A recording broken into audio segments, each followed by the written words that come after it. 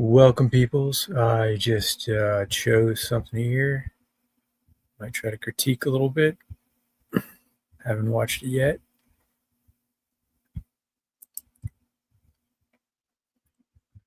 See how this goes. You can join me if you want to.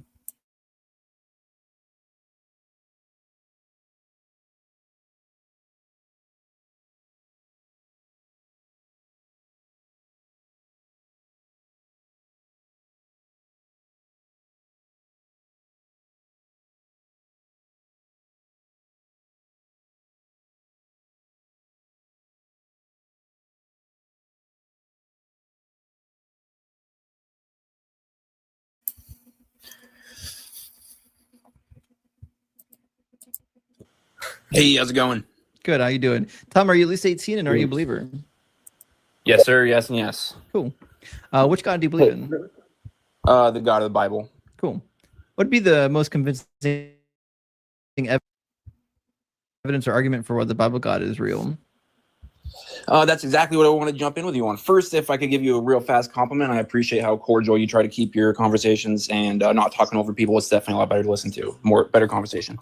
Anyways, to jump into it, I'm going to be pretty quick and let you have time with someone else. I just have one thing I want to discuss with you. You had appealed, especially with the last guest, and she was going really off the rails. I can appreciate someone who doesn't have the answers but holds to their beliefs and just says that and just stop defending it when you're starting to say crazy stuff. So you and me would both condone.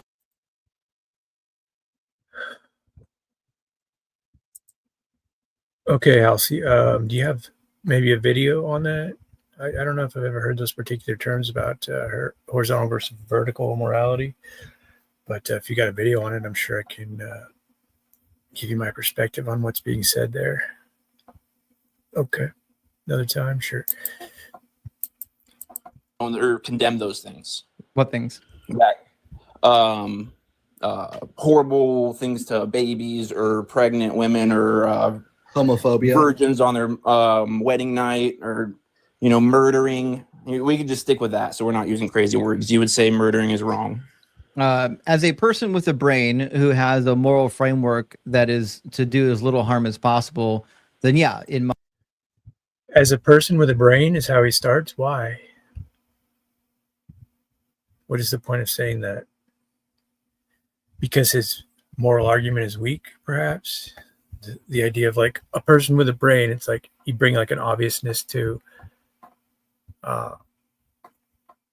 sort of carry in your claim that's actually going to be arbitrary from a secular subjective position. Perhaps that's why he said it that way. We're not using crazy words. You would say murdering is wrong.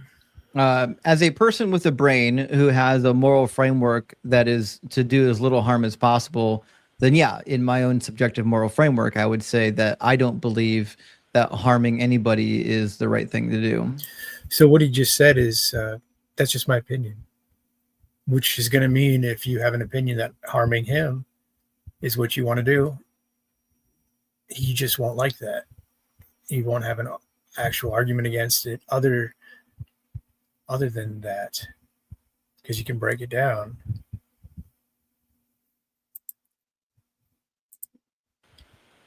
Do you believe that murdering is ultimately wrong outside of you? I'm a subjective mind. I have no idea of what is objective, because in my worldview there is no objective moral.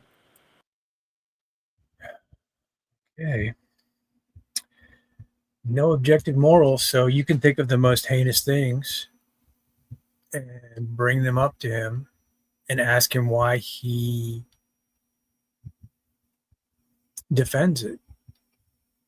As subjective moralist, ultimately we'd have to give way to somebody saying the most horrible things morally and say, well, that's an interesting opinion, but I don't agree with it.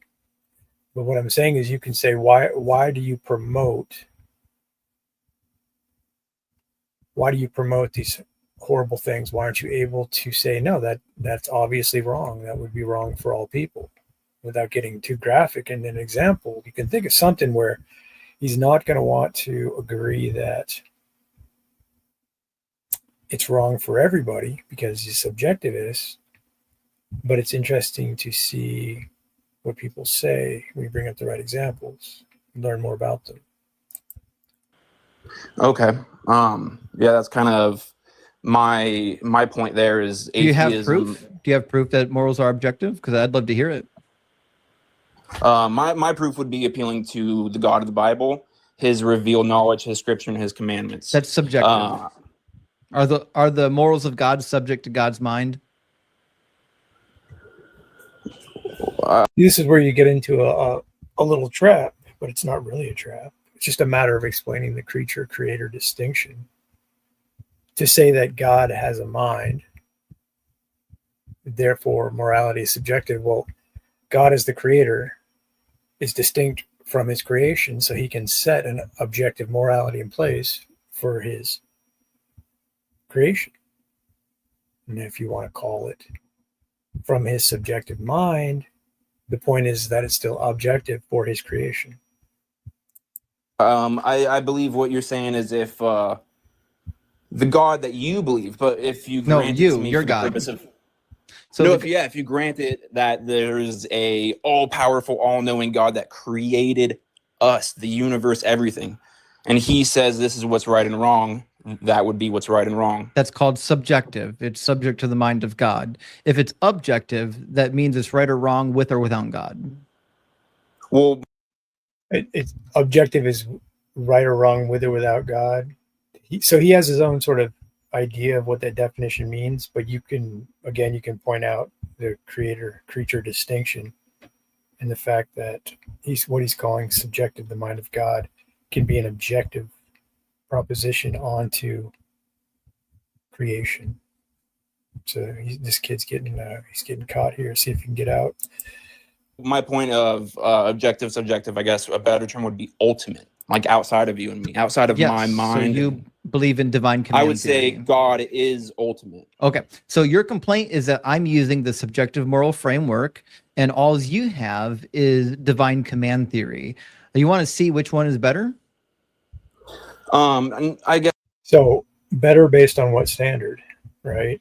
He's a subjectivist, so really anything that he claims or tries to convince you of, you're just going to break down to his subjective opinion.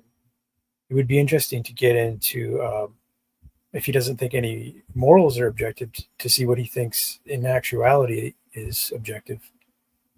The idea of getting into metaphysics with him, and then, of course, the epistemology of how he knows this, which is typically just going to be experience, observation, and sense data. But there's always presuppositions, assumptions smuggled into the ideas within the explanation of experience, and empiricism being the alleged ground for your position. It entails things that empiricism and sense data can't account for. So you want to call them out on that. I guess my complaint would be that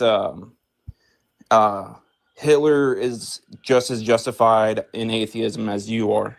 There isn't an appeal to an ultimate good outside of us. Cool. So in order Yeah, that's a good point. He's saying cool, like he's ready for this. Okay. to appeal to a different moral standard, you would have to prove that it does in fact exist. And I know for a fact that you can't do it. And again, if you want to. So when he's talking about proving a moral standard existing, you got to get into the idea of what he thinks that in existence entails. At least I would ask him, because he's using the idea of morality as, I mean, he hasn't laid it out yet, but he's saying objective morality doesn't exist. So what is this subjective morality that he thinks exists, right? I don't know if he's a physicalist. I'm assuming he is, but he's going to get into the brain and the mind and emergent properties and behavior. But really, to try to win an argument or overcome an opponent with a subjective moral or a subjective ethical system, if the interlocutor knows how to navigate that properly, he's going to get stuck in all facets, because ultimately he's saying, well, I think I'm right, I think you're wrong, but I really don't have a sense of right and wrong except my personal opinion, subjectivity. Appeal to God, you've got to swallow all the nonsense that is in the law of Moses. You got to bite that bullet. Oh, yeah, and I definitely appreciate a lot of the textual criticism you had. Some things I could debate, a lot of things I couldn't. You definitely gave me some points to study. Absolutely. Diving into textual criticism would be huge, and if you want, we can just do that another time. I've been waiting for like an hour. I got to go soon. Mhm. But that's You don't want to get into a textual criticism with him. You want him to explain how he's going to initiate a position that's just based on his feelings and move that forward. But you have to know how to do that, right? You got to understand everything that he's going to claim is going to be based on a subjective system ultimately. So he's broken down to his opinions. He's some sort of vessel, is having an experience, and he's trying to say like, oh, you have to do this in order to prove that. But how does he even know that's the case? He's just assuming things and pitching them to you, hoping that you'll answer and respond in the way he wants you to. However, when you start questioning how he knows these things, how he knows morality is subjective, or how you need to prove an objective morality, those are questions that are on the table, which he's likely going to just say, well, that's just the way that other people do it, or that's the normal consensus, which is, you want to point out how he's going to move into logical fallacies. That's the point with subjectivity, is they're implicitly carrying in only an opinion. So when you challenge them in the correct manner, you're going to start finding logical fallacies, which you start pointing out. And then you can get into like, well, do you allow for logical fallacies in certain places in your worldview because you keep using them? And if the answer is yes, that's obviously going to be a problem. If it's no, then you have to just keep pointing out that, whatever's the case, how is this not a fallacy? really just it. Just to sum it up, we could leave it there. That was So- it. Is that saying in atheism is that you can't say it's ultimately wrong. No, there is And no when I ultimate. That's believe- what I'm saying. Yeah. You can't say it's ultimately wrong, and he's agreeing there's no ultimate. So this is where you're moving into. Yeah, it's just your opinion. Why should I sit here and honor and consider your opinion when you're telling me that's all you ultimately have?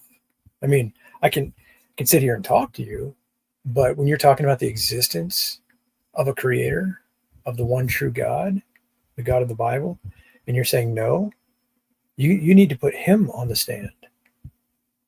Now, see, he's got it set up. Your God is imaginary. Prove me wrong. So that makes it seem like, oh, I've got to prove to him. I got to convince him. But look at his claim. Your God is imaginary. He's making the claim. He needs to prove that. That's what you need to remember. Right. So yeah, and I believe that deep down we But- all know there is. But that's not an the argument. outs- No, I don't agree with that. No, I don't believe there is.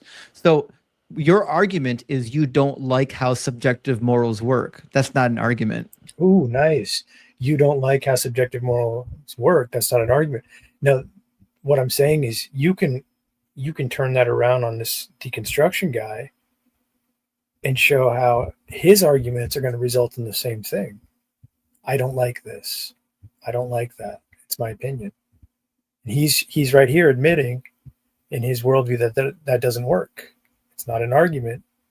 So he's going to construct his opinionated point differently to work around that. But ultimately, you just show him that, well, what you just said is not an argument and not applicable. Ultimately, he's not allowing him to insert that into the conversation. He's negating it, but he's doing the same thing, in fact. And that's what you need to point out to him. No, that's not my argument. No, that would be yours. No, that's your argument. You're saying I don't like subjective morals because it means everybody has an opinion and everybody's opinion is on equal ground because we're all subjective moral agents. And you don't like that. So you're saying I don't like No, it. So I it do. can't. Yeah, I don't think his argument is I don't like it. But again, even if it was, that's the same argument as his position whenever he talks about whatever things he doesn't like. He can say, I've got this and I've got that, and set up whatever sort of proof he wants to. But when it breaks down to his interplay within that claim from his worldview, he's saying it's subjective. This is what I think. This is what I like because that's how I feel. He's trying to flip that around onto the Christian. Let's see how he handles it. Can't be So I true. do- So in I do order like that. I in think- order to I do like demonstrate that. that something different exists and we should follow the different thing, you'd have to demonstrate that the different In order to demonstrate the different thing, he's assuming the thing he has is a thing, right? And he's saying you have to demonstrate a different thing to knock me out of my position of the thing. Has he really demonstrated it though?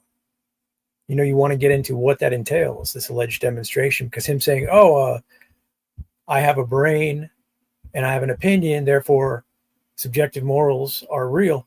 How does he know that's the case for all humanity in all reality? He's assuming from his autonomous position that that's the way it works. For him to call that a demonstration that needs another demonstration to overcome that, I would say is quite erroneous. Again, you have to know how to question him properly to point out that he has nothing he's standing on. And he's making it appear as though you need to bring something that you're standing on. And again, it's in the title. If you want to focus back on the title, what he's doing here, your God is imaginary, prove me wrong, trying to shift the burden around while he's made the claim in the positive. different thing in fact exists. I do like subjective, you know. think you I do. think that's no, absolutely. I just believe that there And why is you're a criticizing subjective it? and there is an objective, because my subjective and all humans can falter, and so we need something outside of us to Yeah. say that this is right or wrong. Because Yeah, there we- was a time We in need America a magic book when a that lot says of slavery is people- dope. That's what we need. Well, no, but if you just hear my Yeah, but you don't want to let him just take like the part of the scripture that he finds most horrendous and chuck that in there. You got to keep him on the ropes. He's saying subjective morality is real and demonstrable, and you have to prove to him why that's not the case. But he hasn't really demonstrated that at all. He's just made the claim, and he's trying to get you to buy it. This guy he's talking to is a little bit timid. He kind of said he didn't want to argue in the first place. He's not really ready for this. my argument, the basis of it. You know, there was a lot of people, most of the people in the U.S. at a time that believed something was right when we all know it to be wrong. Again, Same with that's wrong. Not in my Germany. framework. Nope, wrong again. But can you say it's ultimately wrong? Again, I've already told you 5 times. There's no such thing as ultimate wrongness.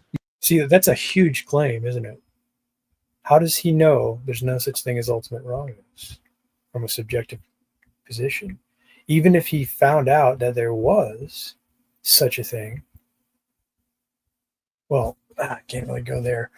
The point is that he can't make this universal claim there's no such thing as this from his position. And you want to go for that. He's getting away with far too much because his interlocutor doesn't know how to pick up on these things. You're appealing to Right. objective morals. We don't believe in objective morals. At least I don't. You can't say that. So I don't believe in objective morals. Therefore, you have to demonstrate them to me, right? That sounds like, oh, okay, that's decent. Yeah, he doesn't believe in them. You have to demonstrate them. But if you know how to question him properly, how is he going to account for what he believes in? That's the point. That either. You can't say something is ultimately wrong unless you can prove it. Right. I'm saying it's So the burden of proof Well, is still on you you know, to demonstrate that the objective law code or the objective wrongness or rightness exists, and you can't do it. I think Benny hit it right on the head. I am appealing to God, and you're saying, okay, prove that. Yep. You're 100% right. 100% right, Benny. That's definitely the point. And I don't have time. I would love to get into another time. We could prove that classical apologetics or presuppositional apologetics. But if that you was bring really precept just- in here, I'll crush you and make you cry. Oh, really? If you bring precept, he's going to crush you. That's a good claim right there. What is he going to do when you start challenging these presuppositions, right? What's he really going to do? I guess I'll have to find out. I guess I'll have to call in there. Well, that's what I'm doing right now. Precept is literally the lowest form of philosophical debate. The lowest. So this is where I'm guessing. Well, never mind. How did he come to that conclusion? That when you argue a presuppositional stance, it's the lowest form. That's just his subjective opinion, right? Or is he going to say that atheist scholars agree? There's a reason that atheists have trouble with good presuppositionalists, because they can't answer the questions that the presuppositionalist is bringing forward. Presuppositionalists tend to be persistent for a reason. So I think he's using some rhetoric here, but he sounds confident, as though he knows how to dismantle this. I've never heard it done personally. That's what I'm using right now. Is that we all inherently know it already didn't that work. murder is. No, we don't inherently inherently know it. Well, the Christian's making a claim about we all. He's going to have to go to Scripture to make that type of claim. That's understandable. But when this deconstruction dude says, no, we all don't, how's he going to make that universal claim in the negative, right? He doesn't know what all people know. He doesn't know if God exists or not from his worldview. He can't say God doesn't exist. He's already thrown out ultimate and absolutes, meaning his epistemology is likely that he can't really know anything for certain. So he needs you to agree with him, in conversation, to try to walk you into a trap or into a position where he's got the upper hand. But if you rely on him not actually knowing anything for certain, and the fact that he's a subjective moralist, those two problems, you can completely navigate a conversation with someone like this and continue to point out that it's just his opinion, it's just his preference, and start to pay attention to universal claims that are unaccounted for and the logical fallacies that he's going to move into.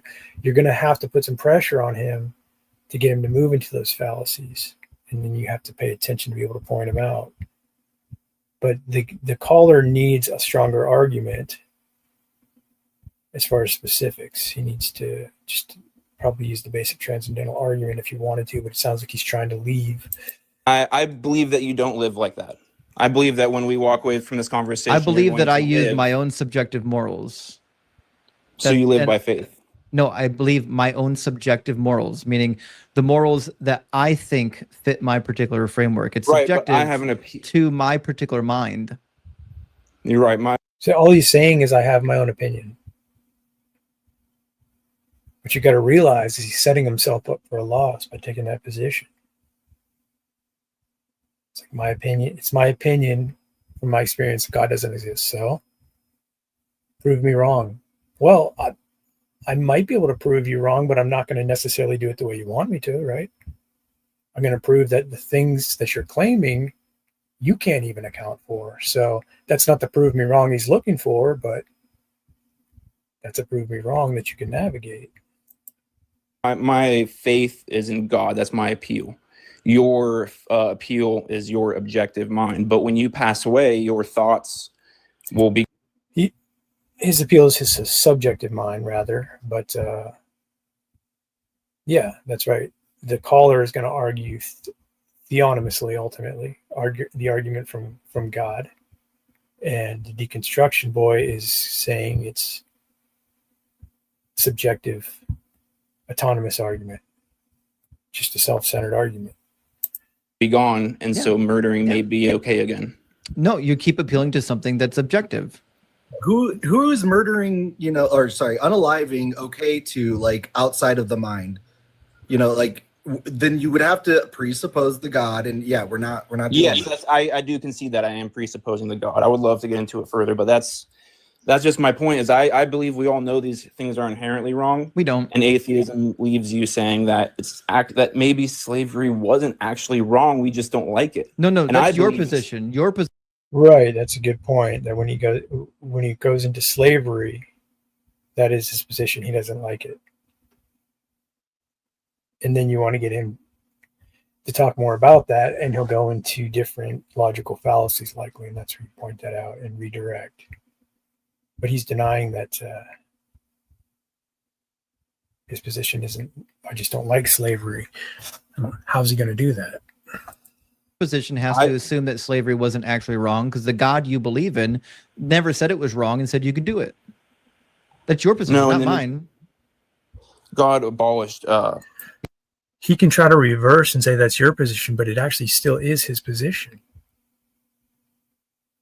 that he doesn't like slavery. It doesn't change that that's his position. This dude is he has some deceptive maneuvering that's easy to spot, actually. And, I mean, it makes sense. He sure as fuck didn't. In the New Testament. No, yeah, he did not. Oh, geez. Show me the I don't passage. wanna- Show me a we could- single I passage would- where we got to abolish slavery, or you're a liar. Well, that's pretty mean. I'm not going to say that to you. Show me a passage right now or you're a liar. Yeah, right. So he's got a subjective opinion that he doesn't like the idea of slavery in the scriptures, you know. Okay. But Well, you're lying. I don't have. No, I'm not lying. What's wrong with lying from the subjective moralist worldview, right? He's got to say, oh, well, I can't say it's wrong, but you don't like lying, right? You don't want to be a liar. He's got to get you to agree, try to do an internal critique of your worldview. You're not supposed to lie. But then you say to him, oh, yeah, if I was going to allow you to internally critique me, your epistemology, your ethics are still on the table in order for you to even do the critique. So you just remember that he's always in question the moment he engages. This is why him and the atheist wants to always push the burden onto you into a convince me. That's the game they've been playing and getting away with for decades now. But when you don't play that game, it becomes a very different conversation. Now he's trying to say earlier, oh, he'll stomp on presupposition and make you cry. I don't know who he's talked to. Maybe I'll look for some of his videos against the presuppositionalists. That would be interesting. But I think sometimes when you get those threats up front, it's more showing that he doesn't. Well, he seems confident that he has a way to do that. So I'll have to know what he says. I don't have You're a lot of time for it. But there's a lying. One passage- verse. Give me one verse. I'm just on the top of my head. I know you got Google or the Bible. Yeah, Pine Creek. I see that comment there, Halsey. Pine Creek, I think I saw that. Andrew Wilson, Pine Creek, maybe Jim Bob. Yeah, that was pretty good. The thing about Pine Creek is he just tries to copy the argument. Like if you say, God is the necessary precondition, he says, I'll fit in something else as a necessary precondition. Like that's kind of the level Doug is on from Pine Creek. So, I did see that. I don't think much of him at all. Bible app right in front of you. There's a where Jesus in the New Testament, he's telling slaves how to obey their masters. In that context and in that chapter, what he's talking about is that we are all one in Christ and that we're not supposed to have slaves anymore. Jesus didn't And say what that. And what he's saying there is that Jesus didn't say that. You're misquoting Paul. Does Paul not say that Paul doesn't we are say no it. that there's no slave or free, Jew or Gentile, we're all one in Christ? Yeah, Or male or female. Paul Or said male or that in Corinthians. Do you think male and female no longer exist? No, my point is that we are one in Christ. There is not a slave. The point that of we're that not to own passage slaves. is that all people have equal standing in front of God, not here on the earth, because we know here on the earth there's not equal standing, which is why God allows slavery and why God tells women to be subservient to men. Yeah. I wish I could pull up that passage. He's telling people that if you're in that situation, this is how to act. He's not in the New didn't say Testament that. saying. He literally said the opposite. He said, slave owners, treat your slaves with the same reverence that you would want to be treated in Ephesians chapter 6. Verse. You know what's funny about the argument of slavery is most people don't realize that they're income slaves, that they have to pay. I mean, they do when you bring it up, but they don't consider it slavery. They consider it, your fair share type of thing, but you're forced to pay 20 to 30% of your total income. That's a huge chunk. Imagine 350 million Americans, 400 million Americans giving up 20 or 30% of their total income. For what, right? That's a huge amount of money. No doubt about that.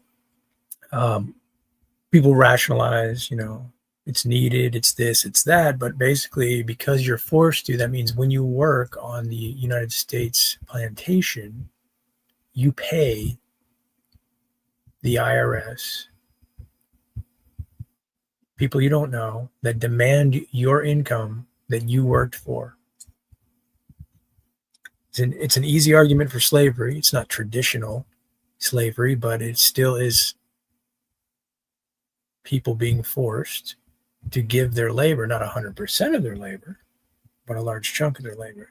That's the idea, is to think of it. If you had to give 100% of your labor, that's full slavery. Frederick Douglass was famous for saying this. A slave who migrated from the South to the North, where they had more freedoms, he said, if taking 100% of a man's labor is slavery, at what percentage is it not? And that's the key question. Verse 9. I just want to Right. say, like, gender abolition, though. Like, I'm for like being non-binary. Let's do it. No, he's not he's not saying that. No, he definitely He's not did. saying He said there's no male or female anymore. No, like I said, if you read the chapter, he's saying there's no subdivisions between people. We're not to divide ourselves like the Jews But had he didn't done say any with of that. Gentiles and the Samaritans. Read the chapter. That's what it's talking about. Is that we I've are read now it. Didn't say anything one you're in saying. Christ. Justin, the other point that I should make here about this, right? There's an overarching theme. What kind of question is this, Halsey? You're a materialist asking me if I believe in the spirit of Christmas. Do you believe in the spirit of Christmas? What is it that you think you believe in as a materialist called the spirit of Christmas? Which is to say, if it's true that we inherently know good from bad, evil, and so forth within ourselves, then I automatically know that Yahweh is bad and not good and immoral and evil. Fuck him. I agree. You're super close. No, you're super Yeah. close, actually. You're super close. Yes, but no, because sin was brought into the world, our minds are not, we have sinful thoughts, we falter.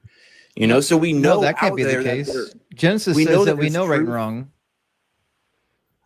Then why did Hitler do what he did? You know, why did Genesis Yeah, you can know right from wrong and falter, dude. Come on.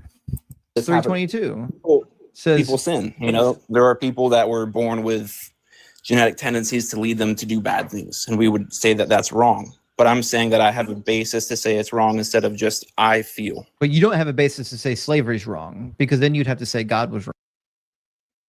So he's moving around that point, right? See how he did that? The Christian is pointing out that his feelings are his argument, and then he quickly moves to something else. Says People sin. You know, there are people that were born with genetic tendencies to lead them to do bad things, and we would say that that's wrong. But I'm saying that I have a basis to say it's wrong instead of just I feel. but you don't have a basis to say slavery's wrong, because then you'd have to say God was wrong. Also, didn't God like form these people with the genetic tendency to do these bad things? According to the Bible. No. Yeah. No. Oh, he did. No. God did not make me sin. No, he made you the way you are. Like, if you have a genetic tendency towards violence, towards anger, that's a genetic tendency that God made. I'm sinful because of the sin curse that was brought onto this world. in Listen, you can Genesis. give me whatever platitude you want, but I'm just explaining it's to true you. according to the book that God knit you in your mother's womb. All the days for you were written before you were born. Yes, absolutely, but it doesn't take away the curse that came into the world. Like, the curse is God's problem, not mankind's problem. I didn't create No, the it's not. curse. It's our problem. No, it's God's problem. God created the curse. So because God created something, it's his problem, according to this guy. How did he get there? How does he establish such an argument? Why is the interlocutor not questioning him? Why is he arguing with him point by point? Because he doesn't know how to navigate his presuppositions and assumptions. But again, this guy says that he's going to crush precept. What, by jumping around the conversation and continually redirecting it?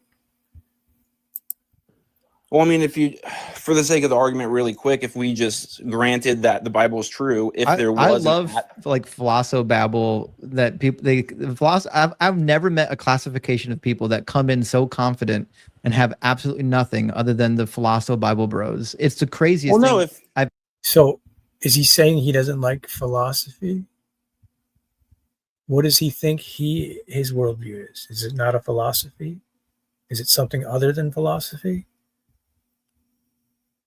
Why do people say funny things about philosophy when they're having philosophical discussions? It's like, yeah, philosophy is this, philosophy is that, and you just simply follow up and say, is that your philosophy? Hopefully that will make them realize that's the domain they're speaking in. I've ever witnessed in my entire life. If you're trying to make The anecdotal appeal to some nonsense. What did he say? for the sake of the argument, really quick, if we just granted that the Bible is true, if there was, I love like philosobabble that people I've never met a classification of people that come in so confident and have absolutely nothing other than the philosobabble bros. It's the craziest thing I've ever witnessed in my entire life. If you're trying to make a point and say, hey, well, you can see this so that way you understand. He didn't say anything. He just said, I don't like philosophy, and Christians who talk philosophy is the craziest thing I've ever seen. Okay. Because you figured out how people were wrong from a subjective position. Your epistemology on how you know things is what? To my point, I would say yes. I'm saying that if you take the Bible literally, Adam was our head. Adam sinned and brought sin into the world, and that's who represents us. So why am I guilty of Adam's sin? Christ coming. Why am I guilty of Adam's sin? You're not. You're guilty of your sin. Adam brings sin into the world. If I'm, do you believe in the age of accountability? No, I believe that we are born sinful. Okay, so we're born sinful. So if I'm 10 years old, let's just assume in the analogy I've never committed a sin yet. All I've got is the sin that I came into the world with. Am I still sinful? I mean, have you babysat kids? Have you spent time around? I gave you an analogy, Yes. Tom. Pay attention. In the analogy, I've never committed a sin yet. Am I guilty for the sin I was born with? In the Bible, do you know the greatest commandment? It's a yes or no, Tom. If I'm 10 years old and I haven't committed a sin yet, am I still guilty for the sin that I was born with?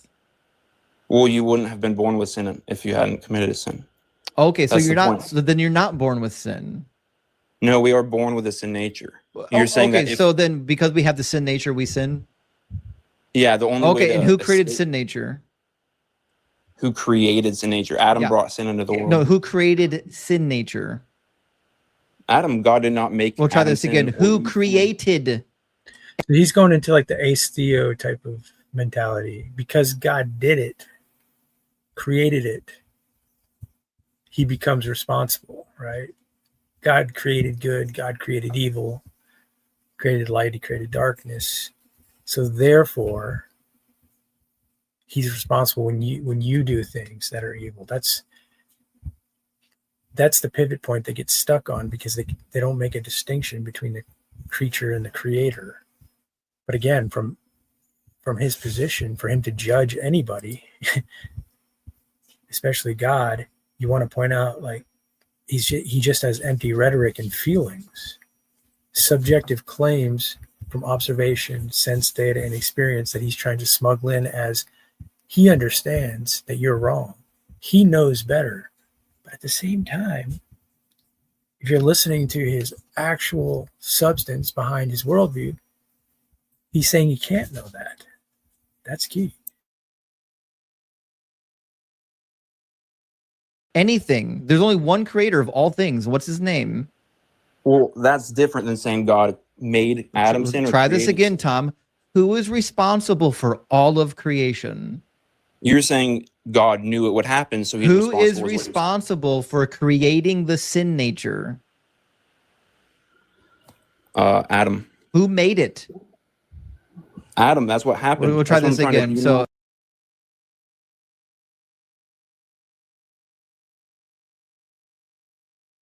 All right, we'll try this again. I know this logic is really hard for Phil Bros, so we'll try this real slowly.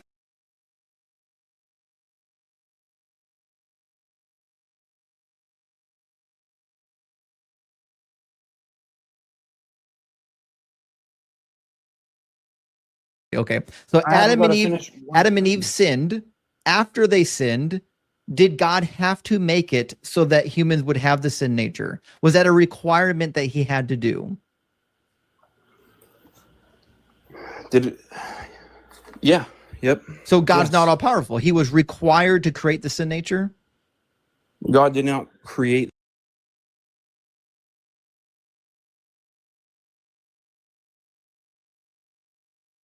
this in nature. Why He was said you just? Oh, we'll try this again. You said humans have a sin nature. That happened when Adam and Eve sinned.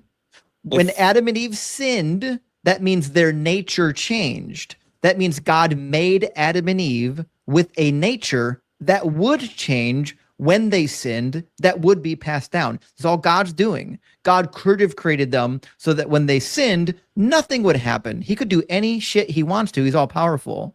At some point, you have to be honest and admit that whatever cursed humanity was God's decision. It doesn't matter what Adam and Eve did. The curse was God's decision. yes, definitely. Okay, that means God created the sin nature. No, that's different. Well, we'll try this again. Did God create how human flesh and sin would work? I feel like it's not going anywhere. I haven't been able to get like two sentences Because out. you can't follow, Tom. Pay attention. No, I just want Did- to explain. If I create a car and I design it, so if anyone ever hits the bumper of the car, that's not the pay same at all. attention, That's- Tom. Actually, yeah, that is the Pay same. attention, Yeah, Tom. This is okay. analogous. Okay, yes. If I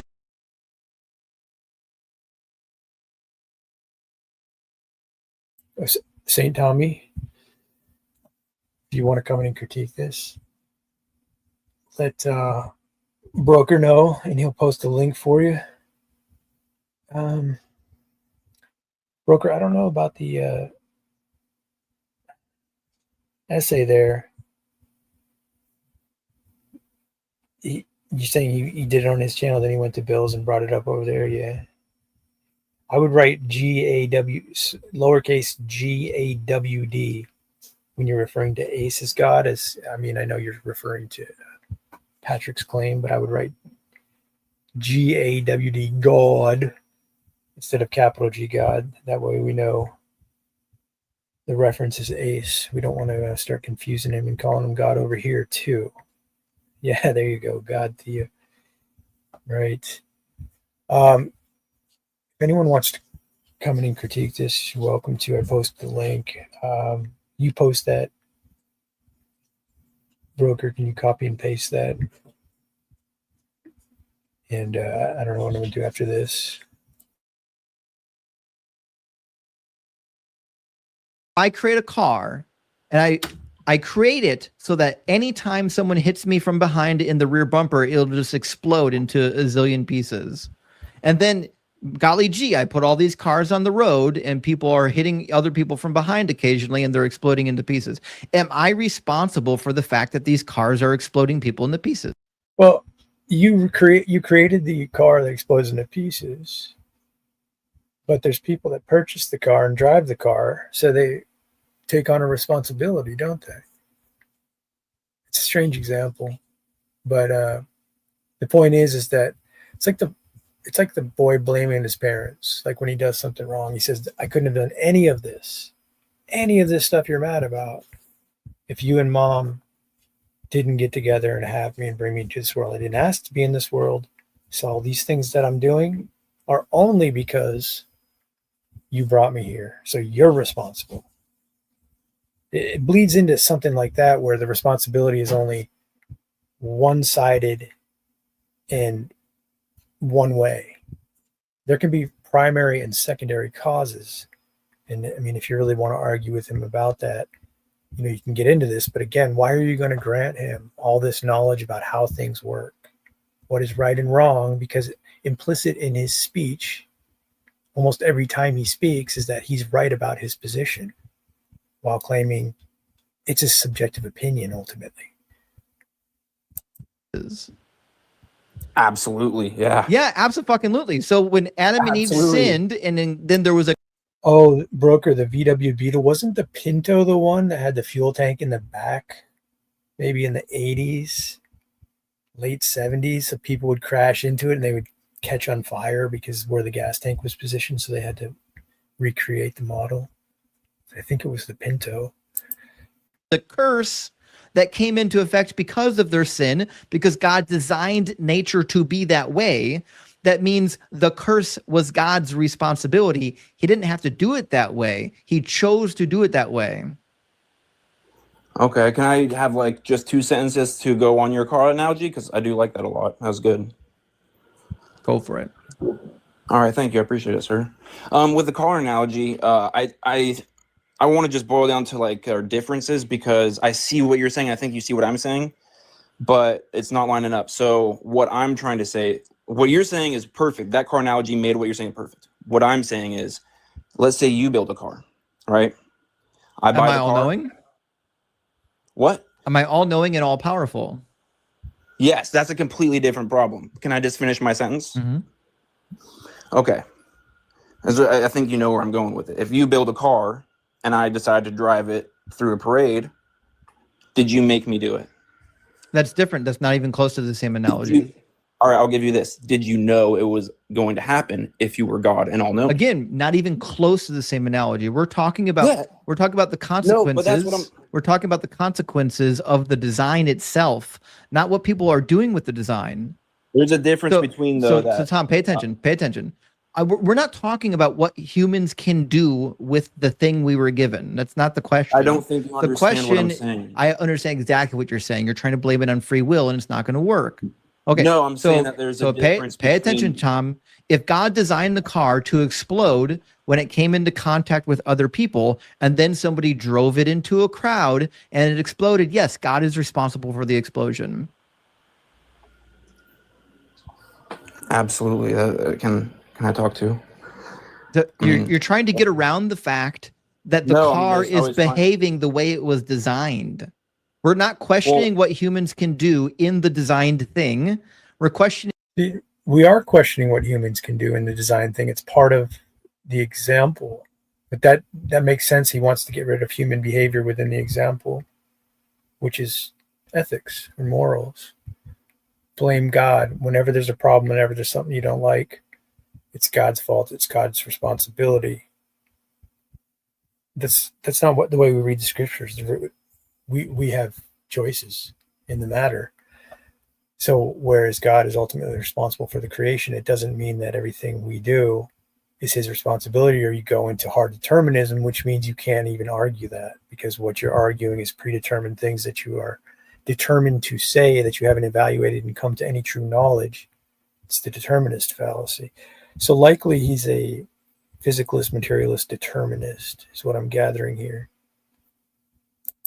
Why it was designed and whether or not it was even a good design to begin with. If God designed human nature so that there would be a curse for all of eternity once somebody sinned, that's God's decision to make that curse a thing.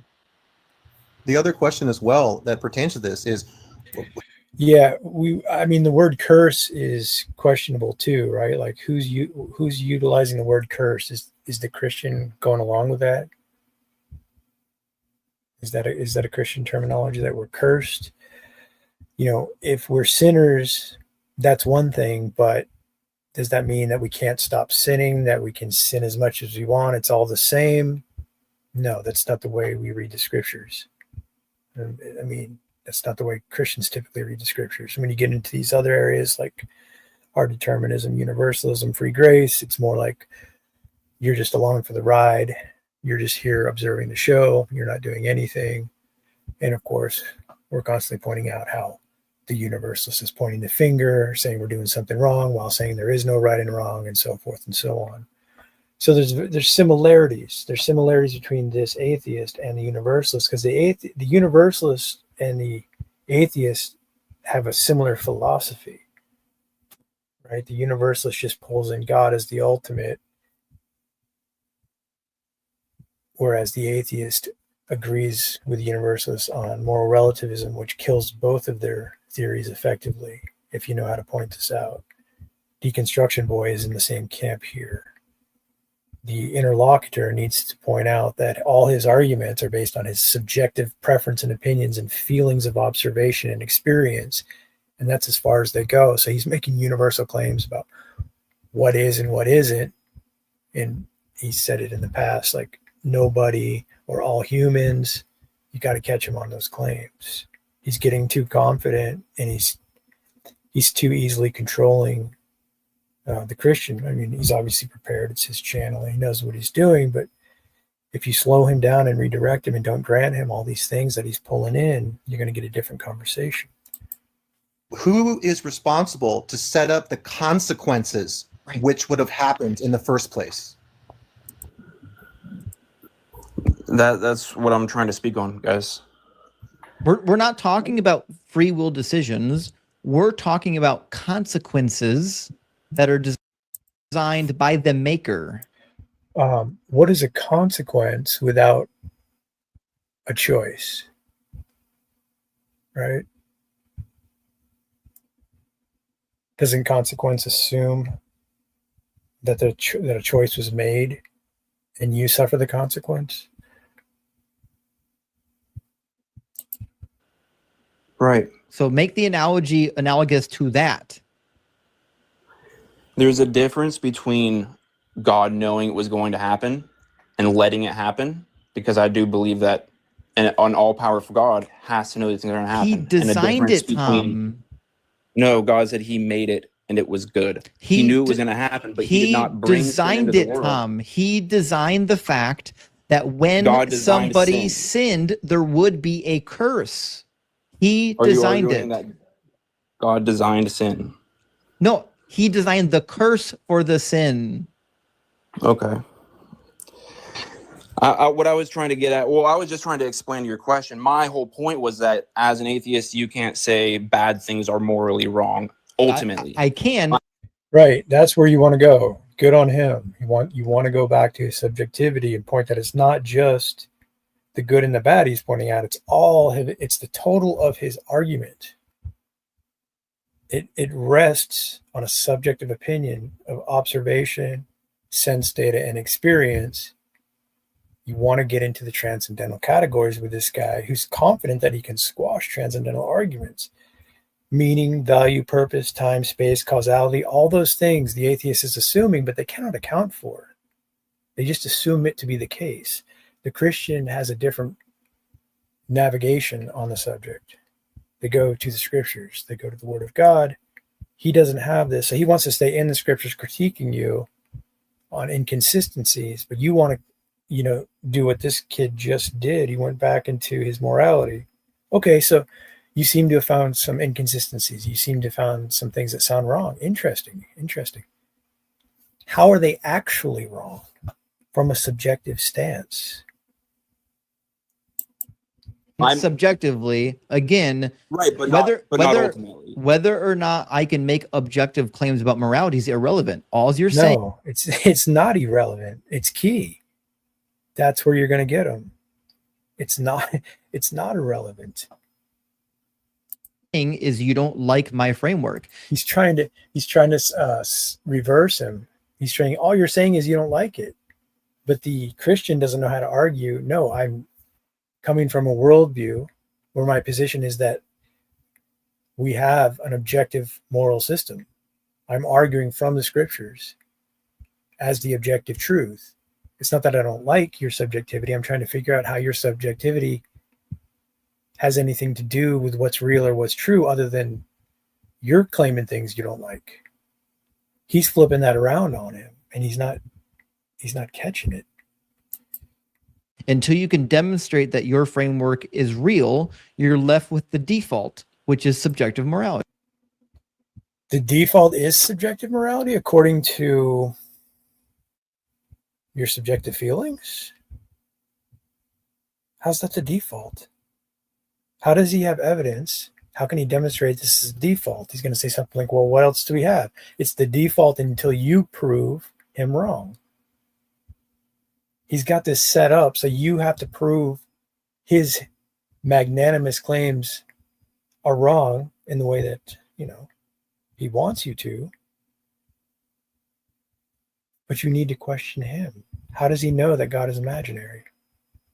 Can you demonstrate how you know God is imaginary, which means you get into knowledge, you get into metaphysics, and then ultimately you're going to question his morality, his ethics. So you think God is imaginary, and you think it's a problem for people to worship him because you've decided subjectively that that's not right. Then he's going to get into perhaps well-being and flourishing as his personal objective. And then you can come back and say, well, if believing in God makes me flourish and increases my well-being, what's your argument now? The interlocutor, though, is not prepared to do this, obviously.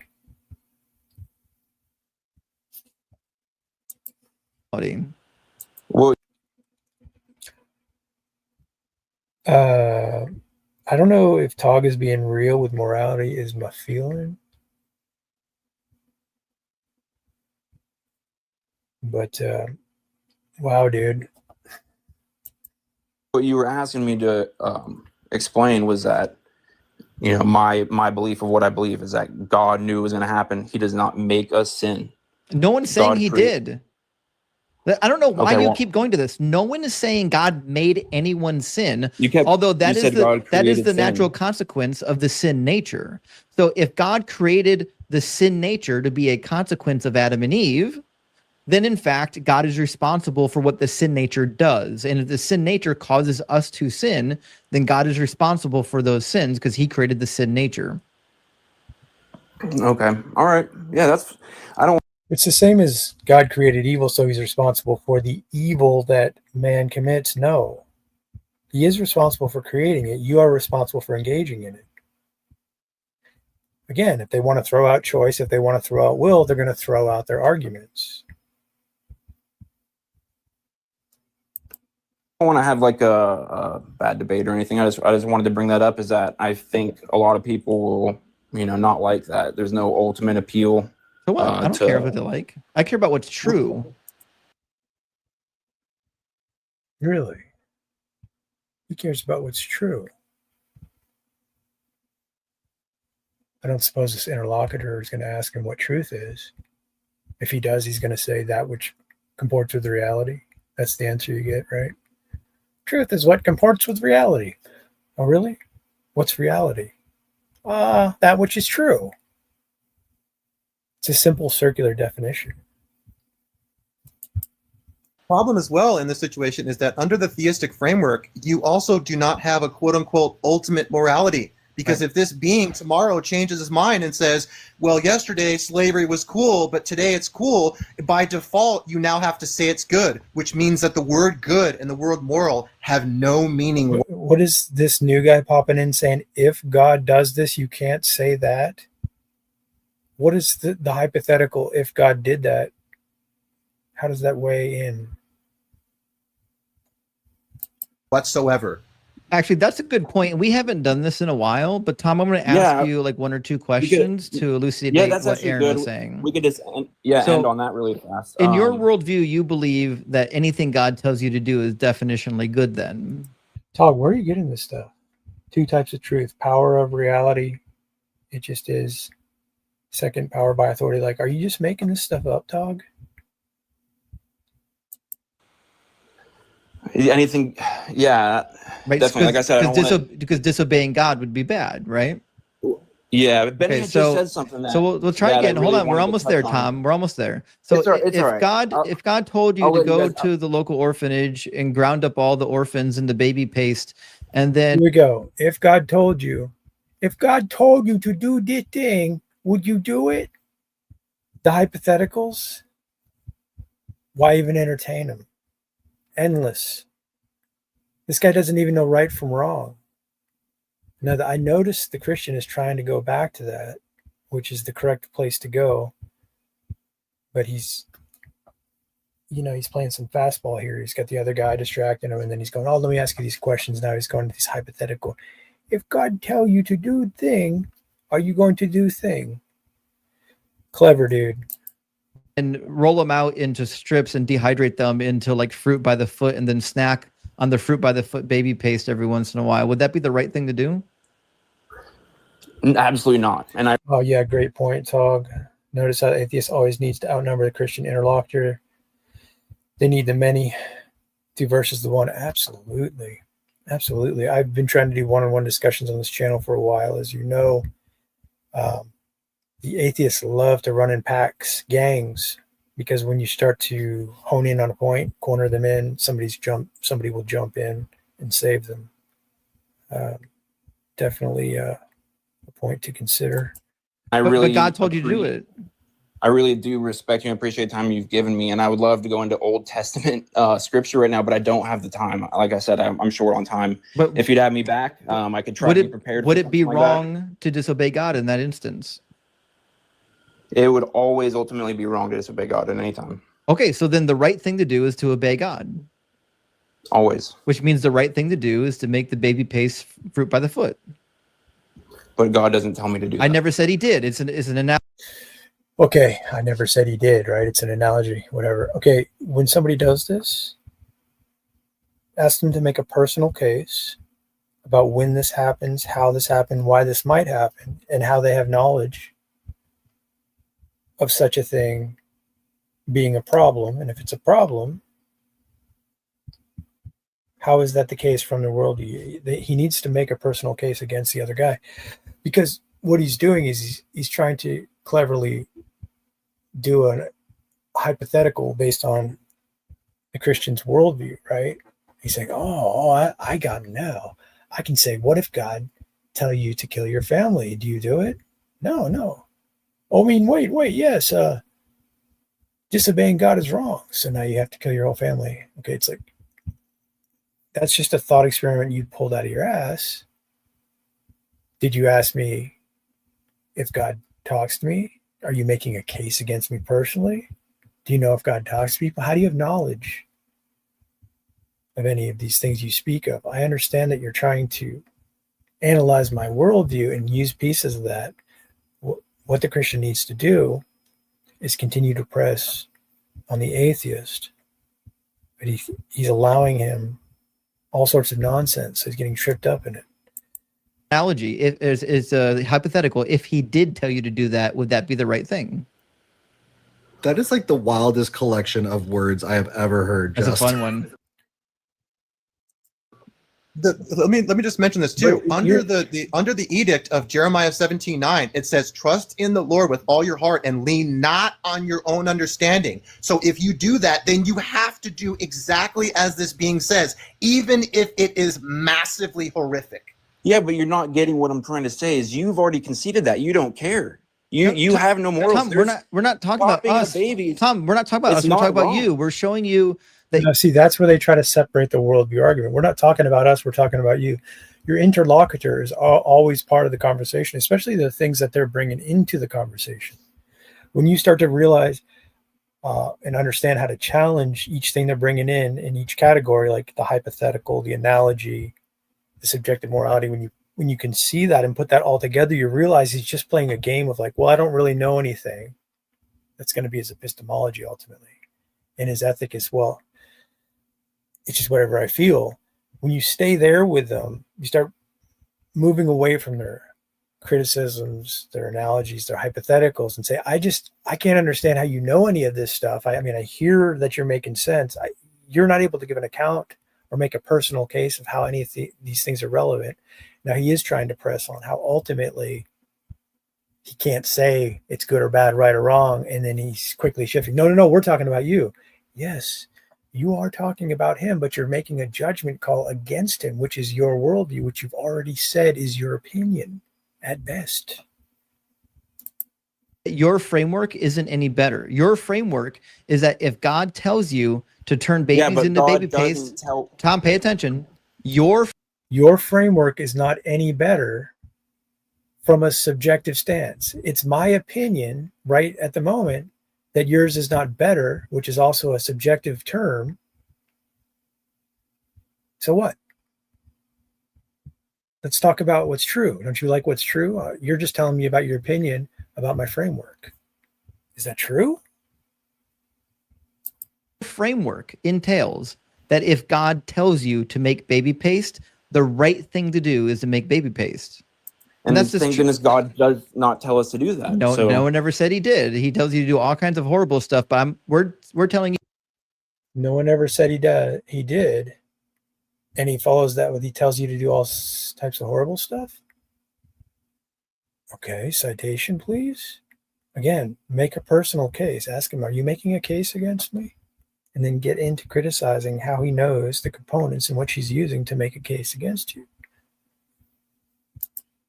That's the end point of your moral framework, is that if God tells you to do these things, you have to do it because definitionally it's good. And that's why I like subjective morals, because when someone tells me it's good to own slaves, or you should be stoning virgins for not bleeding on their wedding night, I can say, yeah, you know what? I don't think that's a great idea. So what? You've already admitted that I don't think it's a great idea is all you have. I don't really know, but I don't think it's great. So what? Tomorrow you wake up and say, I do think it's great. So what?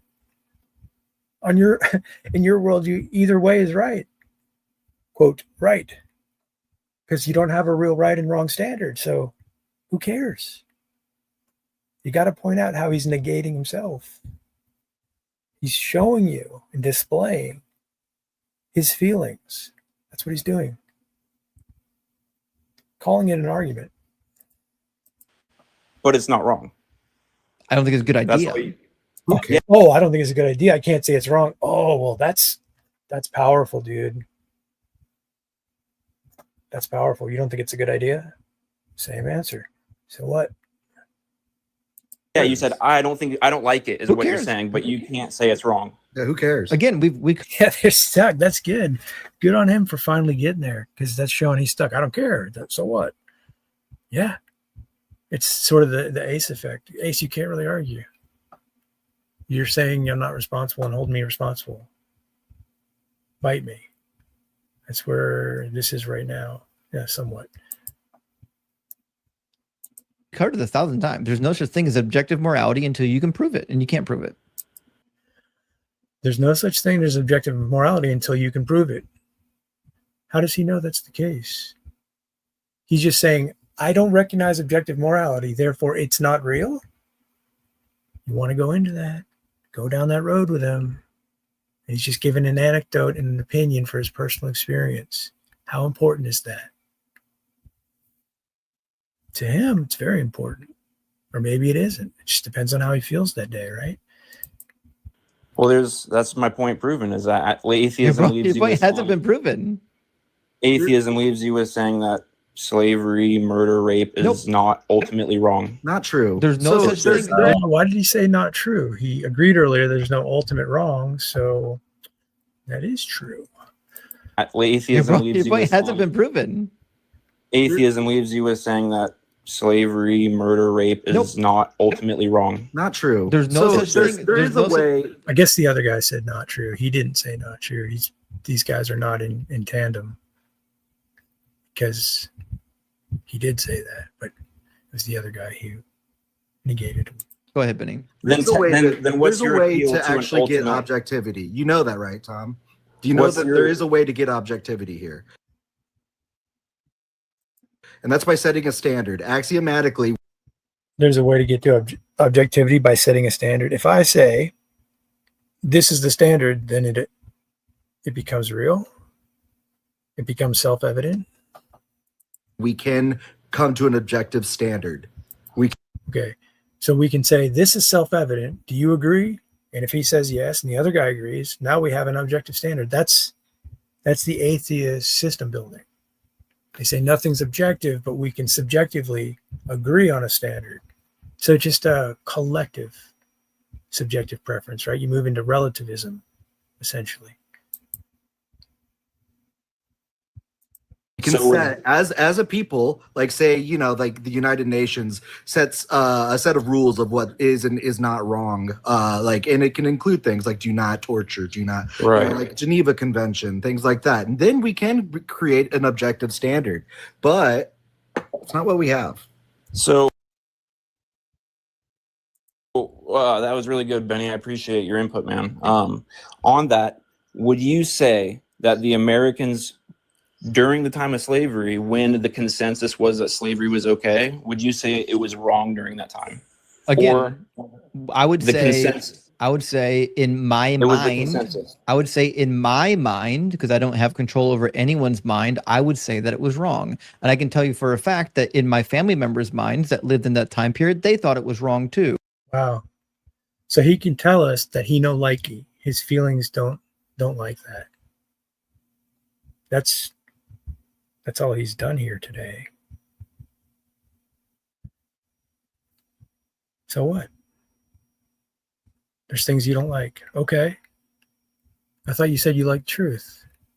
Why are you telling us major constituents of reality, ethics, are based on your feelings and what you like? How do you know that's true? He says, well, because nothing's been proven to me otherwise. So his default position is subjectivity. Also his opinion. He doesn't know. He's just saying, I don't know. Here's what I'm calling default. Is this real? Is this true? Or is this just in his mind, as he's pointing out, in his mind? Because I've actually checked the census record for where they live. They're one of the only farms that weren't employing slaves. And I appreciate it, Benny. Thanks for the input. And that's my point, is just without an ultimate authority, I can say, so what? So what? And you don't have an ultimate authority. You're Yeah, exactly. That is this scholarly answer, in fact. So what? The Christian didn't do a good job of laying this out, but his overall point, I would say, is there. But he's got to be able to lay this out a little bit cleaner. But he is showing, like, all in all, you're just giving your feelings. ultimate authority is a God that says you can do horrific stuff and you can't question it. It doesn't matter what the horrific thing is. No matter what it is, you always have to concede that that is the right thing to do. It's an inflexible framework. And not only that, it's a... No, it doesn't make it wrong, because you can conceive of a hypothetical of God telling someone to make baby paste. You're just trying to use like an emotional hypothetical to say something is not right, while basing what is not right on merely an opinion. So you're in a circle, a vicious circle of autonomous reasoning and subjectivity. changing framework. When you go to the Bible, the laws that God wants you to live by aren't always consistent because Jesus contradicts some of the laws of the Old Testament. So it's not even a good framework. Jesus contradicted some of the laws of the Old Testament, huh? Well, I really appreciate your time, man. Thank you. I'd love to be back on another time. How can I help your channel? I liked it. I'm brand new to TikTok. I spent like a week trying to follow just so I could even request to get on here. So yeah, listen, Tom, you've actually been pretty kind. You caught me at the end of the live stream, so I'm a little salty, but come back anytime soon. And just know that I know you've probably read some goofy presuppositional apologetics books or went through some goofy class, but just know, even though you think you've got a pocket full of good arguments, we've heard all of them already. Nothing you say is going to be new to us, okay? Excellent. So confident, to say something like that. So it makes it even more difficult, right? When you're trying to go against somebody in a presuppositional manner that's confidence. I don't know. Maybe I'll show up over there and see what he has. But maybe not. I don't know. We'll see. What do you guys have?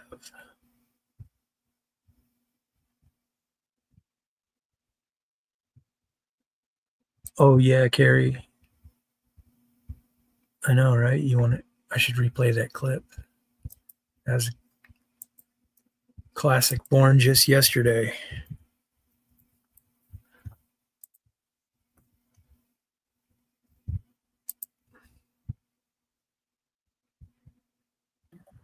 Okay.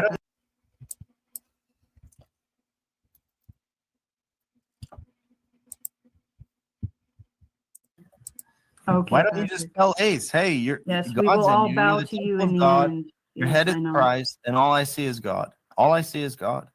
I don't see Ace. I only see God. That's God with us right there. The God of the channel, the God of everything right there above us. Why don't you tell him that? Right there is God. I don't see Ace. I only see God. That's God with us right there. The God of the channel, the God of everything right there above us. Why don't you tell him that? Right there, God. I don't see Ace. I only see God. That's God with us right there. The God of the channel, the God of everything right there above us. Why don't you tell him that?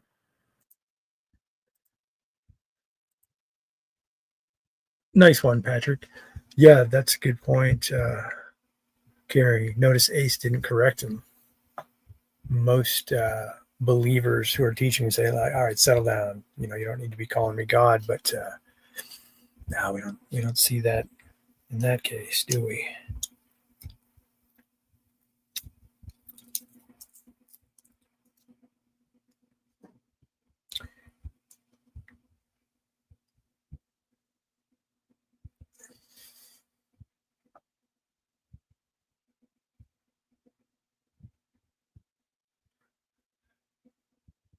All right. Well, does anybody have something to critique or they want to discuss or any questions?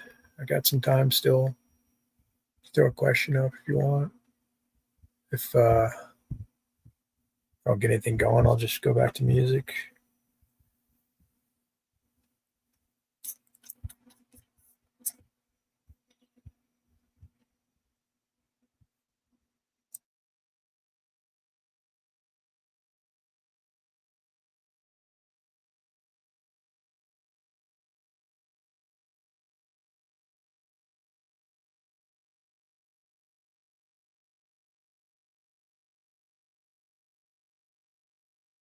Right. Circular. Like, so you're saying Jesus is the Messiah because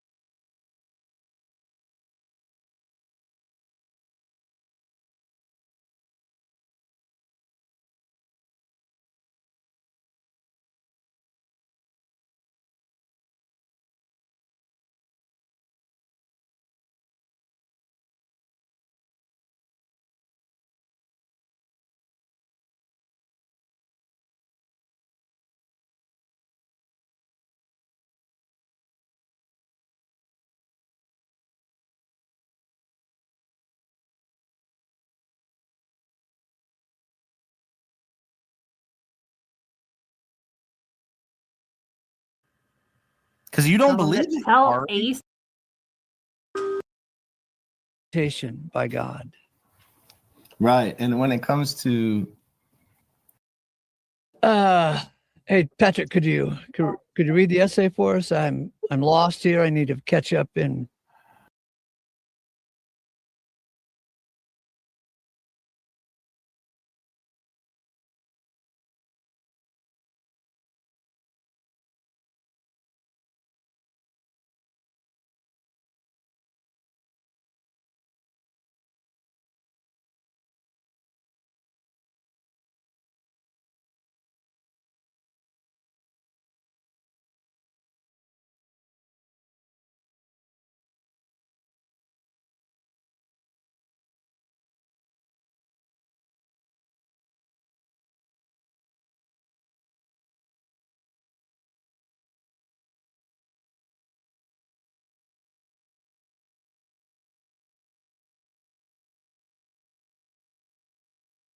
thank Kari from the beginning. I might have been the Right. now. You're trying to use the law to throw stones to trip me up I'm with the asking- word of God I'm again. asking You already falsely I'm asking you witnessed. a question. You already bore false witness. Patrick. You Yeah. already falsely accused. You know how many times of this guy everything. would say in chat that I he was said God Jesus is and all people in his were gonna own. bow to him. God is all and is in all, and This false is a preachers will deceptive kneel. spirit he's And got you going on and here. you Very totally deceptive. twist that all up.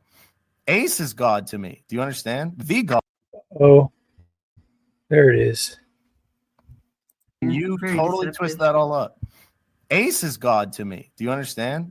And you Very totally deceptive. twist that all up. Ace is God to me. Do you understand? The God of this channel. Ace is God to me. Do you understand? The God of this channel. The one above it all. Ace is God to you? Of course. What's it all? Ace is God to you? Of course. What's wrong? You guys don't know anything, like for real. He follows it up with, you don't know anything. Carrie, can I say something to you, Carrie? You think you know? Yeah. God is all. Oh, Carrie, can I say something to you? Patrick always has to hop in, doesn't he? Can't even get a word into anybody else. Anything, like for real. Carrie, can I say something to you, Carrie? You think you know? Yeah. God is all. Patrick What are you gonna do about it? wouldn't talk to him. He just overtalks. He doesn't. No, you guys are over talking. The two of you the same. You guys just spew fire. No, I don't overtalk. You overtalk while he's overtalking. Cool, dude. You don't care to listen. You never did. I promise. I know you both. Hey, You never did. You don't care to listen. You never did. Like he's got this wisdom of like all time that's passed in your life. only Eric perfectly doesn't overtalk perfectly. Only Eric. Yes, that's right. And there's Tommy, like he's drawing up some butthurt feelings for Eric. He's not even on the stream or relevant to the conversation, just a plug. Oh, I don't like Eric today. Oh, Tommy, you don't like Eric today. Boo-hoo. You know, I mean, really? Tommy isn't going to chime in and say, Patrick, you keep interrupting. Can you let some other people talk? He doesn't think to do that. Nah.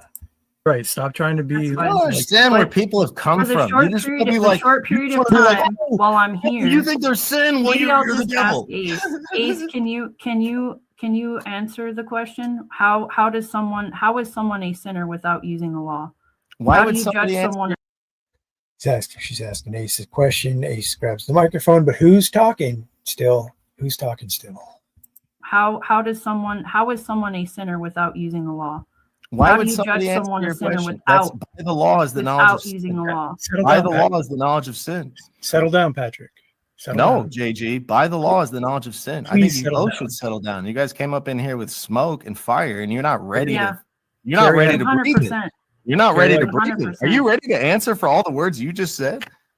Carrie had a No, question for you're not ready Ace. for anything, guys. Come on. It didn't include you, though. It was for I'm not Ace. going anywhere. You want to talk about it? You're the one who ran away. You guys are both running all the time. Question for Ace. Trying to hide behind screens. Where's your face? I don't see you. I got a question for Ace. No, I want to interrupt and point out that I can't see you on camera. Brilliant, dude. Brilliant. Oh, look, he's lighting a cigarette. Maybe you have a chance to ask the question in between. How does someone judge someone a sinner without using the law? By the law is the knowledge. Oh, and he's back. You know what? I had to go through that last night. I want to hear from that guy again.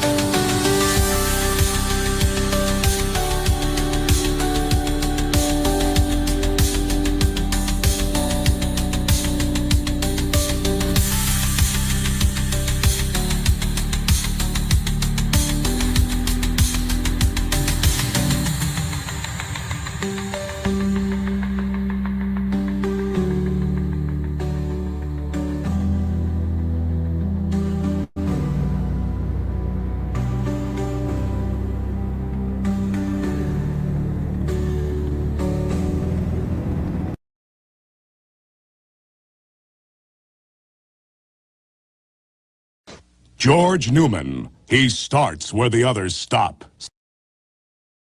George Newman. He starts where the others stop. Sex with furniture. What do you think?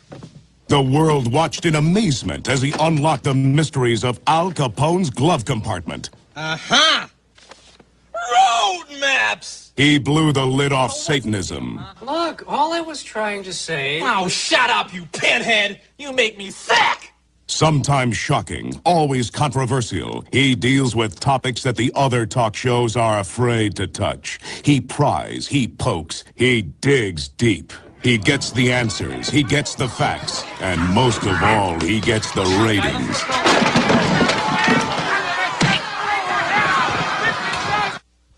Lesbian Nazi hookers abducted by UFOs and forced into weight loss programs. All this week on Town Talk.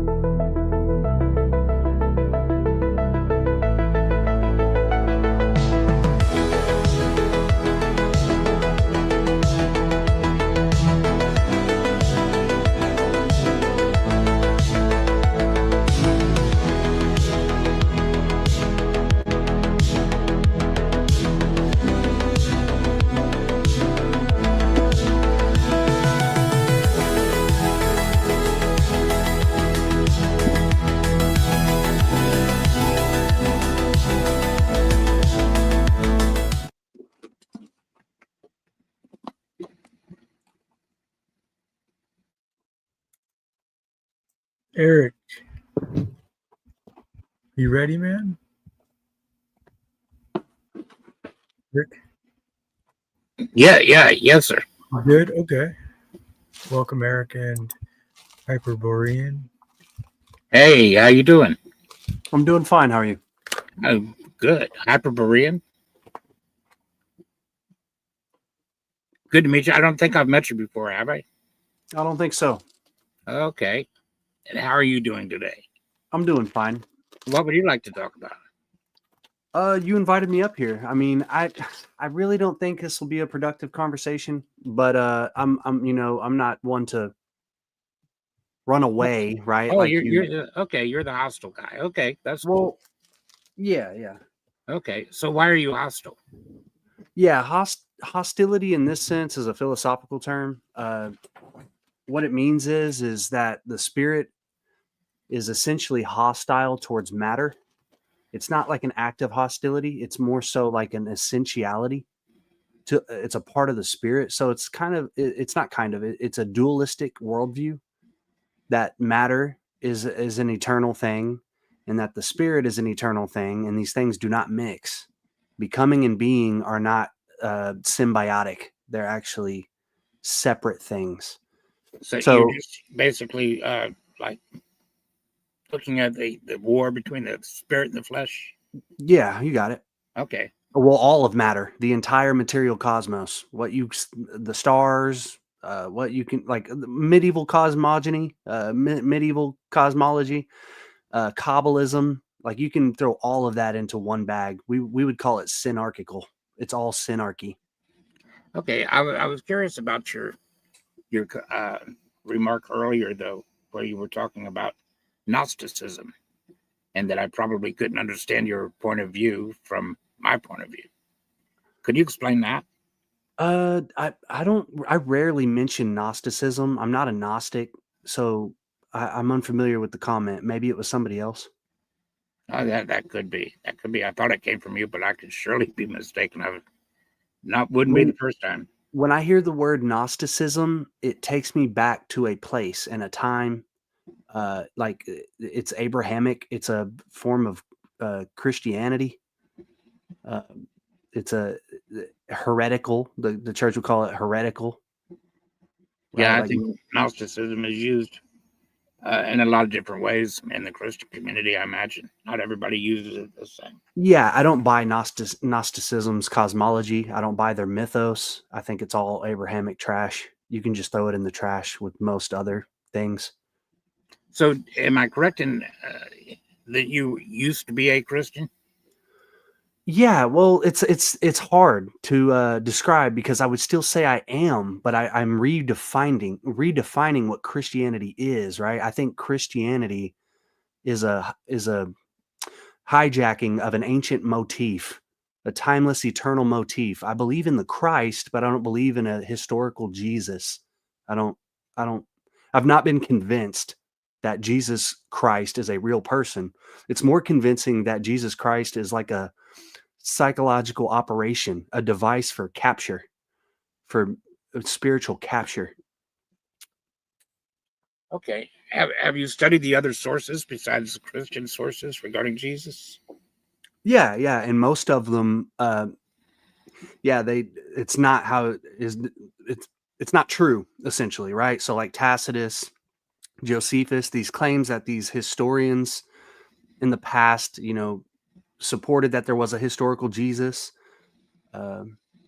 That's not true. That's not the case. I've read a lot of the things.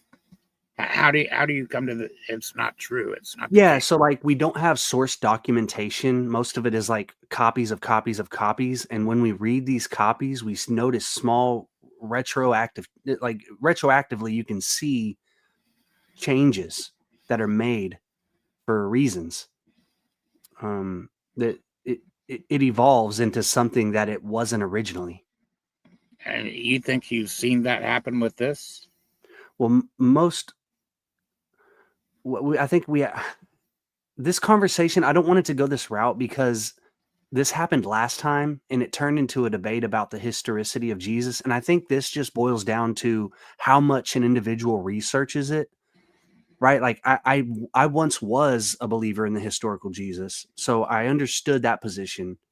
But then I looked at the opposite. I looked at the opposing viewpoint, and then I realized that there's an overwhelming amount of rebuttal, a reason to doubt the historicity of Jesus. Well, what would that be? There's a lot, right? Like, let me explain something to you for just a minute. Why I ask? Yeah, because I can say the same thing that you just said, and I've come away with a different answer.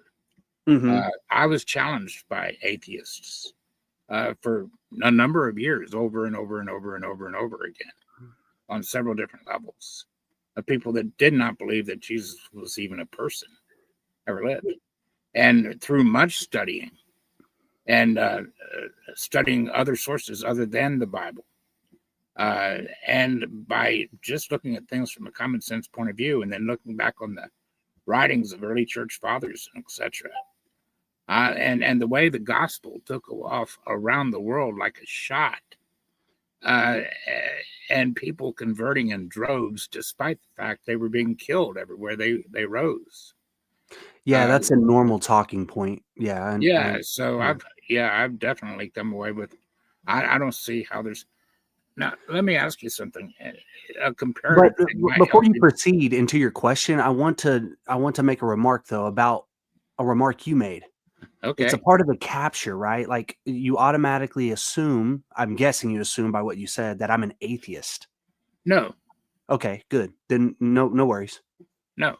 I was just remarking that my study was prompted by atheists. Yeah, to deny that Jesus was a historical person doesn't necessarily make one an atheist. Right. So as long as you understand that, I think we're good to move forward. Yeah. So we just come away with two different answers. That's all. But let me ask you, what do you expect to, if you were going to, what would you need to accept that Jesus was a historical figure? Hard historical evidence. I don't necessarily think that it matters. I think historicity itself is a problem. I don't think it's a hard science. I think it's a hearsay. It's opinionative. It's subjective. History, the further time moves forward, the more unreliable history becomes. So I don't like to rely on history at all, especially for to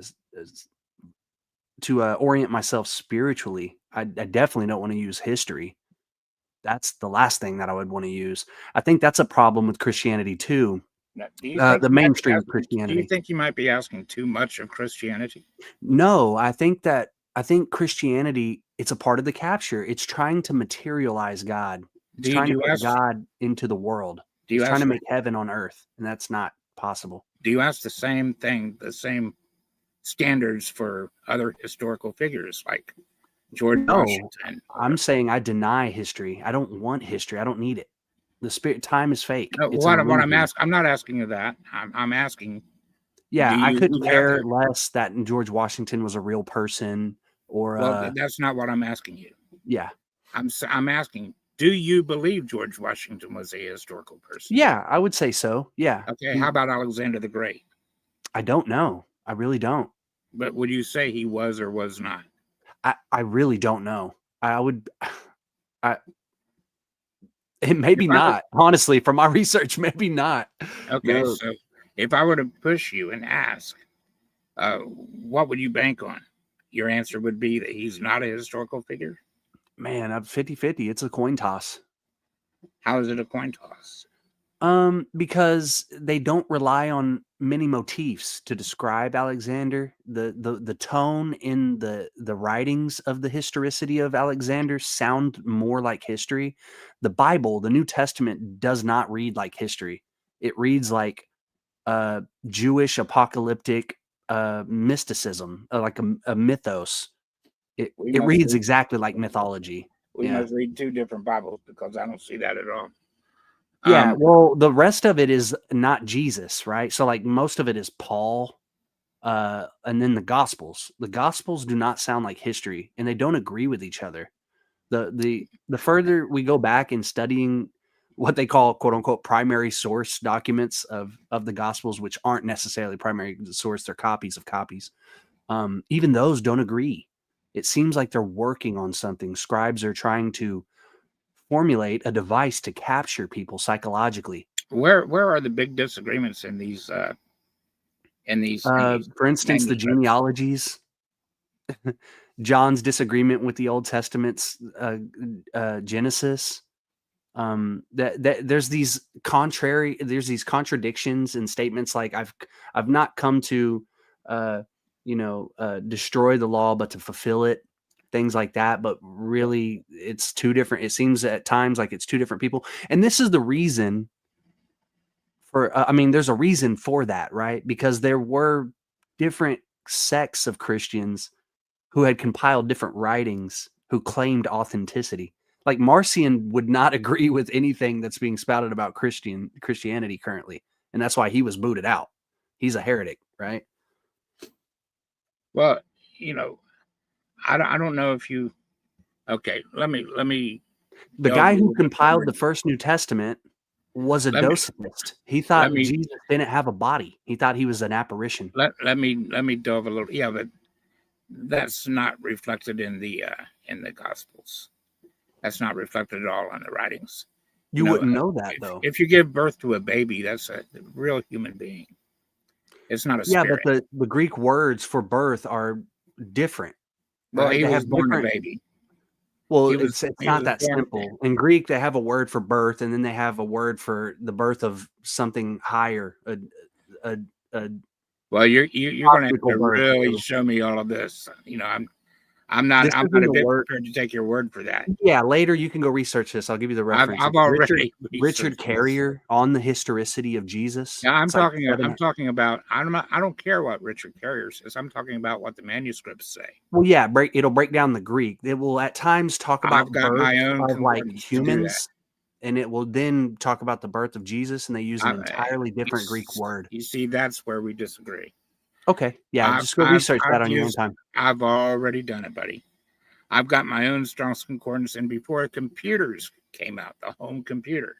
Yeah. I was sitting at home, going 8 to 12 to sometimes 18 hours a day with my Strong's Concordance, reinterpreting every word of the KJV back into the original language, and then back into English so I could get a better understanding of it.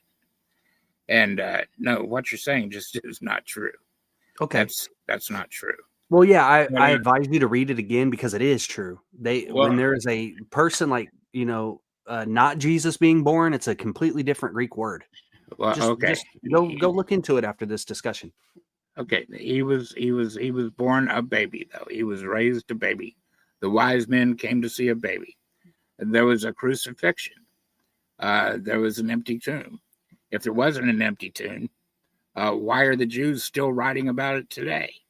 The hostile Jews that claim up to this day, from the time he was, if you go all the way back 2,000 years and you start reading things like the writings of the rabbis from that period of time, and you read some of the things that they wrote about Jesus, they were writing from their lifetime, in the lifetime of Jesus. Well, that's not true either, though. Well, that's not true either. That's literally 1,000 years later. What you're talking about? What are you talking about? You're talking about the Talmud, the entries in the Talmud about Joseph ben Padera, and that's actually 1,000 years later. No, you can go all the way back though, and you get these writings from they the don't rabbis. mention Jesus once. Oh, yes, they do. They don't. So see, this is why I don't like these arguments, because I'm telling you, you're missing information. You can go research this afterwards. Like the whole historicity of Jesus debate is played out.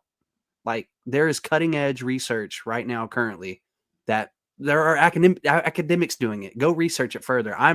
We shouldn't talk about that, right? Because we're just going to disagree. You claim to know. I claim to know. You're breaking up a little bit there.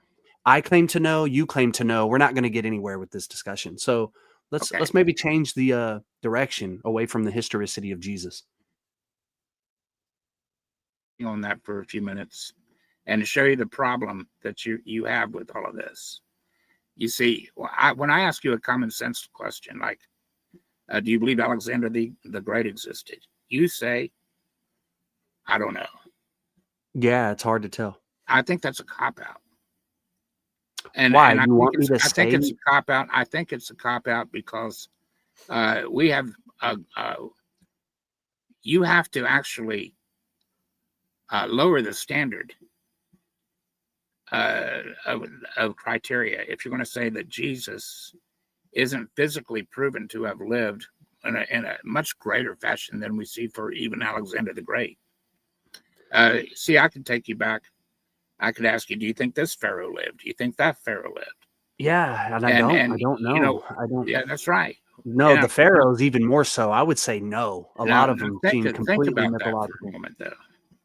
If you have tons of information and that's all you got, that this king existed, that king existed, and it seems to go right along with history. It doesn't. What you're doing is you're pleading doesn't go right ignorance, along with history. but you're pleading ignorance. That's my point. Well, Now, yeah, if there I are was, some stories about people in the past that seem more like historical writings compared to what we know of as history today. Like that's according to stuff your that's written about subjective somebody, opinion. stuff that's written about somebody 10 years ago that I know lives, that has a sound to it. That there's a literary analysis. So it's your feelings. Well, no, not necessarily. I just said Well, through that's exactly literary what it is. analysis. It's feelings. It's your subjective feelings. Well, no, You're saying not it necessarily. doesn't Through feel literary historical. analysis, there are markers. No, right? you're just saying it to you subjectively. It does not feel historical. Yeah, through There literary you go. Thank you. analysis. Thank Yeah. you. So, okay, maybe I need to use a different word. We can deduce, right, that it's You most can, likely not historical because you of can the way deduce that it's written. because of the way it's written. Yeah, it's called literary analysis. It's not new. Like This people is do just the Bible is just people telling a story of something Yeah, that they just like testify I don't to. know, all of the other mythologies that were written throughout history. Yeah, it's pretty much stories. Yeah, to try to get you to believe in a one God. That's the whole point of it. It's a Well, I think that monotheistic all of here's something psychological else you capture would device. probably disagree on. See, my studies show me that every single one of the ancient religions testify that mine is true. Every single one of them, without What do you fail. mean by that? Explain. That every ancient religion, by ancient I mean, You mean like paganism, like pre-Christian? yeah, every Yeah, see, single that's one the of them. problem, right? No, That you have all these Every, Christian motifs, and then you would claim hold that on. it's If I prophecy. could, why don't you let me explain myself and don't assume? Every single one of the ancient religions, ancient pagan religions, testify that the word of God, Jesus Christ, is true. That's They not also true. they also testify. Yes, they do.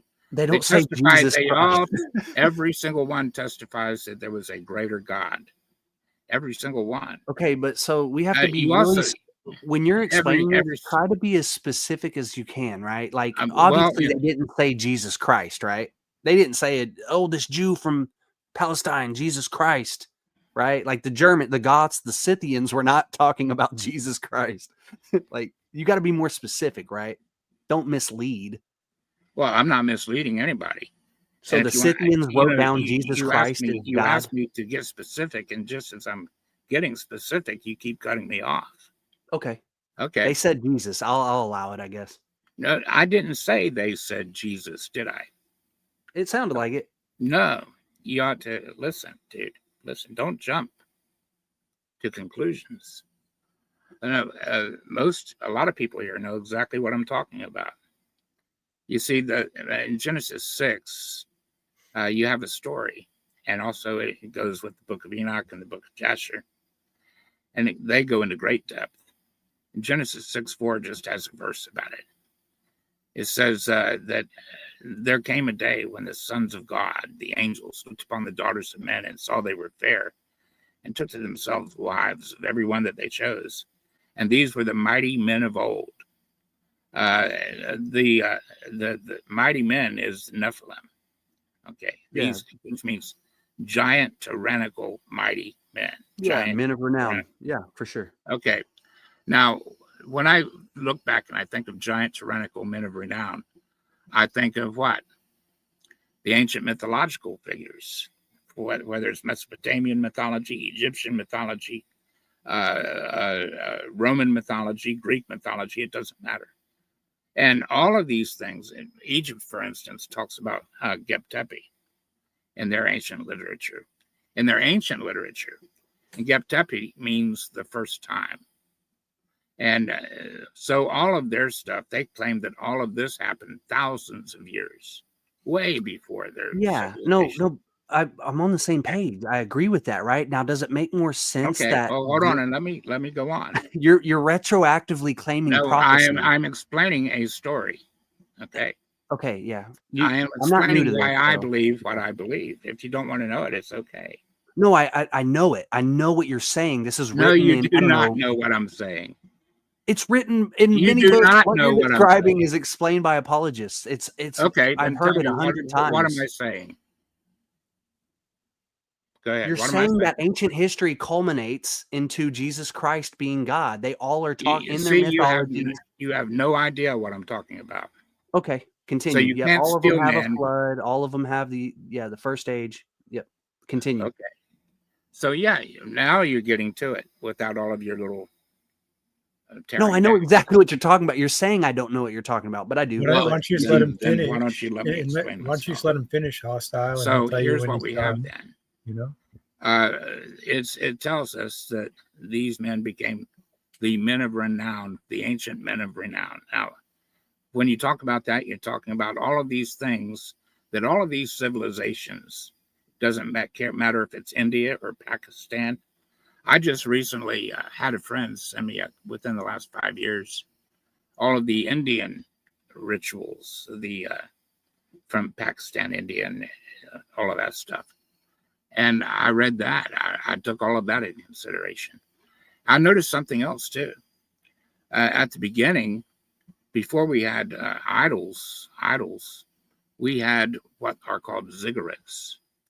The ziggurats were built before them. And then all of a sudden they stopped building the ziggurats and they started worshiping idols. And you got to ask yourself why. And also identify a ziggurat. What is a ziggurat? It's like a truncated pyramid with a living room on top of it, a place where somebody could live. And according to these stories, these ancient beings, we would call them fallen angels, came down and they were living in these ziggurats when they would come among men, and they were worshipped. And in the Old Testament, too, we show where God gave these spirits to rule over all the nations of the world while he himself chose Abraham. So instead of leading us in the way that we should go, many of them usurped us and demanded to be worshipped and etc. And this brought them a lot of trouble with God, especially when they began copulating with human women. So you have all of these creatures now demanding to be worshipped from God as gods. They have children called the Nephilim who also ruled the world. These were men like Hercules and etc. And you have all of these stories handed down through time thousands of years ago, way before the people that gave us these stories, way before the Mesopotamians and the Romans and the Greeks. These were thousands of years before them. So all of them will testify that you read their literature and you see that there are greater and lesser gods among them, but they all talk about and they all bow to a greater God. So you have that to deal with. And, that makes the Christian story true. If all of that is true, and every civilization in the world and in the ancient world has it, then you've got quite an obstacle to overcome. To me, in my opinion, Yeah, it's not an obstacle at all. It takes somebody that doesn't want to see it. Well, It's no, that's somebody not that the wants case, to. right? So like you went exactly where I said you were going to go. No, that's And not where you said that. But go it's ahead. exactly what I said. It's a point that's been droned on for, I don't know, literally I have over 100 books that talk about that same talking point, Well, that disprove it. basically retroactively the past confirms what was written after these stories. Right? It makes more sense to me that the mythologies come Well, first, and they're actually clueless of a Jesus Christ. They don't care about a Jesus Christ. They actually have their own Christos mythos. if They there have is a a future, resurrecting God. do you see All how of them have ridiculous? resurrecting gods, Do you right? see? And that resurrecting God actually is an opposition to the one God, the thing that purports itself as the one, portrays itself as the one. It's in opposition to it. That's actually, it's emphatically wrong to claim that the pagans were monotheists. They weren't. That's why they were Hold it. genocided. Who said the pagans were monotheists? You said they all had one God, and that was a problem for you. No, I said yeah, there was. If you read, They had Deuteronomy, superior and inferior gods, but at the end of the day, there was one supreme if God. you read Deuteronomy, Nope. what None I of them said, say that. no, you're getting this wrong, son. Is that not what you just said? So What what's I the said- problem? If they didn't have one true God, what's the problem then? I said each of them admitted that there was a greater God, that there was a God that was No, over greater all. gods, plural. All of them were No. polytheists. I didn't say they're not polytheists. Well, they don't have a didn't one say greater that. God. That's not how it works. I said they all. If you read their stuff, if you look at all I do. everything I they have. do, well, then you've missed this. I know I Because there didn't are- miss it. It doesn't say that anywhere. Well, not in you the can argue Vedas, about it if you like. not in the Let me Eddas. show you how. Let me show you how ridiculous your view is in my point of view. What is my view? You take okay. You think What is that my all view this, first? Are you saying it's ridiculous to not believe that Jesus was a historical person? No, I think that you take history and put it wherever you want it. I don't believe in history. I've already said this. See? History is trash. Throw it away. See? Don't need it. Wait, So- hold on. so- You don't believe in history? You don't believe in yesterday? Well, yeah, I believe what the written history. I don't believe in the study that we So call where's history. the line? Where's the line? You believe in when I'm yesterday, alive, the day right? before Like that? things that I can assuredly claim to know, right? Even shit So today all that we these read claims about about in the the news pagans- probably isn't even real, right? All of it All is the claims you propaganda. made about the pagans and stuff already, we're gonna now dismiss that. Well, no, I'm not saying that it's true. I'm Yes. saying that what he's saying about You them can't is make not a what's claim right. about it either way, dude, if you don't have knowledge of whether it's true or Well, not. no. I'm not making the claim that they. You are that making they- claims what- against him. Well, no, I'm not. I'm not saying what they said was real or true. What I'm saying is what he's saying they wrote is not what they wrote. They didn't Dude, say that there you was can't one greater dismiss God. history. You can't dismiss history and then argue against it. The translations of the so-called history of pagan mythology, their writings, do not say that there is a one greater God or a greater God above other gods who runs them all. That's not how it works. That's not how polytheism works. Okay, so you're not dismissing history then. Well, no, I'm not saying it's history. I'm saying it's mythology. It's not real. They're not real people. It's metaphysical. They're So that's describing historical, metaphysical and you know concepts. better. Say that again. So that's historical data that you know better. You don't. Well, no, I'm recognize history, saying that but you're we'll able to never know. negate it. You're saying you don't know about history, but then you argue it. So it's there's a contradiction going on here. You either know it or you don't, and I'm saying we don't know it. We don't Who's know we? history. Everyone, anyone who So claims you're that making a universal this in the past You're actually making a happened. universal claim It's now silly. about all people. How do you have universal knowledge of what all people know? So you're making the claim that people do know history, right? You're making you've made a universal claim that nobody knows. It's a universal negative. You asking me about my universal How do claim you know that? insinuates from your that position? you're How do you claiming have- the opposite. You're claiming the Dude. opposite, right? You're saying that they all know. That's silly. Dude, you're not following, dude. I'm not No, claiming. I'm the opposite. actually I'm following pointing you out that you're clearly. negating. Are you going to keep talking? You seem to be negating history and arguing it at the same time. How is that possible? Negating it and arguing it is the same thing. You're Is it arguing not? that it's not relevant, that it's not existent? Yeah, I'm saying it's not relevant. We don't know history. You don't know history. You do? Okay, then you're going into nobody knows history, the Well, universal no, negative. let's do How do your you have knowledge? epistemological exercise, right? Let's say, how do you know? How do you know Jesus was a real One person? thing at a time, dude. You said nobody knows. How do you have knowledge of what everybody, or rather, what nobody can know? It's a universal claim. Yeah, they're too far removed from those historical events to know them, right? It's always hearsay. They have to read it from a You have book. knowledge of everybody's knowledge somehow. No, I wouldn't say that. Okay, well then negate the comment, dude. But you're a troll in a way, right? Because like you try Because to I'm finding a make these claims- contradiction, a major contradiction in your speech Well, that it's makes me a not troll. though. It's not. It's just given, right? These are givens that you try to use philosophical exercises, right? According to who? try to say that it doesn't work. But me and you know, right? Me and you know what we're saying. You're No, just I trolling. don't agree. I don't agree with you. You're I have, LARPing as a I have yet to philosopher. understand how you have knowledge, except you say you just know because you know. So claim the contrary, right? Like your claim earlier about the existence of God being the impossible. It's an Are you just going to impossibility. keep moving around, dude? I'm not moving around. You know exactly what I mean.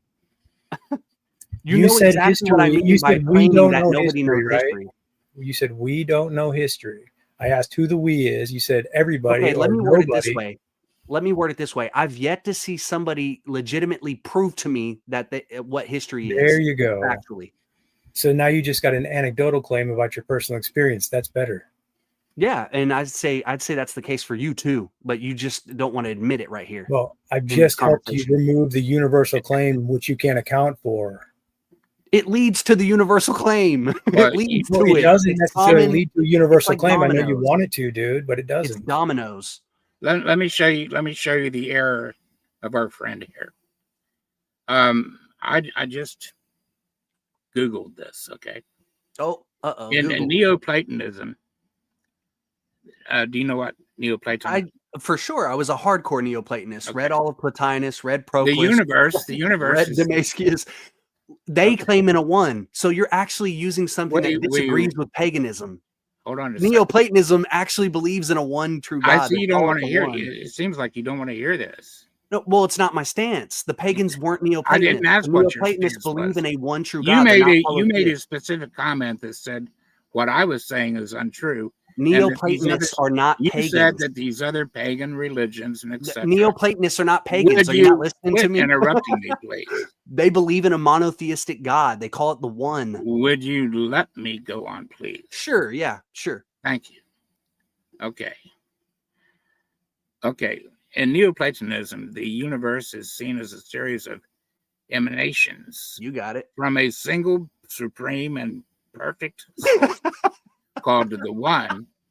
While the One is the ultimate God beyond all things, Yeah. the Neoplatonists who acknowledge and worship the traditional gods of Greek and Roman pantheons like Zeus, You're Athena, speaking Apollo. to an advanced Neoplatonist. Would you let me finish? I'm not interrupting you.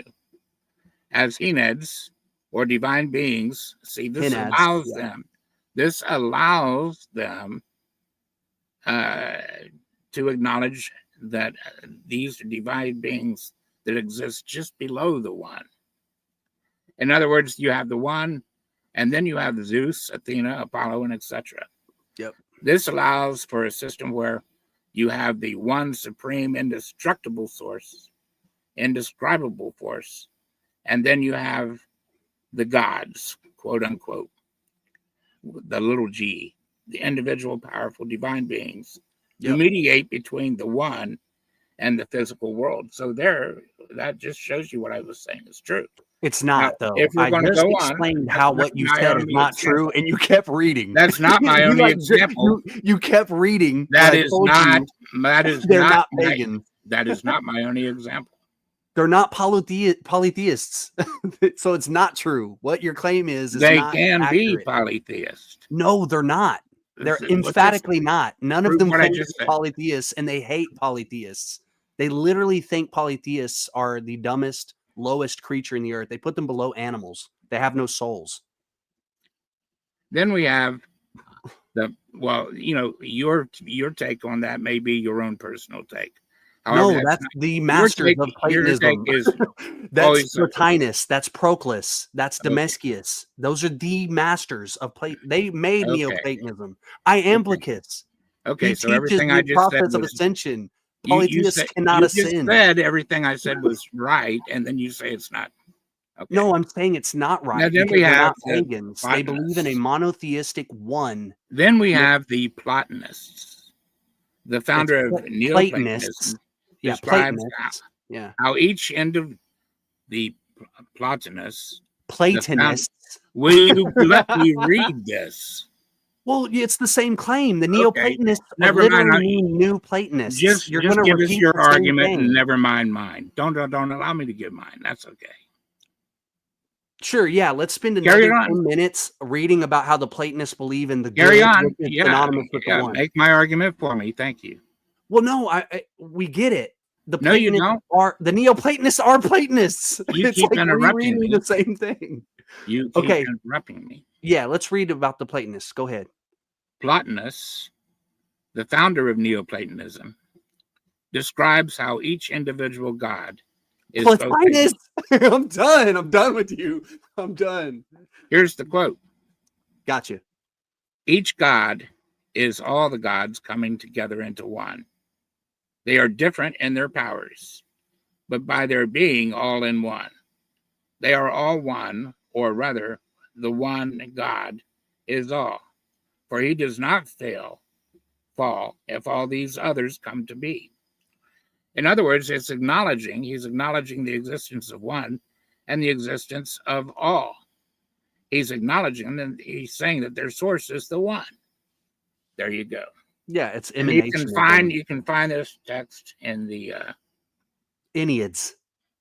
I've read it. I've read the entire work. I know it in and out. I know about henonology. I know about then why are henosis. you trying to misrepresent what I just said? It's wrong. It's wrong. Polytheists just- don't what I- believe in that. They don't believe in a one. So that quote is wrong. That quote from the It's Enneads emanationism. It literally means that all the gods that come out of the one are actually just a part of the one. They Well, have that's no just- individuality. They're just How power. does God say any different? I'm arguing that. I'm saying that's not How true. does my God say any different? He doesn't. That's why I'm saying it's wrong. I'm So saying there you that go. that's wrong. There you go. So, Platonism is wrong. Neoplatonism is wrong. To claim that there is a monotheistic God is absolutely wrong. It's Because an you say so. ontological error. because you say so. No, you can walk through it. If you No, believe, it's the because only you way say out so. of this, there's How only about one way. Hinduism, dude? How about Hinduism? You said the Hin- ancient religions don't reflect what I Well, said. no, they that reflect? Hinduism is close, but it Hinduism is not Hinduism Advaita. Okay, so listen, acknowledges Brahman as the ultimate. yeah, formless Hinduism reality, is the later, greater God, right? So the the greater Advaita God, Vedanta, while the worshiping millions of devas. Hinduism gods, is not old. Hinduism is a recent phenomena. Oh, it doesn't go back thousands of years. Okay. No, it doesn't. Hinduism Actually- actually doesn't. No, that what you're trying to This- describe is Advaita Vedanta. It was never called Hinduism. The Vedas actually don't say that.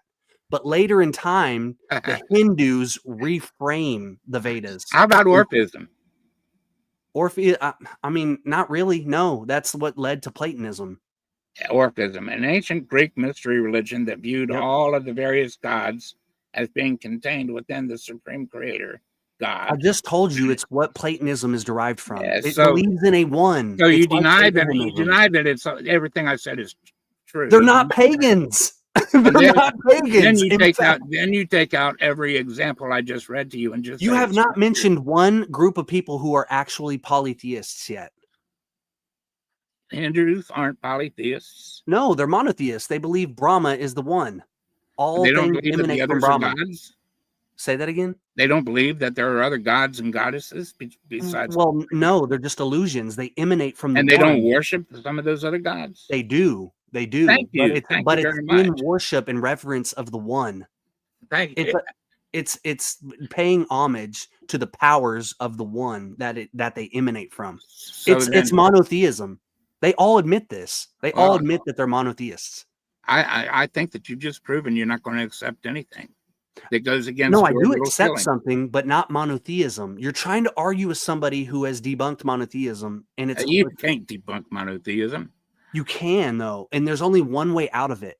The only way out of it is to claim creatio ex nihilo. You have to say that something comes out of nothing. That's the only way you can separate yourself from. Well, from actually, dude, I just dominion. don't. I think your best argument is to overtalk everybody and laugh and say, "I don't feel that's true." Well, it's just funny that, like, people misrepresent arguments and then they try to talk through it. right? You have entirely misrepresented my arguments all the way through this. You tried to finagle, and like the I people didn't who are finagle. watching right now, the sad I'm the thing one is giving you some of them will examples. actually believe you. You're Some of the people you're the watching person. this, Well, that's because if they believe me, it's because I'm the one coming up with examples of the things that you're saying claimed I'm wrong about. monotheism 3 times and tried to claim that that's what pagans believed. What? You just brought up Neoplatonism, which is monotheism. You brought up Plotinus, who was a Neoplatonist. We Then you just brought up saw- Hinduism, which is monotheism. Orphism, which is We pre-Platonism. just saw from their own Pythagoreanism. writings that They all claim that God is one. No, that's not what pagans believe. They believe in individual gods who have individual agency. No, it's exactly what I said. They believed in other gods, and They they don't all believe in a recognized. one. And they stop interrupting me, son. They believe in other gods, and they all recognize that there is a God above them, a greater God. That's the One. difference. That's the difference. Pagans do not believe that. They absolutely will not buy the we one. just read it. They're not pagans. I just read it. You keep doing it. You keep trying to say that they're all pagans. They're Welcome, monotheists. Dog. How you doing, man? Hey, good evening, guys. Hey, Say they're heathens. Hyper, I'm still confused by what you're saying here. I mean, are you getting rid of history or not? I don't believe in history. I've already said this. See? History is trash. Oh, Throw yeah. it away. See? Throw it away. It's all trash. Right. So you're talking about it after you've thrown it away. Well, no, I'm not talking about history. I'm talking Yes, about you what they are. claim is historical. Yes, claim. you are, dude. Eric is talking about history. You're Eric's the talking one about who's it making with him, historical dude. claims. You can't throw it out and then talk about it. How does that work? I don't want to talk about history. I want to move away from history. So I want to you- go into pure ontology, pure what he transcendental, wants pure to do- metaphysics.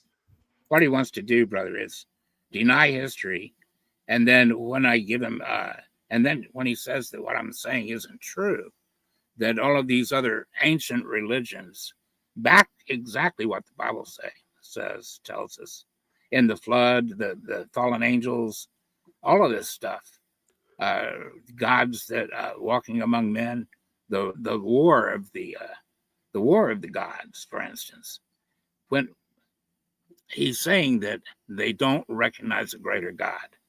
Then when I showed that all of these people do all of these people. recognize, yes, You never all of showed these- that. all of these ancient religions. That's why I talk over you, right? Is because you all make- of these ancient religions. you're do outright these straight things. lying. I just read it. You read all of them are monotheists. Listen, You keep doing it. You're like, you won't acknowledge that they're monotheists. I'm going to read that again.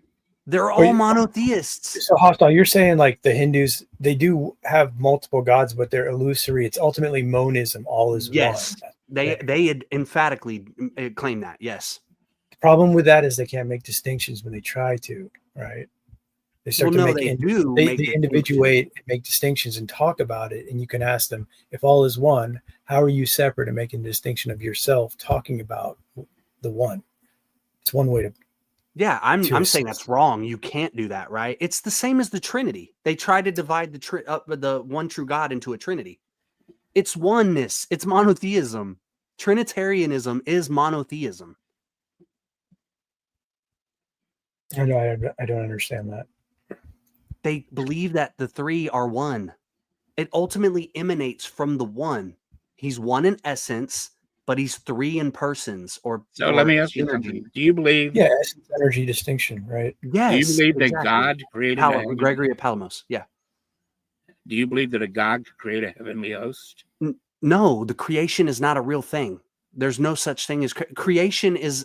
That's a lie. What's don't live in happening the- is there's an You don't live architect. in the world? Well, no, it already exists. It's a Oh. pre-existing prima materia. Did it always exist? Yes, and it's fashioned, Oh, I it's see. formed, it's made and molded into forms. At best, the creator God is actually an architect. He's taking stuff and shaping it. He's What did messing God with the matter. create? Nothing, because you can't create anything. You can't destroy nor create anything. That's not how reality works. So There's just eternal ground. It's So all of always this been. just happened to be. Yes, that's the hard part for people to get to, is that the spirit Well, actually has always only existed. thinking people, I would think. You That have would to be the hard believe in part. ex nihilo to That would- believe in creation, Well, why? because you have to believe something comes from nothing. You have to believe that God is poofing through powers things into existence from nothing. That's not how creation works. How do you? Oh, you know how creation works? Well, no, I'm saying that's not how the world Tell we live us in how, works. how creation works. I would say creation is a misnomer. You cannot create or destroy anything. The world you live in is a pre-existing matter. It's always existed, right?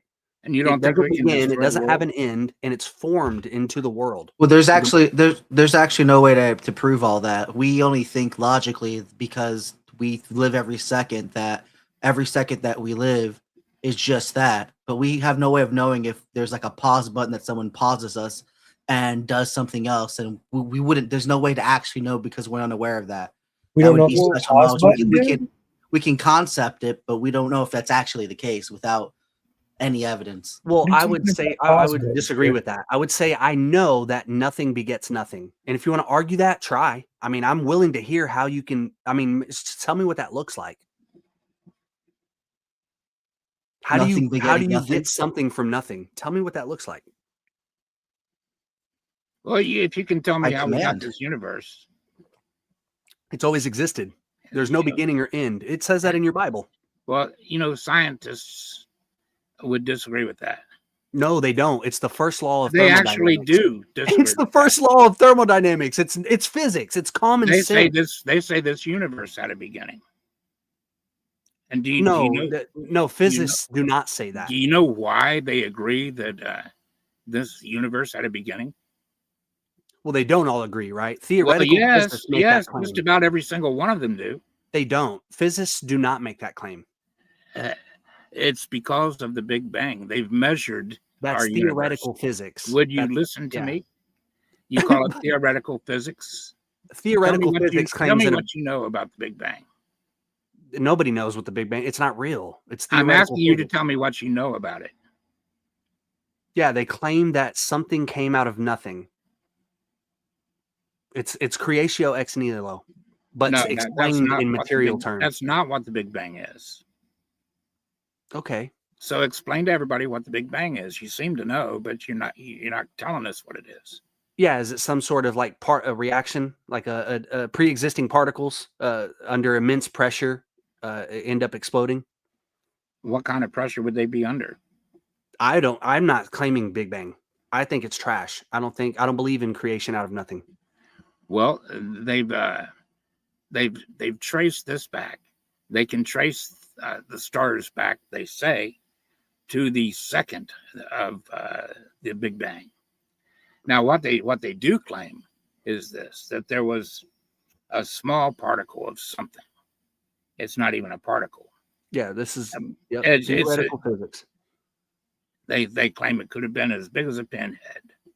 Yeah. But what held it together was what they call supergravity.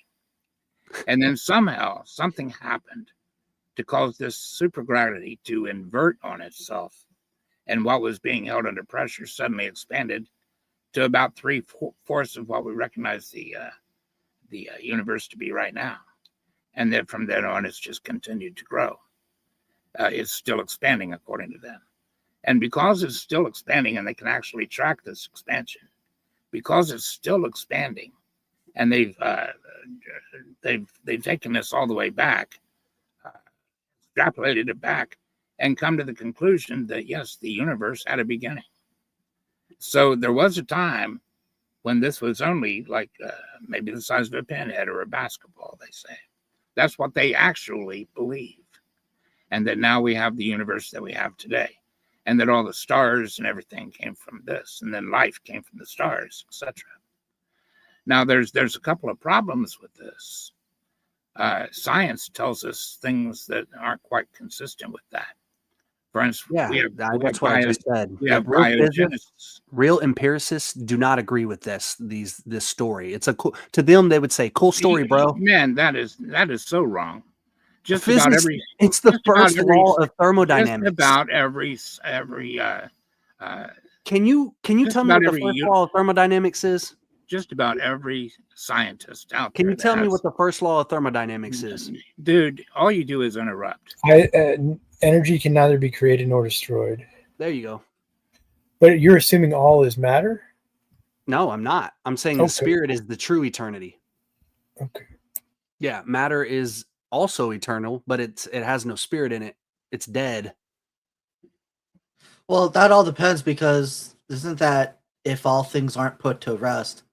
Because when motion stops and rest happens, you need another causality for that thing to start, for that energy to be transferred, to what I'm saying. So if that energy is in a constant state of stasis, like death, there is no transference. It's just a state of pause, if you will. But then, yeah. But pause is only if that energy can be restored. If it isn't going anywhere, if it goes somewhere else, and that's the transference of energy, it changes vessel, if you will. Well, his problem is that a lot of this clashes with, you see, Christianity clashes with everything that he believes.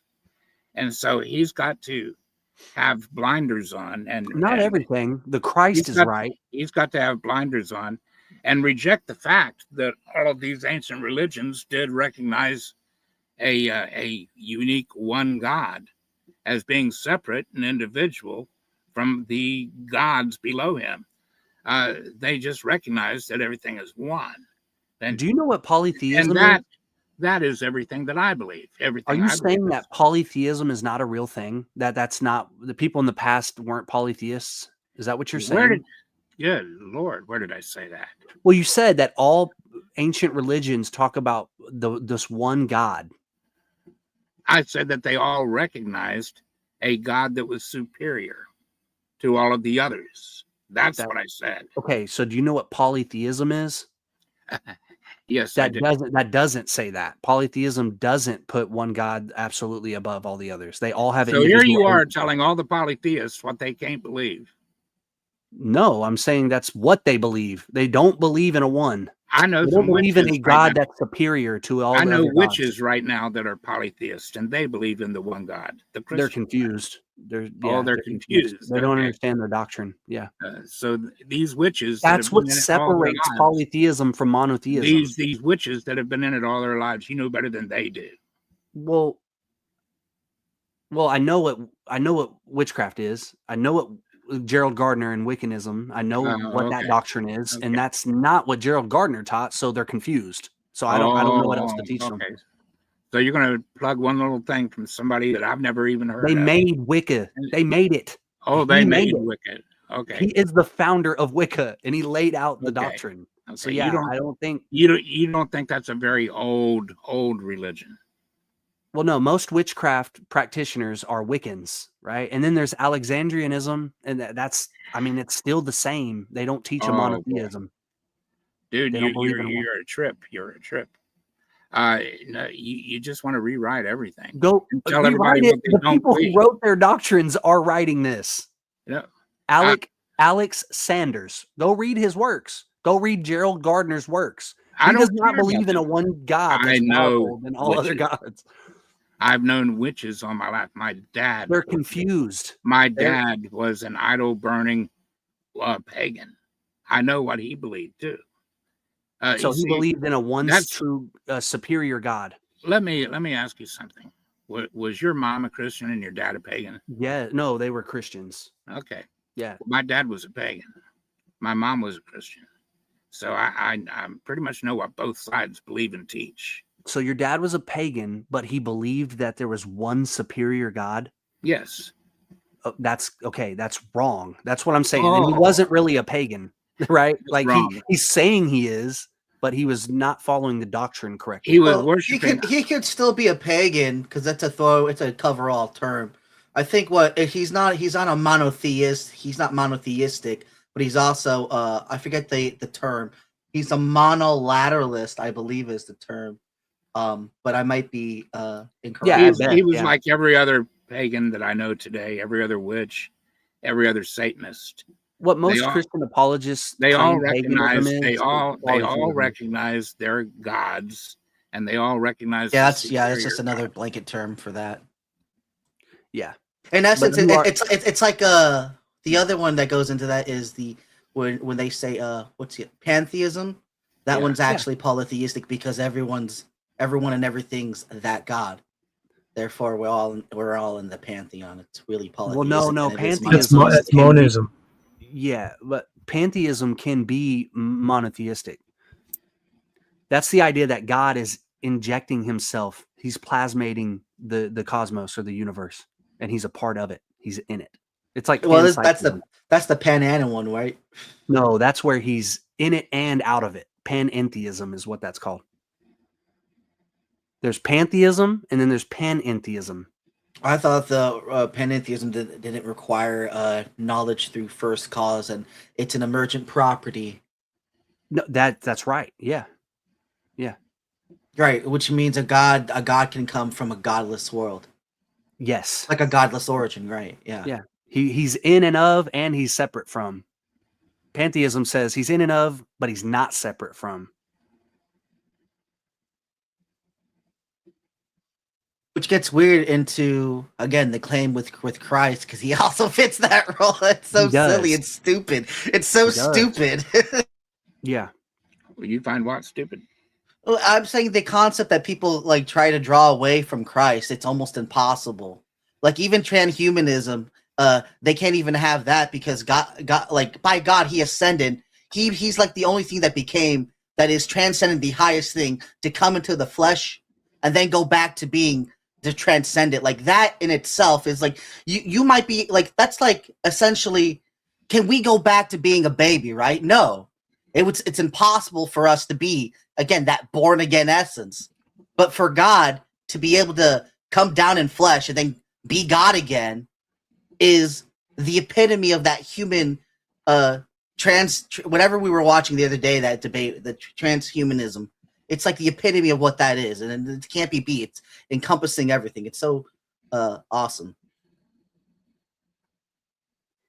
Yeah, it's an interesting observation.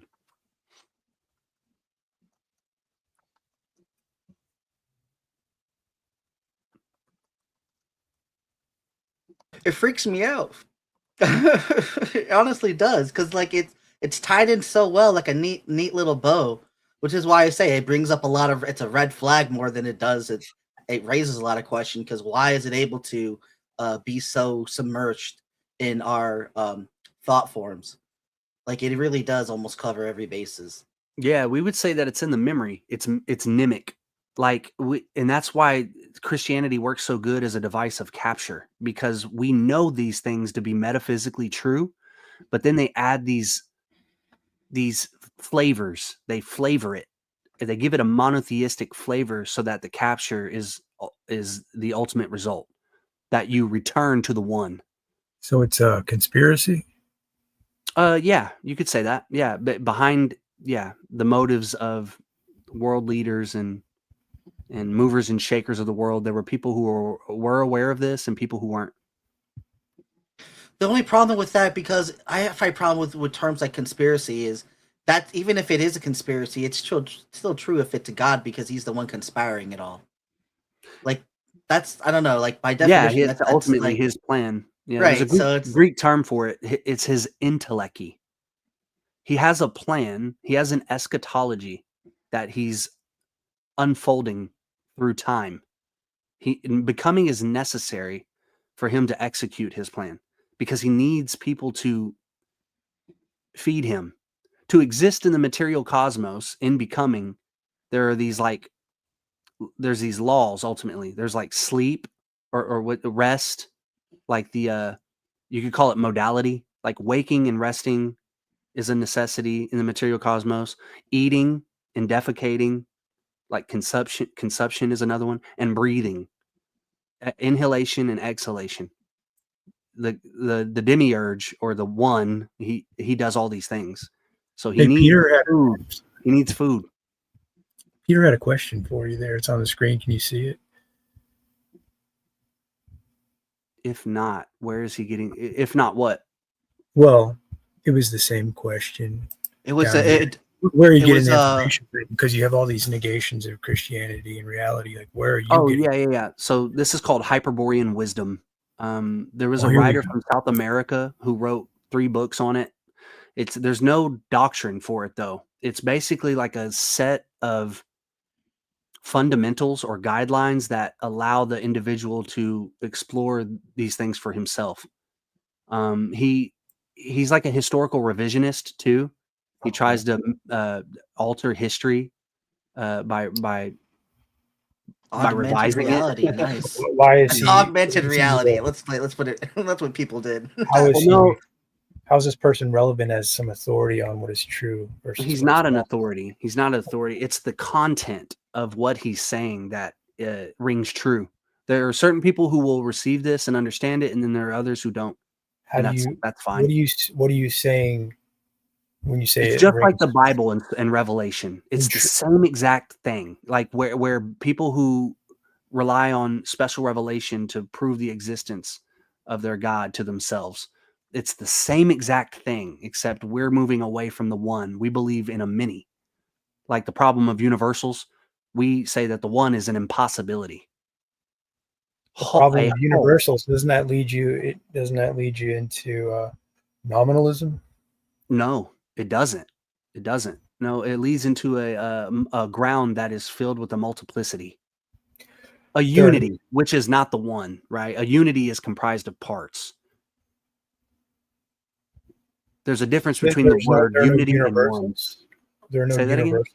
There are no universals in your perspective. No. Mm-mm.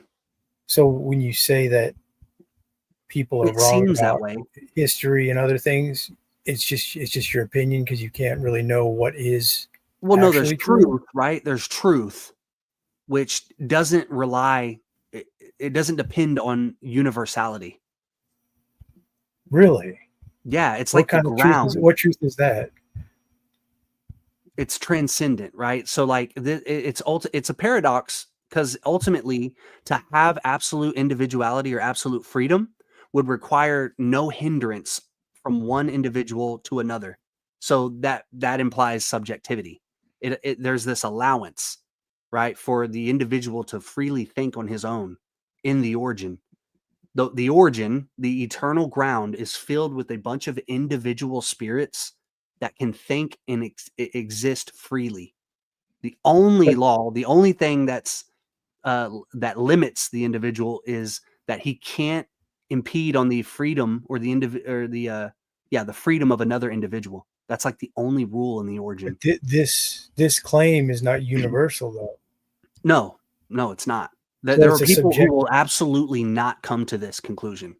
How do you No, I'm come not. to I'm all not these- saying everyone has to agree on it in order for it to be a universal. That's not how I'm using universal. I'm saying universal as in truth, immovable. Yeah, truth is not universal. Something That's that what I'm doesn't- saying. Truth is not universal. No, person it's like relative. it's like a sublation of objectivity and subjectivity. And how did you It's come a to that paradox. conclusion? This is something you got to work out through philosophy. I mean, we can walk through the steps. Ontologically, you would have to work up to it.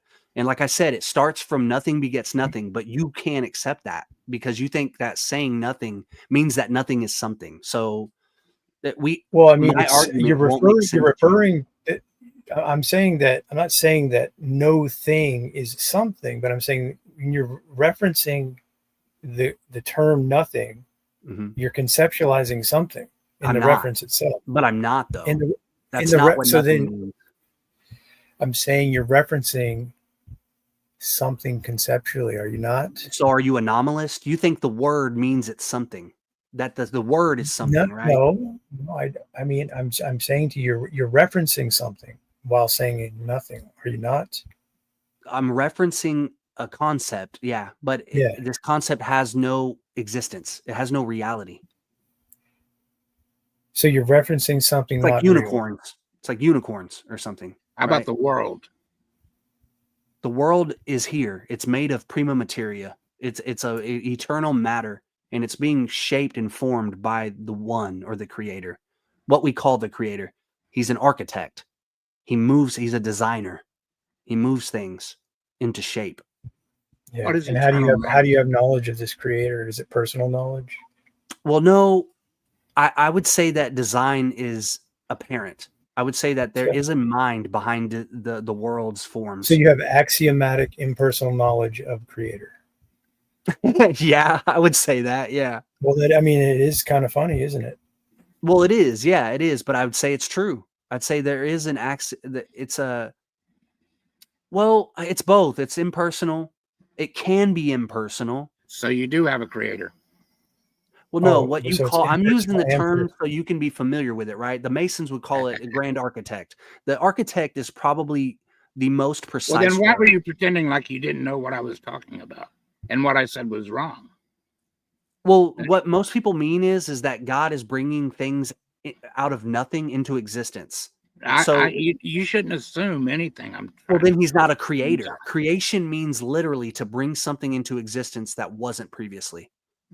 Yeah.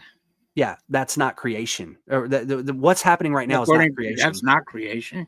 The world is not created. It's been here. And you know that how? Because you cannot create or destroy anything. You know you can't create a world. A God can't. Absolutely. Absolutely. How do you know that? Do it. Show me it. I asked you have how to do you. plead. That's You like have to- I asked how do you know that? You have to. Yeah, it's plead epistemology, the dude. special power. It's where you get lost, Hostile. He's asking you an epistemological question. No, I'm answering the question. I'm saying the only alternative to this is to plead that there's this special power. No, I'm where- asking you. I don't want your philosophy. Yeah. I want you to prove to me what you just said is true. Yeah, give me a log, right, and I'll burn it, and it won't disappear. It just changes states. The matter changes into ashes. That and doesn't vapor. tell me. It doesn't satisfy all matter and all things. There is no space in between things. There's no vacuum. There's no such thing as nothing. There's no void. Everything. There's only this plenum of full. You don't believe in universals, but you have all these universal claims about all things. This is quite interesting. Yeah, Universal claims. And he's making so many statements that I love to pound on, but he goes from one to another so fast you can't. Well, choose yeah. one. Let's back up. Where would you like to stop? Well, you just talked right past that one. So go right ahead. I didn't. I just told you that you cannot destroy anything, and you can't create anything. You're not making a log. Tell You're me- not. What? How do you tell me? How Prove to me that a God cannot create a universe. Yeah, I would have to special plead and say that he has powers that he can. So you're going to special plead. Yeah, I would have to special plead. Okay, then Yeah. you have no way to prove that. So Well, no, I'm saying it's not yeah. real. I'm saying I disagree with that position. I'm saying God can't do that. God cannot create something out of nothing. Nothing can. I'm That's not not how asking it for your works. statement. We've got your statement. I want you to prove that statement. I want you to prove to me that there is no God, first of all. I didn't say there was or no if God. there is a God, there is no creator God. Now, Yeah, what no, there if you go. you don't think there's a creator God, what kind of a God do you believe there is? There are gods, plural, polytheism. There are a bunch of individual spirits. What powers do they have? They all have equal powers. It's all have absolute freedom of will. They Absolute are. free will. So despite everything I just read to you from these ancient pagan religions that talk They weren't about pagan. They were monotheistic. I will name them. You said Hinduism, Neoplatonism. well, there you go, and interrupting orchism. again with your horse crap.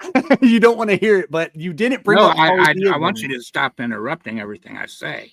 Okay. Well, never mind. I'm not going to even try to make that point. Well, it's bullshit that you can make these Okay. claims and they're not right. Yeah. Right? You're like, well, I just showed you these pagans who all believe they're not. They're monotheists. It's bullshit that I start to give you a defense and that you interrupted everything. Everything. Neoplatonism turned into Christianity. The early Oh, church okay. fathers and theologians, all their terminology is Platonic. Oh, well, The beautiful, the good, the just. That's I guess all he doesn't know Platonism. they all spoke Greek back in the day. Yeah, they're all Platonists, and then they write off of Abrahamism, or it's a See, mixture you of make all Judaism. these comments that are just untrue. Christianity You can't is- prove a single one of these things. it's like And you can't prove widely to us- accepted all you that can tell us- Christianity is Hellenized Judaism. That's like widely accepted.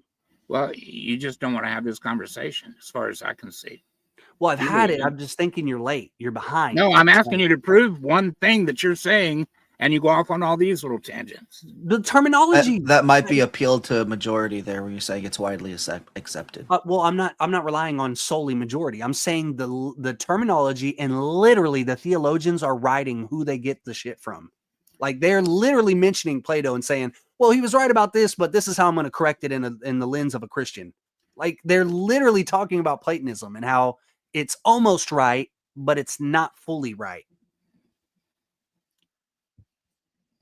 Where's the demonstration in that, other between vague symbolism that's interpreted through the text, which is just bad It's eisegesis not anyway? vague symbolism. They mention these people. They mention Plato by name.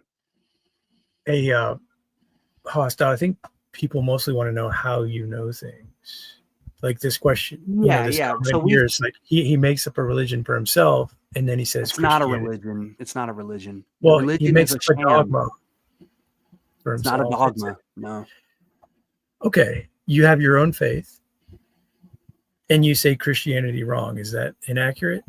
No, I don't have faith. You don't have faith. Oh, No, I claim to know things. I strive to know, and I have a collection of knowledge. That's what people want to know, is how you know these things, dude. Yes. How you know that Christianity Yeah. is wrong. Just like you not, claim not just special not listen revelation. Hostile, hold on.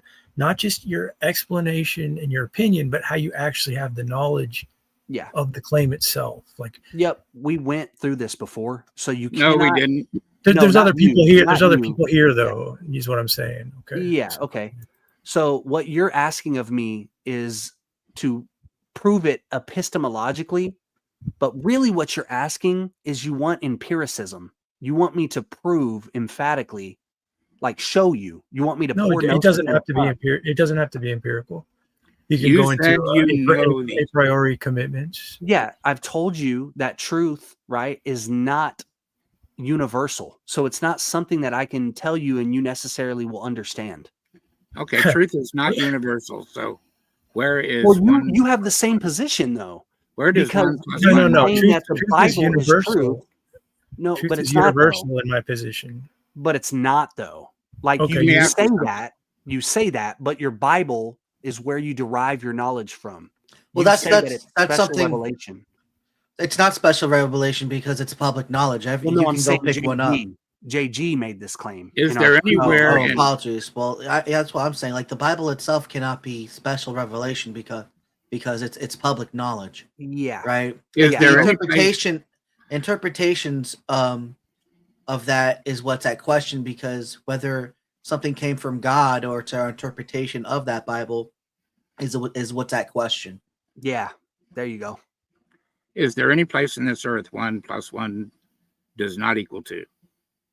No. Nope. Is there any place Universal. in the universe?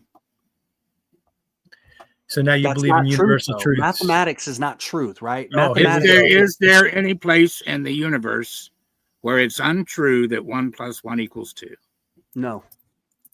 Thank you. So it's a universal truth. No, There you go. it's not.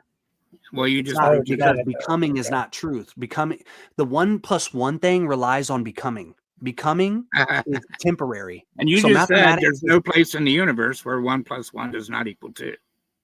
That means That's every right. place universally, every place in time and history and location. Time. There you go. Now we're Yeah. getting to it. You're answering the question correctly. Yes. You just blew your own thing, man. You just I agreed that didn't it's know. universal. I didn't. I didn't. Everybody just heard you. You don't understand the difference between becoming and being, and that's Everybody your just hang-up. heard you. 1 + 1 = 2. It They don't, does. I don't and think they don't understand the potentiality that's Now, involved. let me give an example. Who's trying to You Okay, literally have don't a- understand my you have position. you have a man and a woman. They get married. There's two of them. Yep. 1 + 1. Okay. Yep. Now they get together. They have a baby. Yeah. Okay. So now what? That baby didn't just come into existence. It did. Yep. Okay. There you go. There you go. So That doesn't. It still doesn't make it true, right? Make what true? That baby is permanent. It exists in time. It Right? You have a doesn't- problem never said it was understanding. permanent. Right. That's your hang up. That makes you're it still- untrue. That I makes got it that. untrue. Yeah, that's so. It's like, do you get that the temporariness in which he's talking about, like the potentiality of birth? Because that's why we hope that a baby is born, because there's all potential that it may not be. There could be complications. It's not a set in stone just because a woman is pregnant that she will have that baby. That's that Yeah, she will and come to vice full versa. term. You could look at it the Right. other way. That baby will die, right? And then after 2,000, 3,000 But years that baby later, still lived, nobody will remember that baby. and that baby may still have It was a blip lineage, in the big flow, the eschatology of the but it one. was It's a still blip. added to the population. The baby is not real. It's the spirit in the okay, baby the that's baby's real. not real. Okay. The baby is not real. It's temporary. That baby, the So human you're not being real. is not real. It's temporary. You're not real. What are you if you're not real? The spirit is real. You're a spirit. You're And what's your body? identifying yourself with your body. That's Is a your problem. body not real? It's not real. No, it dies. Okay. It goes away and disintegrates. I'm not my that's- body. You Wait, said no. earlier that matter was permanent. Yeah, You the said it matter was is eternal. permanent. I'm not What's matter. your body? And you're saying the I body is. actually, I He's have saying that a. the body is not real because it's going to die. I Yes. actually have a hang up Did you on guys that catch that? because Yeah, See, there's a lot of here's the contradictions here. I want to go back to 1 + 1 = 2 in all the universe. How that's not a universal truth claim. Yeah, because the universe is an illusion. It's temporal. Oh, it's an illusion as well. Okay. I just told you that universals are not a thing, right? No, That's I my understand position. that, but you also answered that 1 + 1 = 2 in the entire universe. That's what I'm trying to hash out. Now you're telling me the universe Yes, itself that's is an right. illusion. But that Is what you're doesn't make it okay? Is true. what you're claiming also an illusion? No, the claim is right. Becoming is temporal. Okay, the claim is right, but Yes, the the universe claim is an is right. illusion. Are you in the universe? I am. My body is in the universe. Okay, are yeah. you part of the universe? No, my spirit is not part of the universe. No, Is your body part of the universe? my body is. Yes. Are you detached? Okay, good. Are you detached from your body? Yes, in a sense, I am. Yeah, I'm like I'm like a sack of full. I'm like oil and water, right? I'm like a sack full of water. Is the water the sack? Is it the canteen? Is the water the canteen? No, it's not. The water you can pour it out. It's not the canteen. depends on the microplastics. Yeah, And the merger yeah, of right. things. To be honest, I mean, then it might be. Even then, right? It's still. I mean, it still isn't. So Okay, you I have a have problem. The universe is an Wait. illusion. The universe is an illusion. Yes. You're part. You're saying your body is part of the universe, but you're separate from your body. Yes. This is dualism. The spirit and matter are separate, like oil and water. They won't mix. So they're also connected, though. They're inseparable. Yeah, it's trapped. It's enchained. I guess you could say that's how they're connected. Do you believe there will Okay, be a what- resurrection one day? Of your body? Yeah. No, absolutely not. No. Absolutely not. No. Now, maybe the glorified body doctrine, that makes more sense, right? That you actually, have a body that's not the flesh. That makes more sense. But yeah, it's still so Abrahamized and Judaized that it makes it sound like you are actually coming out of a grave with your human body. Yeah. Well, it seems to me in this conversation, you just forsake logic whenever you want to, and then you I'm- justify it. I'm claiming logic. Can I ask you a question? Hold up, guys. You also don't present whole truths. What? You present a lot of little snippets of truth here and there, and then you erase all of your. You just don't understand my position. You talk it's over. It's oh, a little I do. deeper. It's a little But you deeper talk than over what it. you assume. For instance, you don't believe in a historical Jesus, you say. Yeah, yeah. And yet, do you believe in a historical Alexander the Great? I mean, 50-50. It sounds more true. I don't know. 50-50. Yeah. Do you accept it? Jesus sounds absolutely the story of Jesus Christ sounds absolutely mythological. Do you accept this? I would say Jesus was Zeus was not a real person that walked on Earth. Do you accept Poseidon was not a real person that walked on Earth? No. Look at this guy. Do you accept that Alexander the Great was a living person? Maybe. Based on I'm like flip of a coin. Look at this. Wow. Yeah. So cool. I mean, how do you distinguish which ones you're going to decide are real and not? Yeah. So like last time I tried to explain to that one guy I had the argument with about the historicity of Jesus. And I don't like these conversations because we're so firm in our beliefs, right? Like beliefs, quote unquote, that this won't go anywhere. Right. But I can give you references. I can say, hey, look into Richard Carrier, look into the Bayesian method. Look how you can look at literary analysis. I don't want to go to anybody that's going to teach me to make all the claims I want to make. So we need to move the conversation in a different direction. Make all the claims that you made that you can't prove. Well, you have to go read. You're pointing out that these concepts we're arguing about are largely faith-based, right? They are. This is the big separation between us, is that I try to strive for absolute gnosis and you rely on faith. And you can't tell us how you have this gnosis. Well, I do. It's special. It's privileged knowledge. It's anamnesis. It's gnosis. It's something that only the individual can come to know. It's kind of like the Kantian. It's like Numina. What is the like a verification process, or that you utilize to know if you're wrong, since it's just it's a mixture of things, right? Like I use experience. There's like it's a mixture of a bunch of different theological methodology, philosophical methodology, and then you try to deduce it. But most importantly, it's apophatic, right? I'm not trying to say what things are. I'm trying to say what things aren't. Narrow it down by saying what they aren't, right? But at the same time, all this is just a circular autonomous reasoning. You're saying you have knowledge because you know it and you work it out and you defy it because you know how to do that too. It's all, you have to take your worldview as I just know because I know, and that's that. And there's no way for you to prove that anything you have said is right. Well, some of it, right? Like some of the claims I make, right? Like nothing begets nothing. I think that's agreeable, right? But it's the higher things that are hard for you to digest, right? Like claiming that God is actually not the one sole true. Let me show you how hard-headed I am not. Okay, like for instance, it's hard for you to acknowledge the historicity of Christ. I'm going to give you an example here. Alexander the Great. There's only three accounts, written by other people in Alexander's day that even tell us about Alexander the Great. Only three that have come down to us through history. Right about 325 AD or BC, they were written, roughly. Yeah. Only three. And the most recent that we have, we've only got three. And the newest one, the latest one, it comes from the 10th century. The other two come from the 11th century. Even though they were written in the 3rd century BC, they've come down to copy down through the 10th to the 10th and 11th century. And that's the newest that we've got. That's the best that we've got. Only those three copies. Now let's compare that to Jesus. You have Matthew, Mark, Luke, and John. You have 27 books from the New Testament, all claiming that Jesus lived. You have writings in the Talmud and etc., all talking about the Jesus that lived. And you have all of these ancient historians talking about the Jesus that lived. They testify of thousands of people that saw Jesus, that saw him live and die.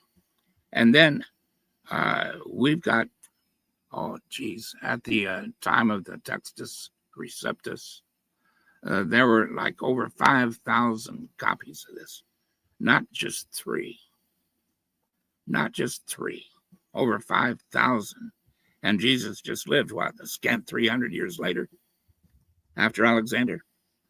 So we readily accept the existence of Alexander the Great. We have Alexandria, Egypt, which was named after him. But people accept his historicity. we have Jesus and all these thousands of manuscripts that are going back to the first century. Some of them, not thousands for sure, but some of them are first century in Aramaic and etc. So they're still in existence. The Romans tried to destroy it. The Jews tried to destroy it, and we still have the written documentation. So we've got thousands of more things.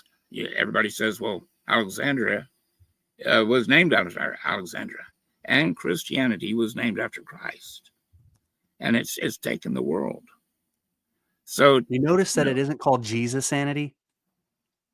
We were called Christians. Do you know that the Caesars were called Christs? What? Do you know that the Flavians were called Christs? Do you know that? Dude, that doesn't take away from anything I just said. Why don't you, the guy named Jesus Christ? Why don't you acknowledge something that I just said? And well, I don't agree with it. Tell me why you would be just all that has been debunked. I've already gave you the reference. You can no. I'm asking you now. Since you seem ready to believe, you're only 50-50 on Alexander.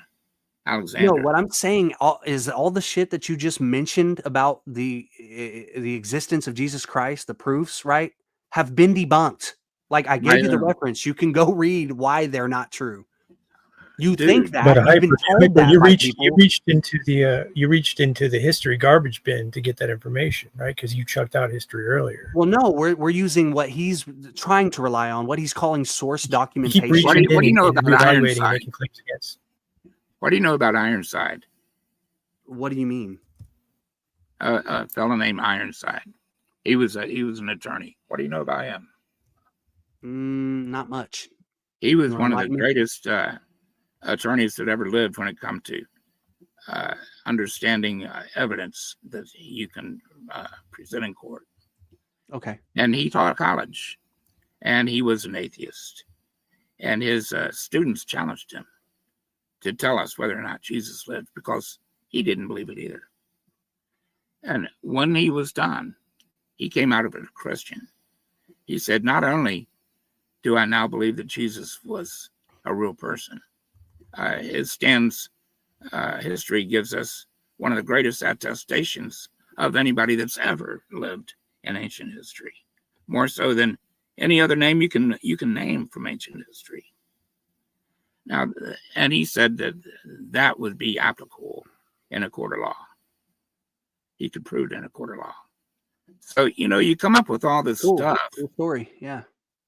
Yeah, you come up with all this stuff, and say and yet you're also willing to accept that maybe Alexander lived, even though we only have those 3 documents from the 10th and 11th No, century. I understand the argument, man. You've made it, yeah. So and yet, it looks to me like you really are hostile against Christ, and you're going to push Christ. Yeah, nope. Against Jesus. Nope. There you go. I'm absolutely anti-Jesus. And you're the first thing removed from Jesus. Yeah, but you look ridiculously removed because you're willing to change your standards of belief. You're willing to give Alexander a better chance than you give Christ. For sure. Well, not Christ. Christ is a mythos, right? Well, when I speak of Christ, I'm speaking of Jesus. Okay. Yeah. That guy probably didn't exist. Yeah. I'm not going to change what I say. I'd say I'm like 80 to 90% sure that Jesus Jesus as a person. Christ. Yeah. Okay. So I just wanted to point out your inconsistency. Because I believe that Alexander is always true in every place in the universe. It's always consistent because I think Alexander is a more plausible historical figure than Jesus is. Yeah, because you don't care what the evidence is.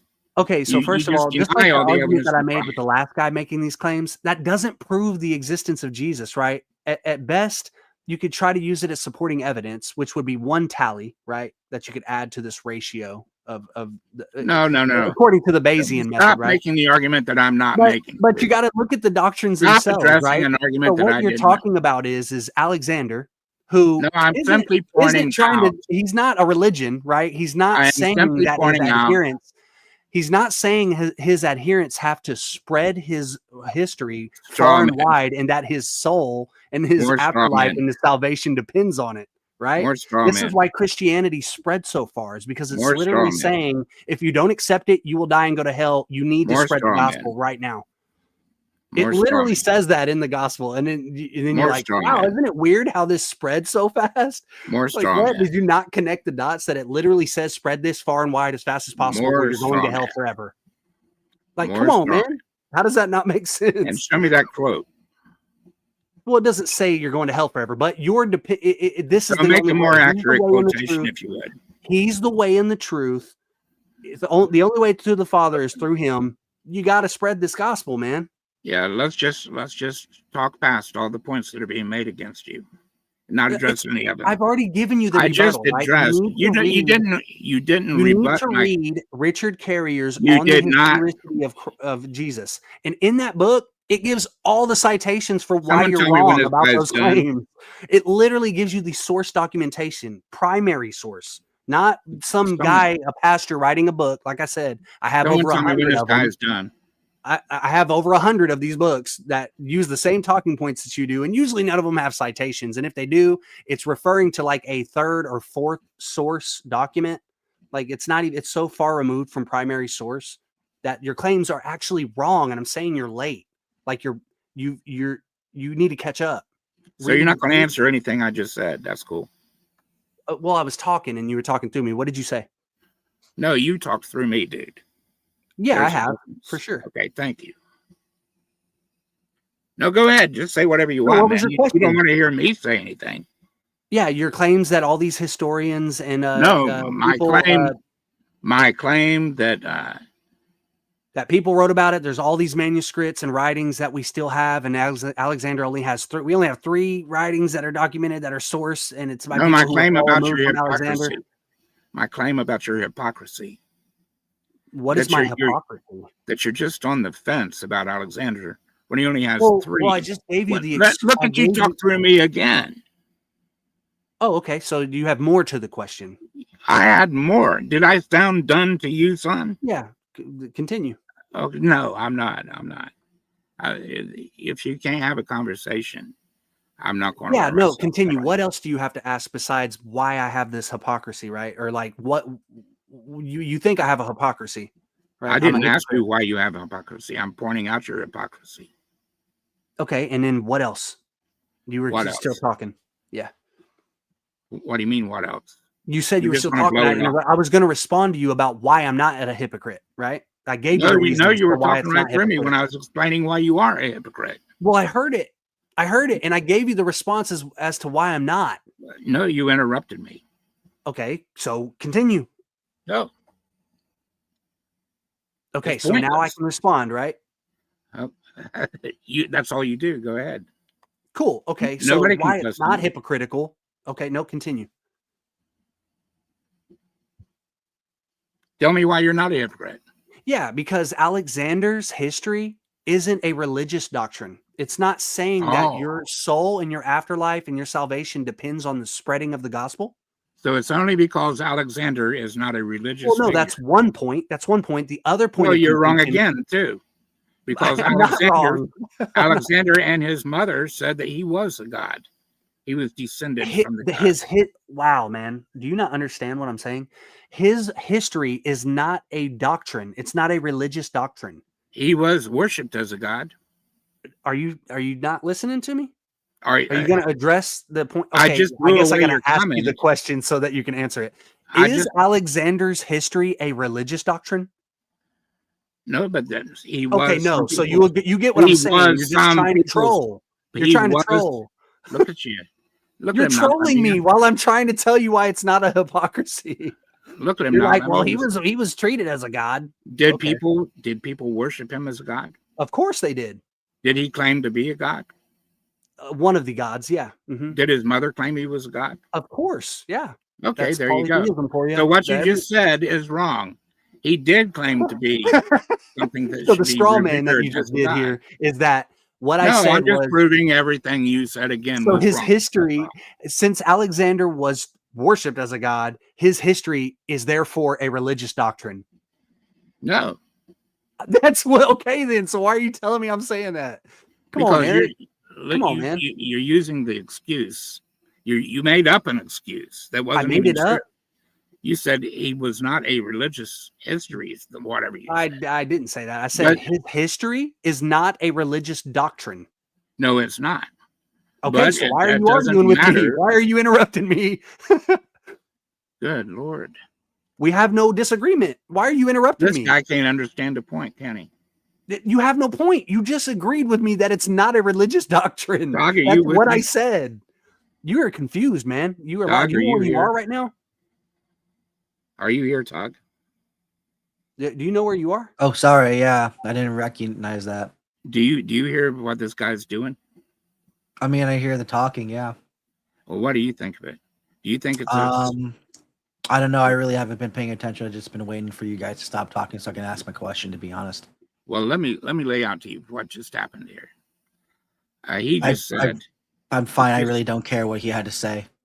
Not in that way. It's just impertinent to my questions that I had to ask. What are you doing here? You're not listening, and you don't want to know what they're talking about. You just want to do your. No, question. I don't blame Yeah, him. I'd rather just have my question because I did talk to him beforehand to I did want to engage with him. Yeah, it's a shit talk for sure. Yeah, but no, this actually question goes back to your statement about spirits and everyone being that. So, what's the difference between a spirit and a ghost? So I don't really buy the idea of ghosts necessarily being All spirits. right. So no, I would agree too. Yeah. Would you say that ghosts are fiction or no? Well, they're real, right? But they aren't all necessarily spirits. Now, I'm not saying a spirit can't be a ghost, but I'm not saying a ghost is absolutely synonymous with the spirit.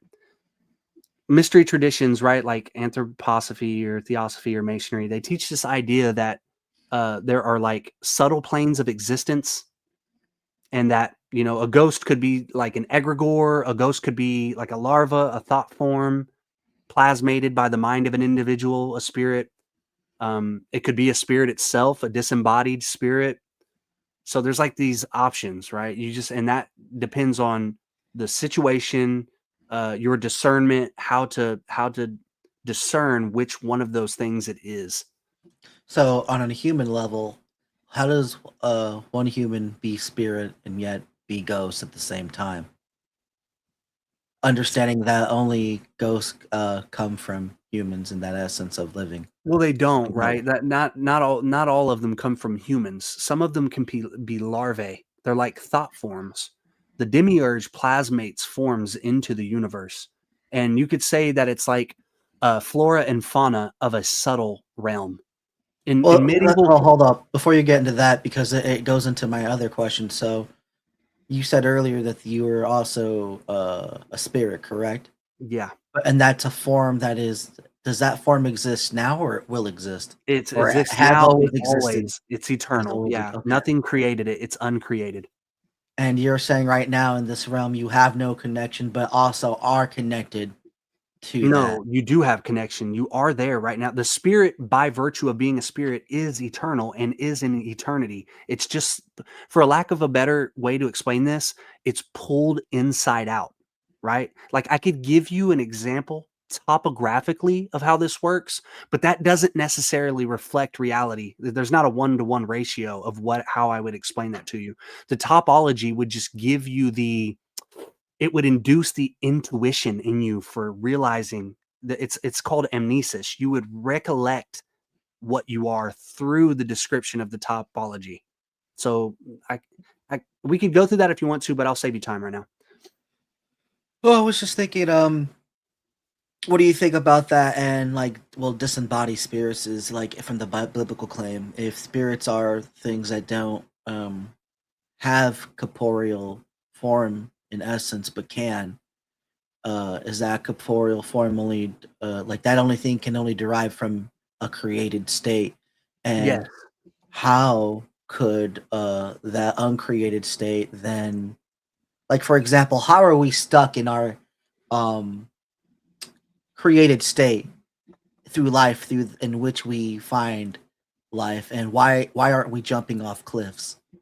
Yeah, right. Yeah. So like, yeah, that's not an option, by the way, because the only way to return is through a practice. There's a methodology. If you just jumped off a cliff or bit the bullet or whatever,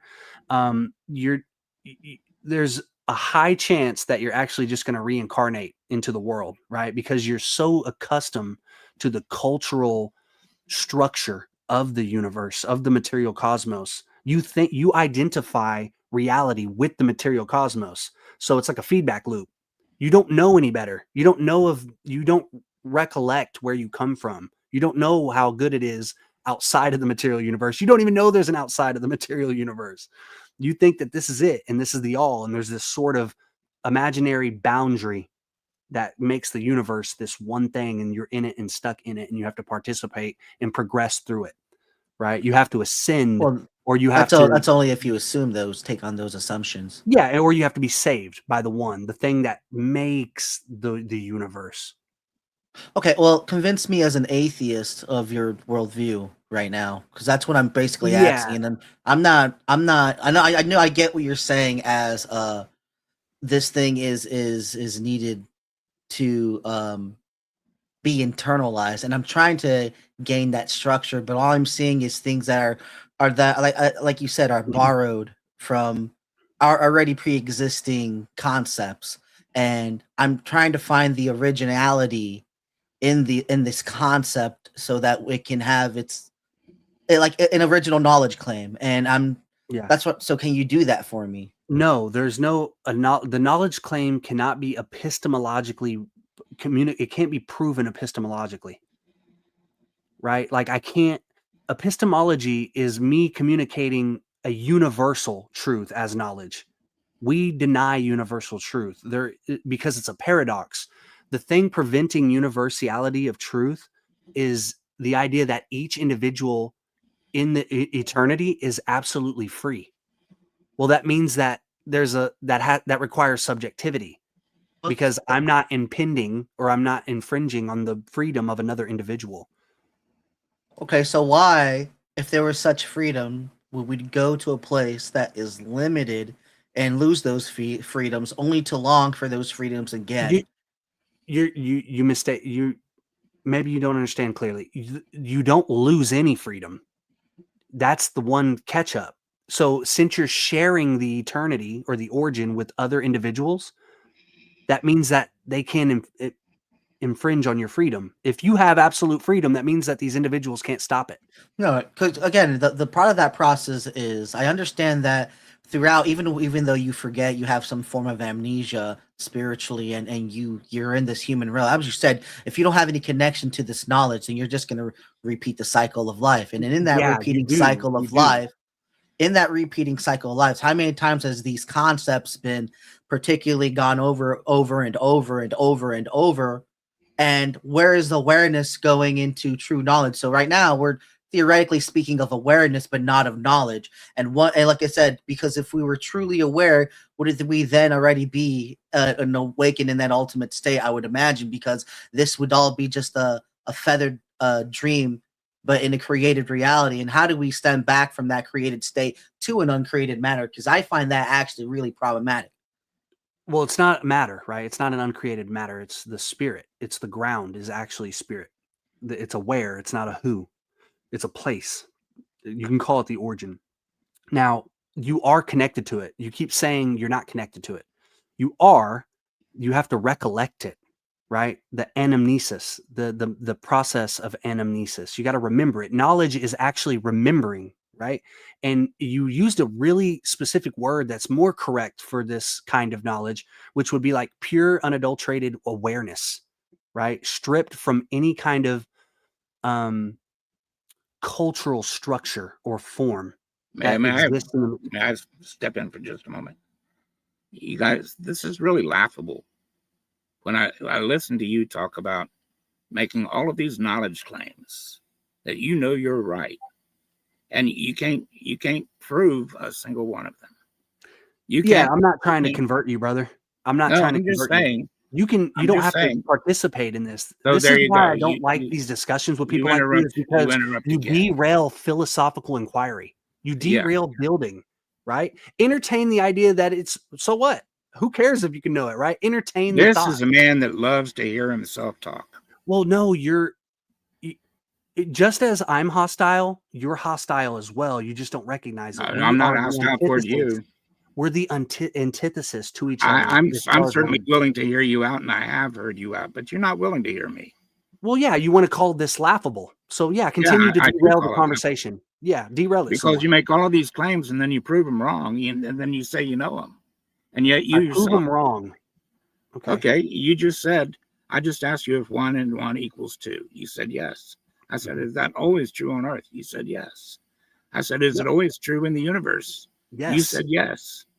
And no matter You don't where. understand my position. Then That's you say, laughable is you think then you you say, understand it. interrupting again, then you say it's not a universal truth.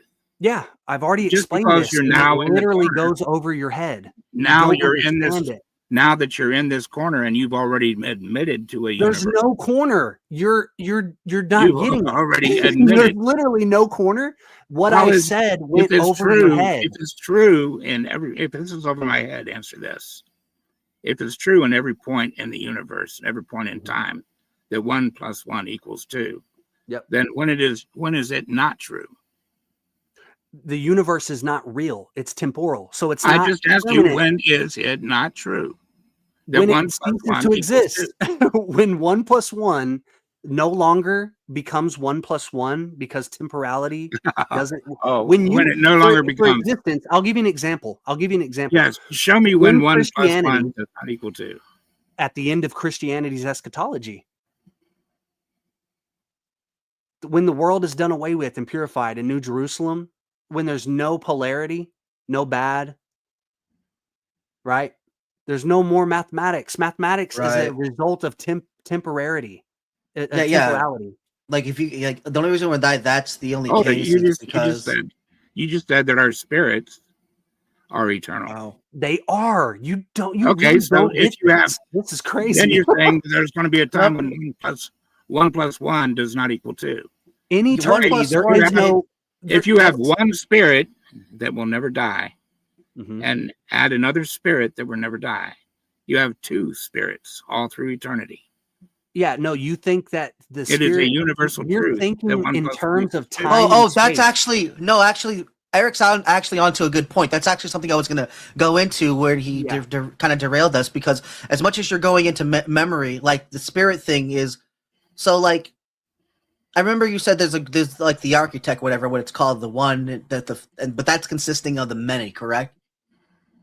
Well, no, the one or the grand architect is one spirit who claims to be the one. He's a part of the many, yes, but it's not the many. The demiurge or the one is just one spirit who's plasmating the entire universe, informing it. He denies the embodiment, because if he was What do you mean embodied, he wouldn't be denies able to. the embodiment? If he was embodied, he wouldn't be, making the forms that exist in the world. Where do you I see that, because that kind of gets out of this loophole, because I was gonna say, how do you get Christ, who is from the spirit, and then goes back to being a spirit? Because now instead of one uncreated spirit, you then have 2, because Christ is born. Christ is opposed to the one. He's the antithesis of the one. He came to tell you that, hey, you watch out. The devil is the guy who's actually running the world. I'm not him. I have another place set aside for you. My Father has many mansions. That one I don't even understand, is the devil being the ruler of this world. I mean, I get the script. I get the script, but no, that doesn't even make sense, because otherwise there's something that God doesn't have dominion, which is inconceivable. Yeah, that's another ground to this this philosophy that I have, the paradox, the Epicurean paradox. That's a crux of my argument, is that if the problem of evil, if there's evil that exists in the world, then we have a big problem with the Creator, and there's only a couple ways out of it. You have to special plead and claim that his justice transcends our understanding of justice, that for some reason the evil in the world actually serves his good or whatever. Doc, Right? do you believe that Jesus was resurrected? No. Yeah. Christ, yes. It's a motif. Yes. The I Christ didn't ask comes you. into the I world. didn't ask you. Oh, sorry. I Todd, do you think, believe- yeah. Okay, you believe Jesus resurrected. That's cool. I was just wondering because of what you said. I I understand. know. Yeah. When I said question, as in when I said atheist, I meant to his position. I am atheist to his position. So Yeah. I'd say I'm an atheist, so you convince me of your position. But again, he can't necessarily convince me because it's not something for him to convince me of because he's not trying to. And so what I Yes. really ask him is, give me enlightenment to which you came to this conclusion. So if it is true, I can come to the same enlightenment. It's basically Exactly. that type of rub. Exactly. Yeah. So instead of I think derailing- I think his short answer is Wow. take every word that he says and agree with it, and you found it. You can let him speak for himself. But yeah, sure. Yeah, Nice to no, hear your you don't opinion have about to it. agree with it. You just have to hear the steps, and then you See, take it there and you run go. with it. You exactly can run what with I it. said. Exactly what I said. You just said he has to agree with it, dude. You don't even understand the words that you're saying. Okay. You literally say something, and then you'll be like, "Yeah, that's what I said," and it's not. It's just really weird. It's really weird. Okay, and you can't tell us how this universe is how 1 + 1 = 2 is not true. Because that requires extension. You think eternity is a time and a space construct? No, I'm asking you to show me how that's not going to be a truth one day. And you Because can't eternity accomplish is not time and space. There's What? no time in eternity. So what's there that isn't have to do with extension. whether or not 1 + 1 = 2? Mathematics, 1 + 1 = 2 requires extension. There has to be things that are apart from each other that extend or emanate. Eternity is not an emanation. It's not an extension. Wow.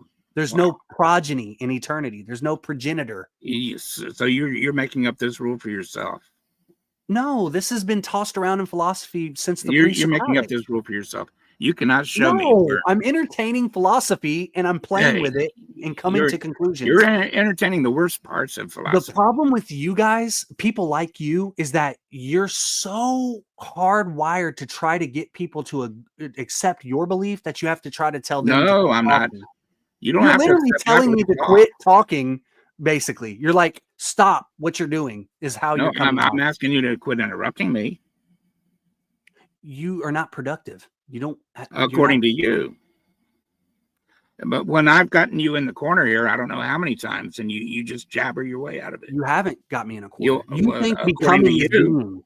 You But other literally people think here would becoming is disagree with being. You don't understand the difference between those two philosophical terms. What?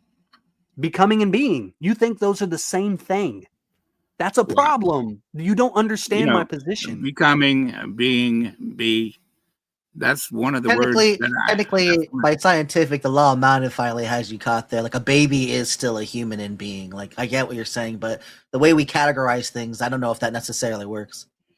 There, in philosophy, there are two different terms, right? They have philosophical definitions. Being and becoming are not the same thing. Becoming deals with temporality, time, and then being is not time. It's raw, true existence. That's reality. And what does that have Temporality to is do with not 1 + reality. 1 not Well, equaling 2? That's Because that's temporality is not reality. That's Hold what on. I'm claiming. So when you're going back to that again, that because this is the epitome of the birth, is when the mother knows that she's pregnant. Is that still is that still like the formation of being pregnant, the being for that would be entity, because it is theoretically in the process of being. Again, this is the 1 + 1 trying to make the way it's 2 = 2. It's simpler than that. Being is the spirit. So if that baby is in a womb, the being is working its way into becoming, right? But if that baby dies, the becoming part ceases to exist because it's temporal. But that spirit still exists. You can't destroy it. You can't create it. It's uncreated. Are you So the saying it's spirit not a is the human being being. when it's in the womb? No, it is. A human being is not real, though, is what I'm saying. You're okay. Okay, You just let's said back he up. wasn't real. You're back. Let's back up.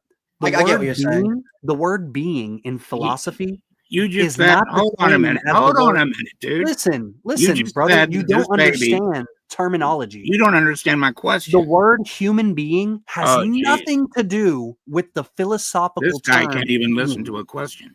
Well, you're really slow at philosophy. I'm trying to help you out. Oh, thank you, sir.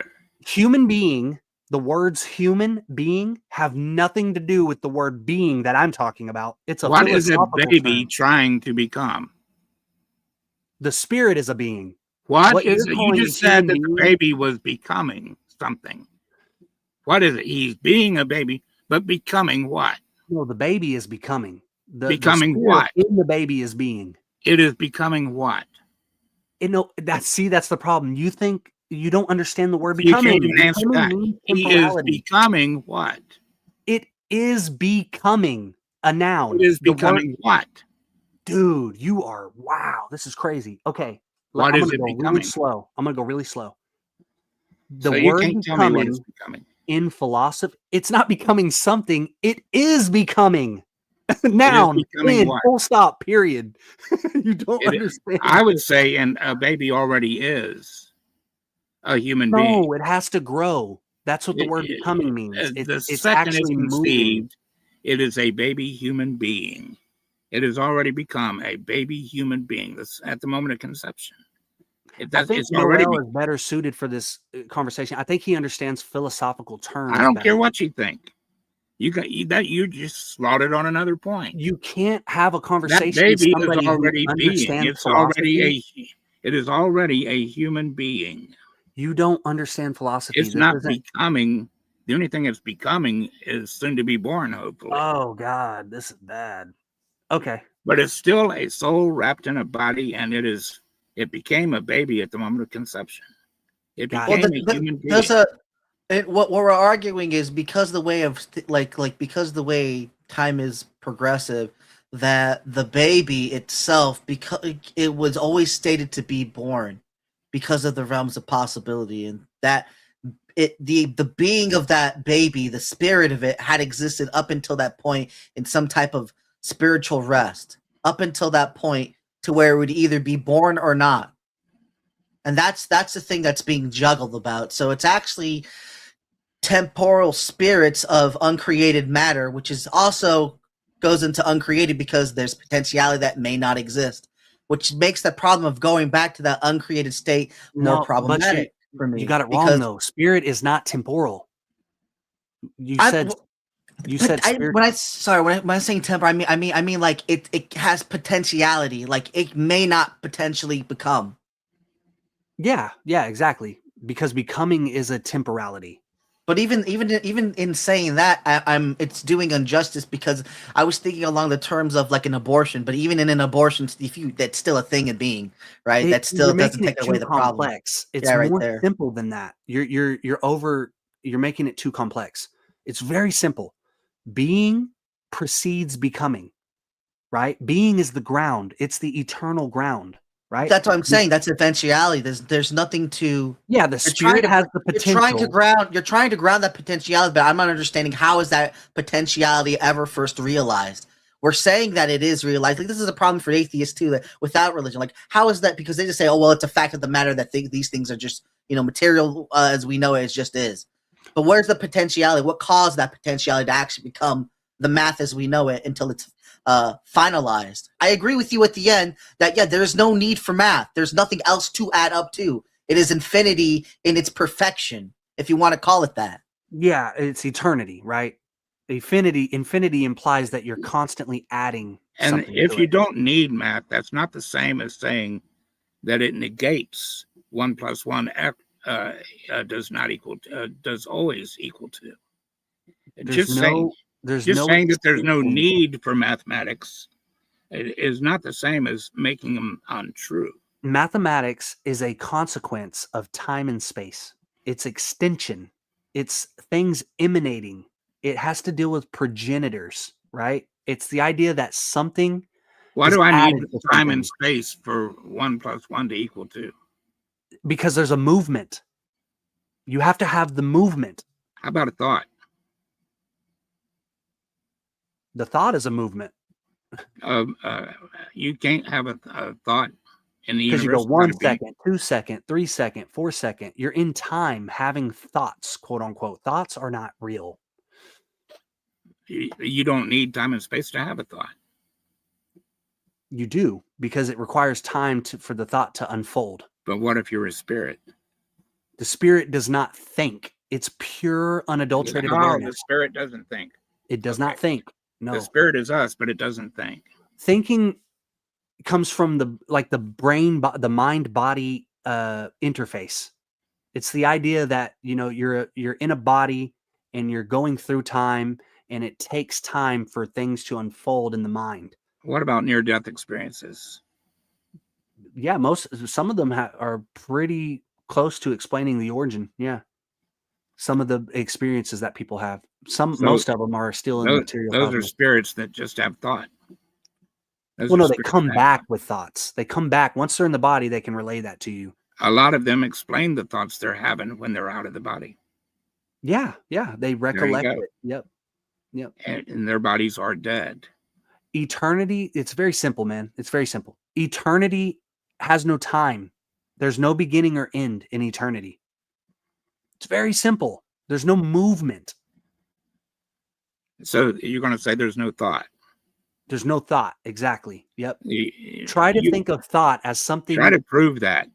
Thought comes after awareness. You see, how do you know this? It's special knowledge. Where were you? Yeah, where did you get this special knowledge from? Rigorous study and practice. So you can't show me anywhere this special knowledge is. No, I can't bottle gnosis. No, I can't pour a cup of gnosis for you. Okay, so you can just make this up and say everybody can eventually come to this themselves. Well, I can say this, and then you can do it yourself. You can try it, right? We haven't even got to the methodology. What Noel is trying to get to, you know, about how you actually make the return, or the bigger question of like, how is the spirit enchained in matter in the I'm first place? Dude, I'm still waiting on you to show me where 1 + 1.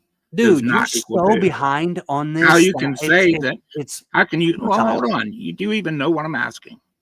Yes. How can you believe say, me? I understand what you're asking. I'm saying you here's don't your understand my hypocrisy, position. dude. You don't understand philosophy.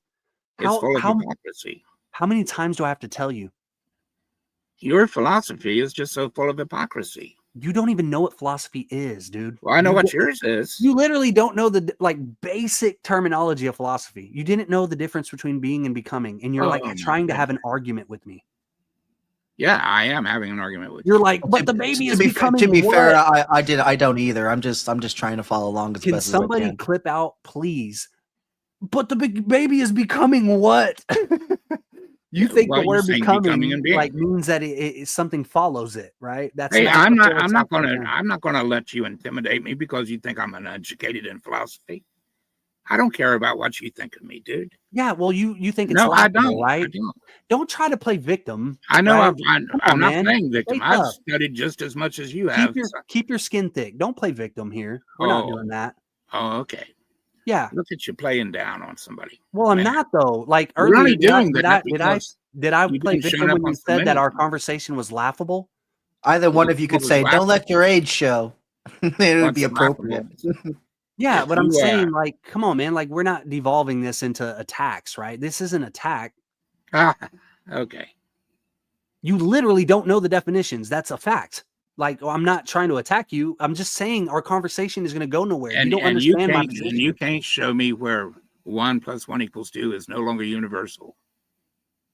How do you not understand? The funny thing is, you admitted that it was universally true, and then you say it's not universally true. It can't be, and yet you admitted it was for the moment, right? If there's no place, you think you're identifying. If there is no place in time or space where 1 + 1 does not = 2, then it is universally true. And if you're going to roll us into a time, you think if you're going to roll us into a time where there's nothing but spirits, and you can't say 1 spirit, 2 spirit, 3 spirits, then you still got the same thing. You're talking out both ends of your face there. Yeah, you just don't understand. No, you don't care that you're being a hypocrite. I've explained it. You don't understand. No, you did not explain how 1 + 1 can ever cease from being 2, except to say it's going to be a time when there isn't anything. And when you go on to say that time is never going to come because we are spirit and that spirit never dies. You're getting closer. Yeah, eternity is the thing. Well, That's then even stop what Christian, telling me I don't Christian understand what you're eschatology saying. even makes that I just claim. pointed out the hypocrisy. There's So no if hypocrisy. there's never going to be a time where you can destroy these spirits, then 1 and 1 will always equal 2, according to what you just said. Yeah, the only problem here is, Thank that you you. don't understand. you That don't was my understand. only point. That you No, I'm not denied agreeing for with an you. hour. You don't understand, dude. You're going in circles. Then we're explain doing how circles what I here. You're just said is peeling out. false. You're peeling out. If you can't explain what I just said, I actually, guys, I would like to switch this up because it brings up a good point. So, Your tires are spinning. do you No, guys think? Do you guys hold up? Do you because it Todd, goes along? Todd, let me ask you. Well, Did hold he on, hold not up. just contradict himself? I don't know because I was lost. He's I still was going lost. about it. Okay, I'm going to run it by you again then. Hold on, Todd. I was lost. I was lost in Hold thought. on. Hold on. I'll run it by you again, and I want an All right, go honest ahead. answer. Okay. If I'm Okay, wrong, all right. tell me. He just said that 1 and 1 is universally true. All right. And then he said, because he said it's always true, no matter where in time or space you are. Oh, right. Okay. That would make it universally true. Then I asked him, when is it? Then he said that there are no universal truths. It can't be universally true. And I asked him to explain that contradiction. And he said that it is going to come at a time when there is nothing else. Then 1 + 1 doesn't have to equal 2, Right. or whatever the case may be. Well, And I said, hold on. Then I brought up spirits because he previously said you can't destroy the spirit. Correct. So spirits are always going to exist, meaning that yes, he does believe in universal truth. That 1 + 1 will always. In that case, he's wrong, but not in the way he thinks. Ultimately, we're all wrong about math. It's a grand illusion, and if that's the case, because the numbers in which he's talking about had always existed, and they were returned to themselves in complete order. So the illusion of math is just that, because the numbers are already there. But that brings me to another question. Hold on just a second. You don't understand it. I don't think you understand his contradiction. No, I think I just pointed it out, actually, but he just said. I think I just pointed it out, but no. I really think I just pointed it out because I get what you're saying. Because how can there be math stop if there's an eternity? Which goes to my question. Is becoming. Well, which goes to my question. Do you think that a spirit can birth another spirit in heaven? No. Because then that's what I'm saying. It doesn't seem like there's going to be continuing births in the afterlife. I don't think births are a thing. Yep. I don't think that there's going to be more families because that's continuation. So according to what he just said, though, there can't be a time when there is nothing, can there? Bingo. There's no nothing. So there will never be a time when 1 and 1 is not 2, making it again a universal truth. I broke your brain, and you just don't understand my position. You poor fella. My poor fella. I've never seen anybody so think pride. that eternity is temporality. You think being is. I've never seen anybody so prideful as this fella over here. You're not prideful. But I'm going to Are tell you you. I'm going to serious? tell you what. I'm going to forgive you for all your insults, and I am sincerely going to pray for your confusion. Let me pull out the world's smallest violin, not the victim card. You don't see me crying, son. Oh, you are right now. No, I think it's an outdated form of humbleness. To be honest, You I think we're literally just said I'm it's going a to forgive you for bygone all your insults. way of No, being I humble. do. I do forgive you for each and every single one. Gotcha. So, you guys have a wonderful day. I'm going Take to it easy, man. God find bless, Eric. something. Take care. Read a Hey, philosophical God bless you, dictionary. dude. Grab a philosophical dictionary from the used bookstore or something. Kyle, if you want to take the time to put him in his place, that's cool. But I'm going to probably never have another conversation with this fellow Yeah, again. man, I highly recommend because it. he Man. doesn't Philosophical understand dictionary. how It that may comes. help you over that hump for sure. But you have a good day, man.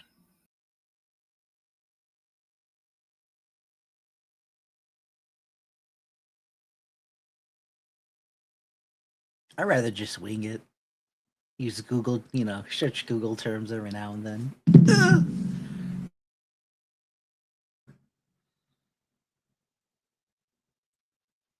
Oh, that was weird.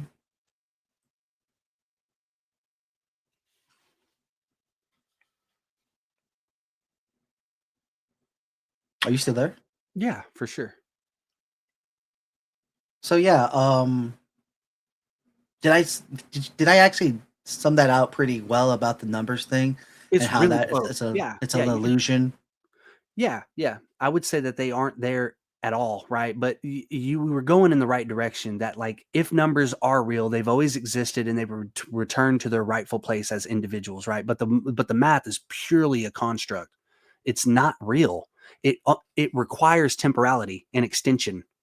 You have to have time for you to lay out the ideas that there's a 1, 2, 3, 4. I have to be able to take one thing like an apple and set it next to another apple. And due to the law of identity and non-contradiction, these things cannot be the one thing because they exist in temporality. They have to set next to each other. That's not how the origin works. Eternity does not work that way. Eternity is so unfathomable and incognizable that it takes a lot of practice and anamnesis. There's a methodology for this. It's kind of sort of like apophatic meditation, where you have to try to recollect what the origin could be. But even then, we don't claim to be able to know until we get there, until you make that jump. But it definitely isn't time. It definitely isn't temporality. It's permanency. So you got to try to wrap your mind around some really far out, wild concepts that, to a certain point, you use logic and the intellect until you hit the vanishing point, and then logic kind of gets destroyed and intellect gets shredded, and then you got to go into like a pure intuition. Forgive me for saying this. And I mean this to like JG, because it sounds like reverse suicide. And what I mean by that is, like, you know how they say suicide's a permanent fix to a temporary solution? I'm trying to use that framework, like the temporary outcome of our existence, thus creating a permanent solution by way of this internal invention, in which just so happens we have all of reality to pull from and design such things because of the power of language and suggestion. Man, yeah, that's a crazy thought, and I understand what you're saying. Reverse suicide in that context, yeah, you could say it is that kind of like that, because you're using the temporal world to try to make the escape, to try to achieve the permanency. If you leave it without getting there, then there's no hope. The return is lost until you get back into a human body, right? And try so to deprogram yourself again. I think a good question Peter asks is, who is this we? And that oh yeah, you're representing, because how do you find out about this we when everything's internalized, right? How do I know that there's a we? And then again, in that, even though I assume there's a split within self, that could also be imagined. And then it's just, again, when I say we, just to keep you from assuming or imagining things, right? Like, it's very simple. We means the adherents of Hyperborean wisdom. There are other people who understand what I'm telling you. So it's like a collective. I say that in reference it's to we who are in this school of thought. Bingo, exactly. All right. Mm-hmm. Understandable. But that's the problem, is it's just a school of thought, though. There's nothing intangible other than we all share this common phenomena, and that's the one thing about it. So what's the trick in the hole is, like, for example, you can come to the idea of God, and then by way, Bible, blah, blah, blah, and then lead down that rabbit hole. This is how you get here. But is there anyone who's like, and again, this isn't a question for you because I don't think it's your experience, who has just found this without need of, and I guess that would be to the originators, if there wasn't an originator, I mean, in a human form, to first wake up, because that would be the first waking up instance of actual realization. And then that person would then effectively be the Christ, waking up everyone to assume the position. That's the real Christ. Yes. That's how our mythos works, right? We have this idea that the what we call the true God, right? What the Gnostics would call the true God behind the demiurge, we call it the incognizable. And he's not a creator. He's more like the chief of Hyperboreans. He's like the most pure blooded, or and I mean spiritual blood, right? I mean, he's the most pure in the sense that he is the most hostile towards matter. He doesn't fall. He's the guy who's going to witness the people who fall and suffer from enchainment. and essentially the ones who turn themselves inside out. And he makes the sacrifice of going into the material cosmos to try to leave this message behind, the Grail, or the crucifix, or the dying on the tree of Yggdrasil, or whatever. Like, there's all these motifs of different deities who die and are resurrected. This is what they're hearkening back to. There's only two people here that are involved in this story, this spiritual war. There are loyal spirits and there are traitorous spirits. The other is like an NPC. There is a third. There's like the demiurge at first tried to create a human being without spirits in it, like automatons, NPCs. But the problem was that they couldn't push forward the world. They couldn't fulfill his intellect. They didn't have creativity and they couldn't create culture. So he needed the spirit. This is where the traitorous spirits come into play. This is kind of like the Christian mythos of the fall of man. It's a complete mystery. It takes the individual. Yeah, I can see the imagery. I get it. I can follow along. Yeah. It takes the individual to try to come closer to why he did that, because each individual does it for a different reason.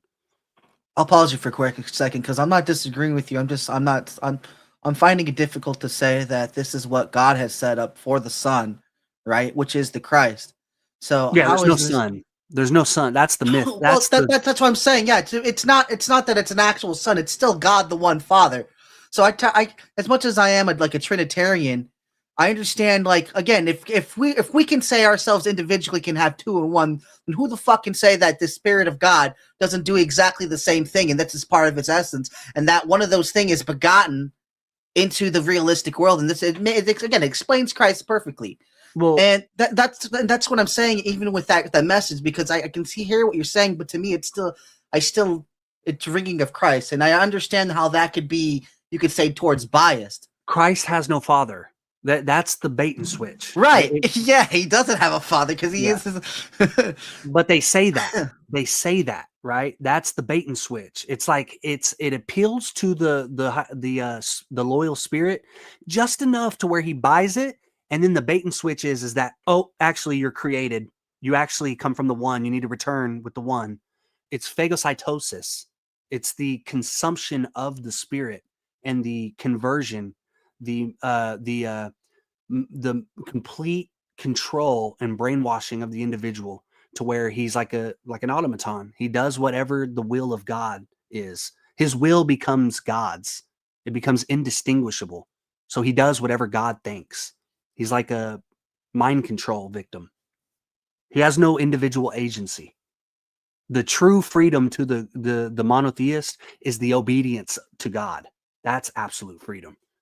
Well, yeah, because in that, my understanding from that is by knowing God is through the hatred of evil, and understanding that is the beginning. Again, it is the beginning of wisdom, because once you abhor what is evil, you understand. Well, that's not the beginning of wisdom. Goodness. The Christians don't say that. They say the fear of God is the beginning of wisdom, not the hatred of evil. No. No. It literally says in Scripture, the beginning, the fear of the Lord is the hatred of evil. So that's why I often say that, because that is the spirit of the Lord. Is the fear of the Lord is the hatred of evil, and it says that multiple times. I'm unfamiliar with that. Yeah, sorry. Yeah, and it's a concept I've discovered it myself, and it took it to heart, because I'm like, if this is true, then this is, you don't really see anything else preached about this, and it's hard to find that. What verse is that though? I'm trying to look that up right now. It's in Psalms, I believe, or Psalms or Proverbs 8. I think it's Proverbs 8. Proverbs 8:13. Okay, yeah, I got you. I'm familiar with the one at the beginning of wisdom. So yeah. Yeah, the beginning of wisdom is the fear. It is. That's what it says, is the fear of the Lord. But the fear of the Lord is the hatred of evil. So if you connect the dots, hey, in order to know God, the first thing I have to do is remove all evil. And again, in doing that, we have Christ as our salvific savior, right? So we may not be able to reach God. Not everyone's given that gift of faith, right? Because we all have our fleshly struggles. And that also goes into that concept of like what you're saying. Am I being delusional, or am I finding myself in this identity, right? Because ultimately it's knowing identity And you can only know yourself through the Christ, because if you don't know yourself through the Christ, there is no identity. And that identity comes with a name. And if you can't name yourself, then how can you know who you are? But he's the one who names you. And that's where, again, the offset is, because you might know your earthly name, but if there's a name written for you that only he knows, and it's given to those who, again, have relationship to know, he knows you to know your name. Yeah. So that's like a fucking problem. Sorry for cursing, JG. And it's a split that I have, and I don't know if I trust that or not. Yeah, no, I see. Yeah, I'm glad you pointed out that verse, man, because that helps. I like to find these little, according to Hyperborean wisdom, I find these little contradictions. That seems like a bait and switch to me. The idea that, first, it being the beginning of wisdom, and then a consequent of the beginning of wisdom is that you come to realize and hate evil. But the problem is that you attribute the omnibenevolence to this creator, right? You don't for 1 second think that God that you fear is actually the source of the evil. So it's, in a way, it's a bait and switch. I see evil more as a perverted functionality. But the Neoplatonists would say it's privation, that it's like a shadow, light, how a shadow is with light. It's not real. Yeah, it's just function. Yeah, it's ignorance. Yeah, I don't know. I don't know if you could call it design, though. Like a function is design, like exhaust out of a car as a consequence of the car running or something like that. You can't. No, you're right. You're right. It's like a byproduct. But right, like you need to shit and eat, right? In order, right? We got to shit and eat, apparently. Yeah, but I would say that evil is a thing. It has ontological existence. It exists in people, in the traitorous spirits. It is a part of the traitorous spirit. Somewhat of a philosophy I could understand that, because it Like goes into even the disobedience. demiurge, that when he plasmates the world, the Satan is the ruler of this world. He forms it too. That's why we have the problem of evil. That's how we see it, right? This is why the Gnostics called the creator of the world a demiurge, or the creator of the material cosmos. He's ultimately, he sets it up to where there's these problems, and animals devour each other. There's weird things that happen in nature. Deers getting their hooves caught in the clefts of cliffs and stuff, and starving and dying over a slow period of time and stuff. It's imperfect. The world is imperfect, but I understand the other position, right? I don't know if that's imperfect though, because you call those seems like a subjective standpoint, because it seems necessary that those things must come. Yeah, because otherwise you're talking about trimming and pruning, and then at one point, well, have God so powerful? Why does he need to trim and prune everything? Right? It doesn't make sense. Yeah, So it doesn't. That's the paradox of Epicurus, and that's what one of the answers is. They say, well, it has to be. It's necessary. There has to be evil for there to culminate into a good. There has to be a light and a dark. There has to be polarity. And then the response to that is, well, if the God is all powerful, can't he create an existence with free will and without evil? And if you say no, that means he's not omnipotent. So then we have a problem there, because he's not all perfect. That's a problem in itself, because the state of that is, again, already God. So you can't have two things of the like manner, because God's already in that state. There can't be a no other perfect fucking state. He is already it. Like he's legit it. He is the, no. Like go back to the to your idea of like God being a location in a place, right? Yeah. He is the being. If he is that, then he is the no place of evil. It could not exist, and so this is creation would therefore must host it. Like it would seem like a byproduct of necessity, if anything. Not that it couldn't not be actualized that the world, but through some means of again disobedience, that's how it comes by. Yeah, And no, it- you're hitting the nail on the head. That is what's going on. Because they've left the origin and they're participating in the material world and forming things out of it. There are these consequences, evil being one of them. You can't emulate the origin. That's the problem. The demiurge is trying to mimic. It's a poor reflection of the origin, and you can't repeat it. You can't. It's so vast and complex and incognizable that he's trying to cognize it. And there's these consequential necessities like breathing, eating, sleeping, these things. And that goes all the way up to the one. The one has to eat. He breathes, he sleeps. It's imperfect. The trees, the symbiosis, the disease, the entropy, all that is a problem. But if there's this true, benevolent, all-powerful, all-knowing God, especially if he has an eschatology, right? If there's this story where it ends in an all-good place, why not just start there, right?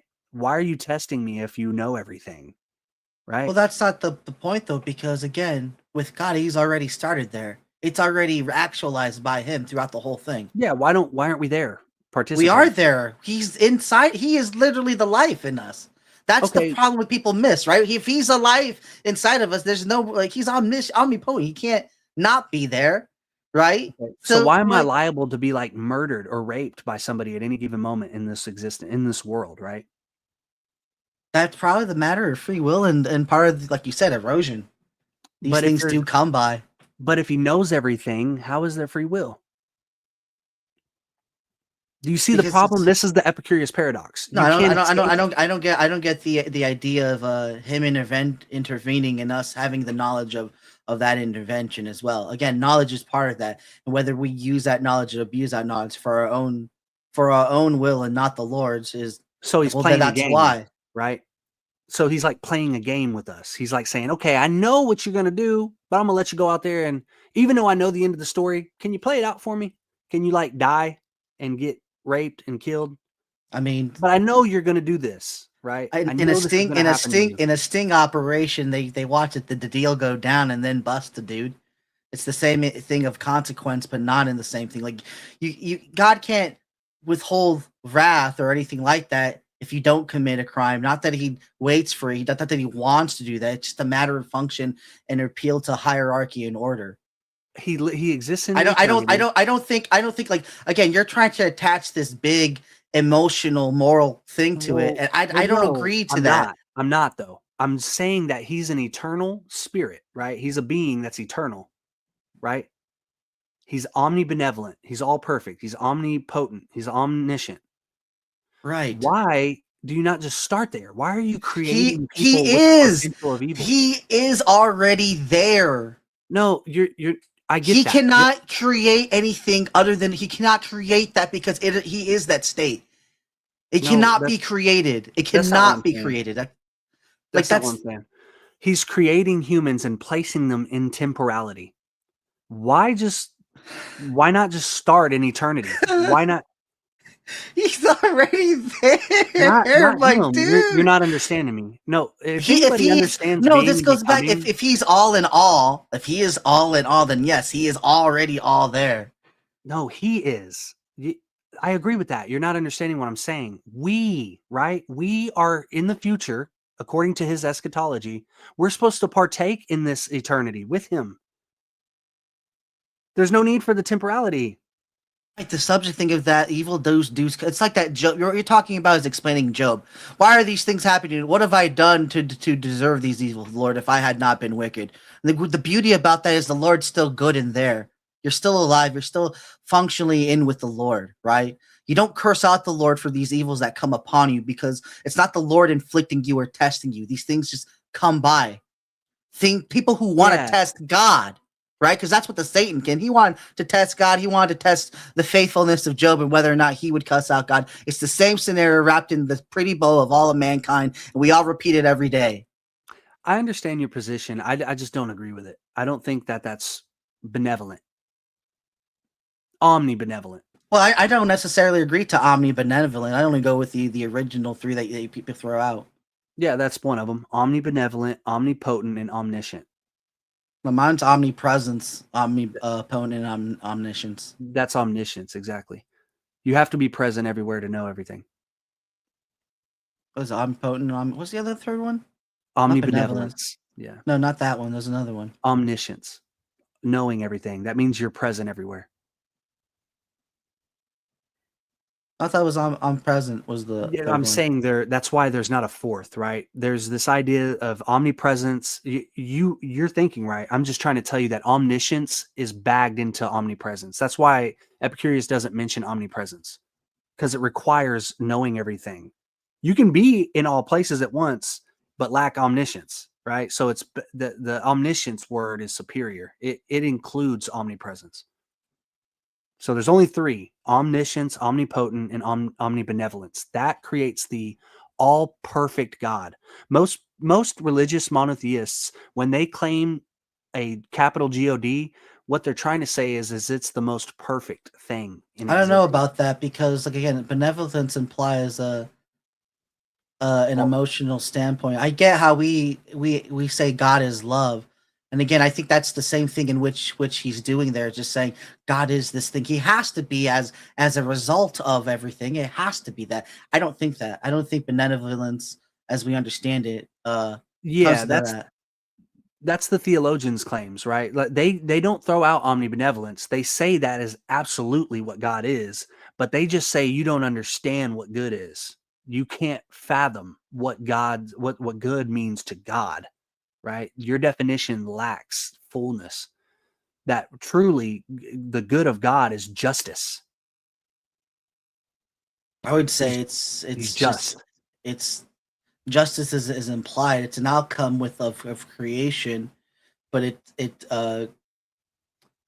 like his presence and all that is, again, that perfectness is only suited for himself. But the Epicurean cannot be paradox is for way anything later else. down the road. We have ontological issues, right? So the problem of universals, more particularly the problem of the one and the many. If you believe that you're created, we have a problem, because that means that you as a being, if you are a spirit and you're emanated from the one, you're just the one. You're a part of the one, right? You're like a drop in the ocean.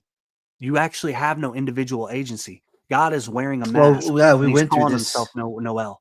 We went through this script already. I don't think Yeah. that's the case. Yeah, so how do you have individual agency if you are actually pulled out of God? You are Again, the mind of God is thinking your existence. God, It's making your if God could be disobedient himself, then he would not be perfect. So again, the son could not be the son if the son was disobedient to the father. And in any case, that's how if we misalign with God, then we are no longer sons of God, because we are rejecting that in which we come from and breaking that in the reflection and the image that we bear. And by ability of disagreement, or not disobedience, that's the issue. Like the fact that we can be disobedient shows that there's a split, because you can only disobey something else. Yeah, no, I agree with that. I think that's a problem. I think that means that God isn't perfect. No, I think in the framework that you pose, yeah, it's a problem in that framework. I don't think that's the framework. I don't hold to that framework. Exactly. So. In this framework, correct. Exactly. I agree. So I Outside think of that, you yeah. can create different paradigms. Yeah.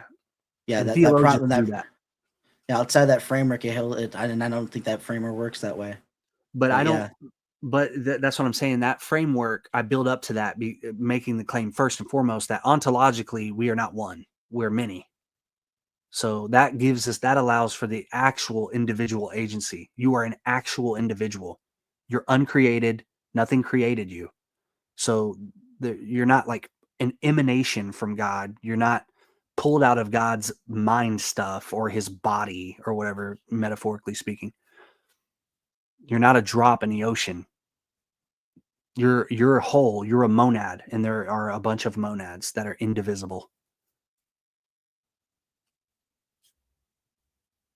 I don't know about that one either, because again, if that's true, because like I said, it goes back to identity, right?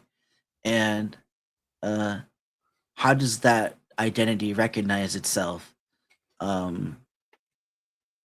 in that group, right? Especially how it's framed. And that's the problem, because if everyone's experience of is everyone in the Hyperborean experience, is it the same type? or is it different for each individual? It's different for each individual. It's subjective to the individual. So even in that one, how do we know that there's not like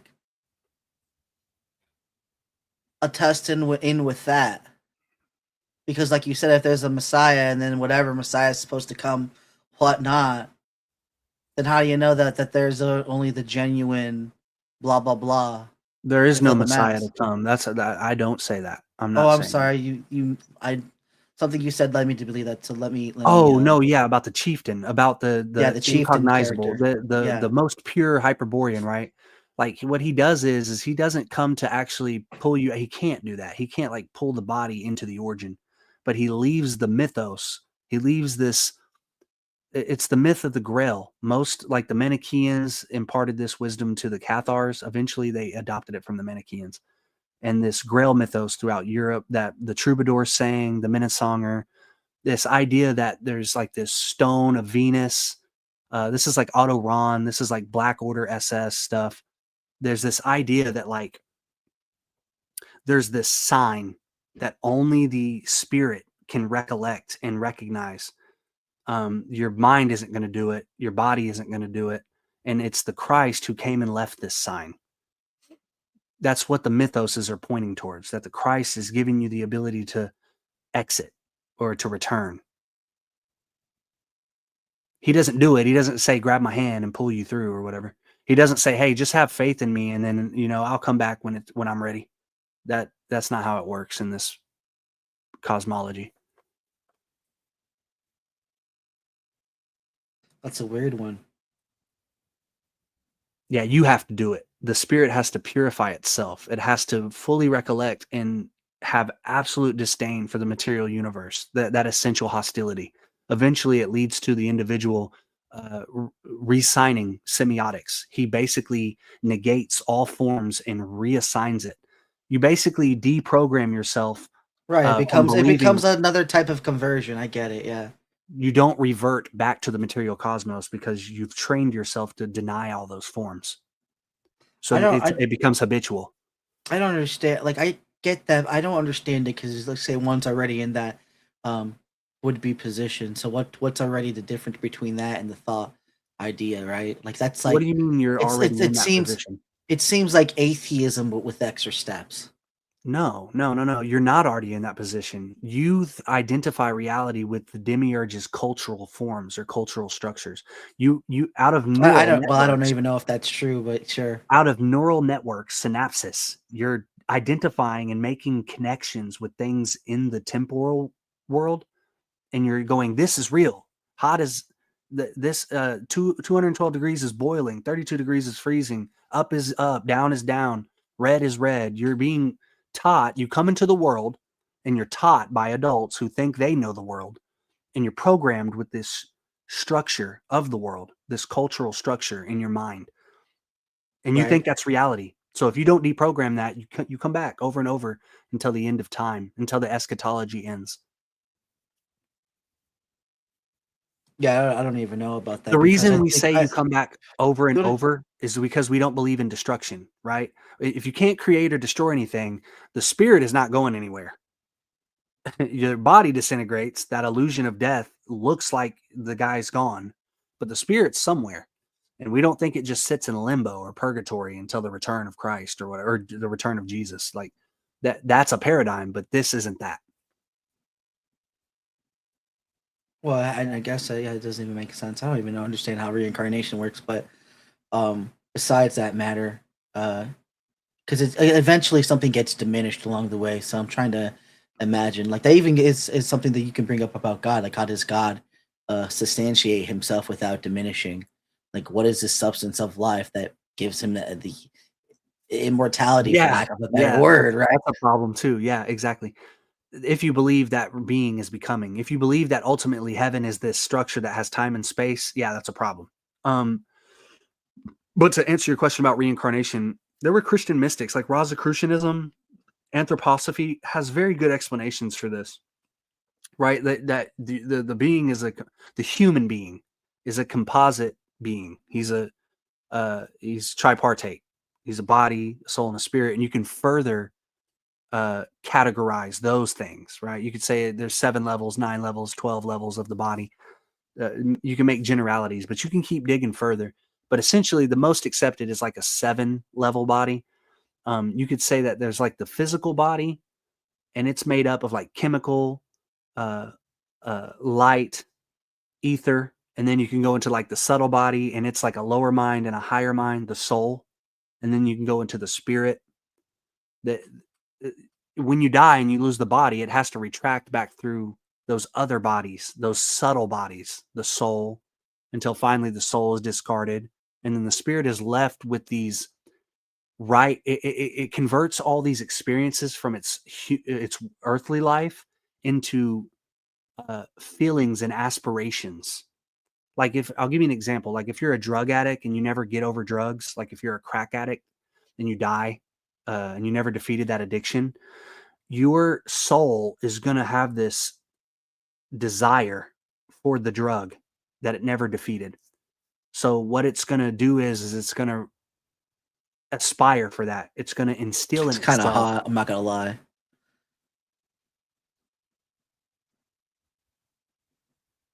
Continue. I'm just sorry. I said that's kind of hot. I'm not gonna lie. What do you mean hot? I don't know, the fact that you can carry addictions like that. Something like Yeah, that, yeah. I find that attractive because either way, like to me, you say that that's a bad thing, but to me, it's beneficial because that goes into identity. No, it does. It does, and it can work the other way. It can be positive. Eventually in the Rosicrucian paradigm, it's all for the better. The Rosicrucian believes that everyone is destined for heaven. It just takes a longer amount of time for certain people to grow and progress and overcome ignorance, which is the privation of good. It's evil. Is like a shadow. I get what you're saying, but again, to me, it still sounds like religious hogwash. Yeah, because it's a lot of spiritualism. Where's this? Where are you composing the spirit of? Can you demonstrate it and show it empirically and all that? I'm gonna have to go with all that, right? Yeah. Yeah, and that's the big leap that one has to make, right? You cannot make spirituality an empirical science. It's where the microscope ends. It's where the telescope ends, and you got to pick up the thread on the other side. I'm glad that you're getting into that. If you don't mind me kind of redirecting this for a moment and see where your ideology holds up under the microscope. You said that you can't create things. Okay, there can't be a creator God. You made that statement. So you believe the universe always was. I take it you believe the earth always was as well. The matter of it, not its form. No, the form of it has a beginning, but it's not created. It's just fashioned. Fashioned. How was it fashioned? It's the waters. It's the deep, and then God looks over it and He says, "Let there be light. I'm going to make this out of it. I'm going to shape this into the earth and this into the sun and separate the light from the dark." And He starts playing with shit that already exists. Well, I don't think that we have the knowledge to know that, but I don't think that we have the evidence to know that that's true. Yeah, it's for been sure. shot in the dark. We can assume that. Yeah, for sure. But even assuming that, let's say that there's the earth is created. You have an earth now. How did life get here?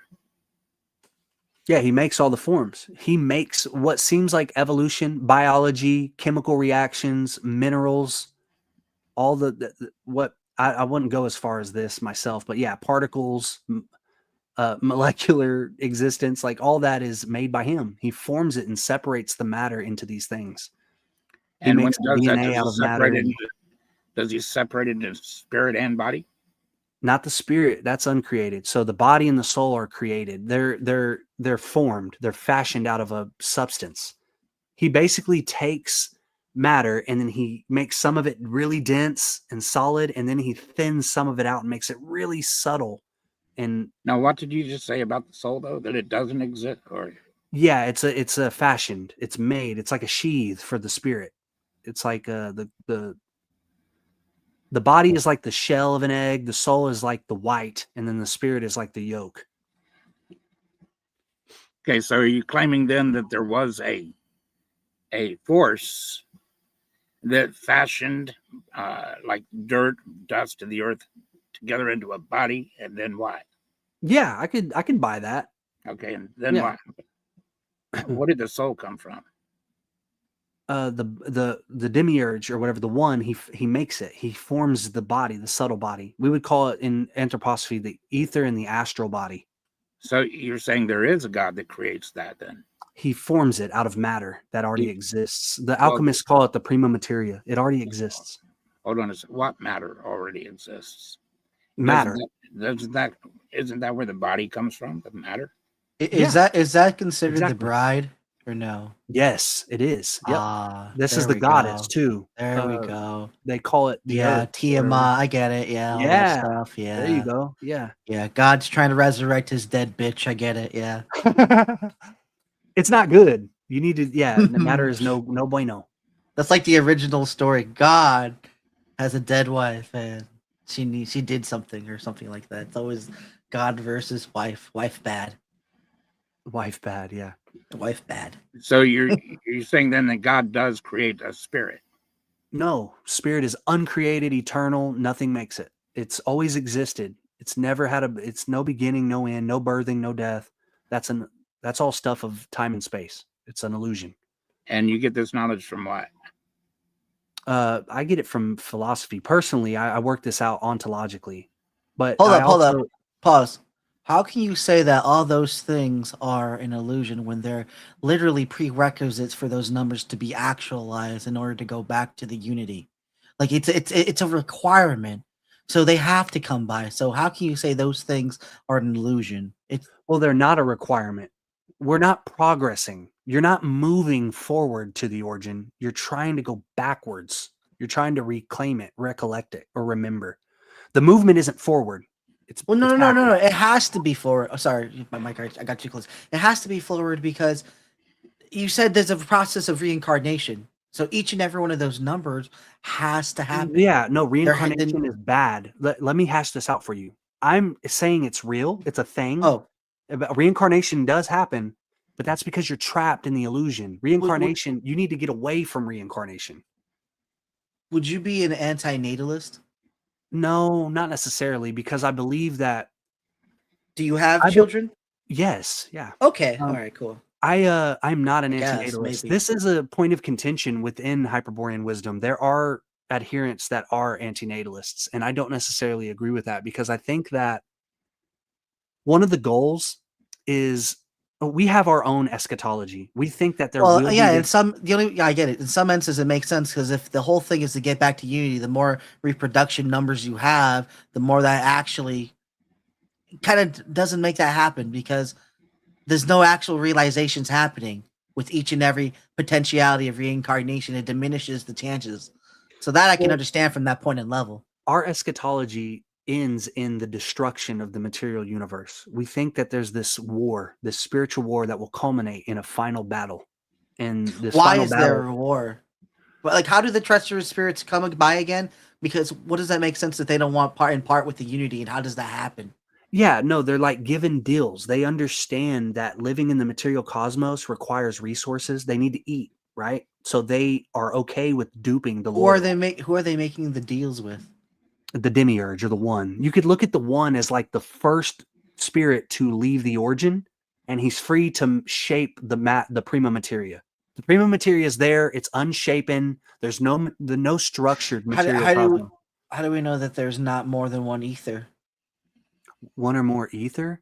Yeah, because again, if this demiurge is like I'm saying is, how do we know that there's not one demiurge and another demiurge? Because if this demiurge is free to do that, then what's stopping the other ones from doing the Oh same yeah, thing? yeah. With their You own? would see it. You would see reality would behave differently, or what we. Well, how do we know it cosmos would? behave Because differently. we can only theorize about the other world. Theoretically, we can only there would theorize be unless there there's would some be form of contact. battling minds plasmating the universe. So like Well, one okay. demiurge would be trying his hardest to make his own material cosmos, and the other would be like, no, I want this kind of material cosmos.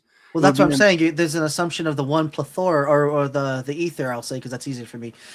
So how do we know that there's not multiple of this ether from them to do their Well, own that's creation. not what we're experiencing. That's why we would make that. Well, we would. That's what I'm saying. We wouldn't be experienced as that other reality because that's within their own contained. Oh, you mean like making its own bubble or something? Like, Right. Yeah, Because that's what I'm saying. Because it's respectively, it would be its own eternity. We wouldn't know. It wouldn't interact with ours as far as unless it does at all some point converge. But that's only in the numbers of the masses winning in the greater reality bubble, if you want to call it that. That's containing all this because it has to, and them winning somehow to stop this demiurge from succeeding in accompanying more adversaries. Yeah, no, I think that's plausible. That's a plausible idea. I think the problems arise though. It's something that I'd have to think about. I've not come across that idea. Well, I like to critically think about like some of these things. Yeah, I know, like I said, it's hypothetical, so I'm spitballing. It seems like it seems like with where we are currently in the suffering of the human condition, it seems like the traitorists are working in tandem with each other. Like they understand the plan of the demiurge and they're okay with the structure. It's a suitable structure for the trapping and capturing. You ever heard of the Reformation, like psychology or something? So it's a point of imagery. For example, the demiurge is actually representative of God. In this case, it's not hidden, but it's actually that truth, right? And it's so antithetical that, in fact, that you are actually invoking the traitor by doing something good, and that's kind of the catch of it. By being the good guy, you're actually the bad guy, and that's like. Because again, evil can use goodness, and it's that's one of my favorite things to use to cover my evils. It does it so well, and what better than grouping up? And it's so fun when you have so many together. I want to look into that. I want to look into that later. What did you say? Reformation of psychology? Like I don't know. It's called like. You use imagery, right, of the thing that you're talking about, right? In this case, it's really on its face because it's literally talking about the Christian God, which is, again, antithetical to the traitor. So it would make sense for the traitor to say, hey, this is actually this, right? It's literally the same presuppositional of the Garden of Eden, the knowledge of good and evil, in my opinion. Like, that's what I'm saying. I forget it's a form of psychology. I forget what it's called. I don't know what it's... Well, just to nitpick one comment you made there, you said that the Christian God is antithetical to the traitors. Like, maybe I used the wrong word. Sorry. Like he's the enemy. He's the enemy of the traitors, right? Because they're the ones who were rebelling against them. Well, right? Yeah, I think it actually is helpful. I think that the Christian doctrine actually helps the traitors. It's like because it results in right. It would. It would. It helps as much as it helps God. It helps them too, right? Yeah, because that's ultimately where it leads. Is the one. That's what they need. At the end of the day, you have to realize that the one is responsible for creating your existence, and that you owe it to him, and you need to think of his will. You need to make your will in alignment with his. Oh yeah. But that's a choice. It is a choice, exactly, and they know that. That's why they have to craft the doctrine. But either way, it's still a recognition of the spirit, right? So how is that pulling away from any mass? Like that's what I'm saying. Like where's the definition between the good who believe in that, right? Which is the idea that all these religions, like some of them did pass on the benefit of the good. And so when the good is passed, what do we do with that? Is that are they barred from the spiritual goodness in which they produced, and there wasn't any so-called evil found in these individuals, even though they lived underneath their religious claims, because that's how they were biologically brought up. Like, for example, I'll bring up two type of individual, and there's obviously third individuals and all that, but someone who has barely known any trauma in their life versus someone who knows nothing but trauma. These are two vastly different people, and their consideration of what is good may be different, but on some scale, it's irrelevant. Like it's irrelevant, but it's also the same. but there's also levels into which that goodness surmises in what they view it as internally. So like, if you can get what I'm saying, like, I don't know. I'm trying. It's a little patchy. I'm trying. Sorry, yeah. No, it's fine. I appreciate the discussion. I like playing around with the ideas. Yeah, it's very fun. But I need to retire because I have an account in the morning to go take Yeah, care of, yeah. so- Likewise. Yep. You yeah, don't I want to appreciate talk it. out one other thing before you go? Sure. Yeah. Sure. Okay. Thank you for I'll the time. entertain God it. bless, guys. Again. Yeah. Take Good night, care, Noel. Okay. Can we get back to life? Yeah. Yeah. Okay. How do you think life came to be on Earth? Or do you believe it always has been on Earth? Yeah, no, it's made by the demiurge, right? Like life, this is how we see it in our paradigm. I'm not saying you need to believe this, so try your hardest to not be offended by what I'm saying. Just entertain the thought, right? Life and death are illusory because they're processes of becoming. So what you call man or human being or woman, these things, they arise instantaneously. As soon as the one or God plasmates the idea of a human body, it shapes in the prima materia. He's giving the form to the prime matter. He's like molding it like putty. Or And who is he now? the one. What Okay, so- Christians would call capital God, creator. Okay. So when I say creator God, and you jump on that and say there is no creator, Yeah. now you're coming back and you're saying that there really is that creator that I was No, I'm saying that's what they call him. I'm saying he's more the words, it's semantics, right? The word creation, most Christians, what they mean by that in their mind when they say that, they're thinking that God is poofing something into existence that was never existent. He's making something out of nothing. I'm saying that that's not possible. So the word creation is wrong. It's a misnomer. He's actually like a Well, I don't think the architect Bible- or a designer. Yeah, I wouldn't think that it teaches that at all. When you look at the Genesis account, he brings forth life first out of the water, doesn't he? And then out of the ground. So that's exactly what he's doing. And now, after he forms all of these animals too, like he does this with the fish, he does it with the animals, he does it with human beings. After he forms them, he breathes into them the breath of life. Yeah, no, I agree with that. We agree, but the church doesn't, right? They claim creatio ex nihilo. They're saying, no, actually what he's doing is he's bringing the universe into existence from nothing. No, they don't, yeah, but that's not extending it to life. No, it is. Okay. That's where life comes from in Well, Christianity. that's what I'm It's from saying. nothing. He does it. He creates your Well, life. No, that's what I just said. No, that's not. He brings forth the fish and the birds out of the water, for instance.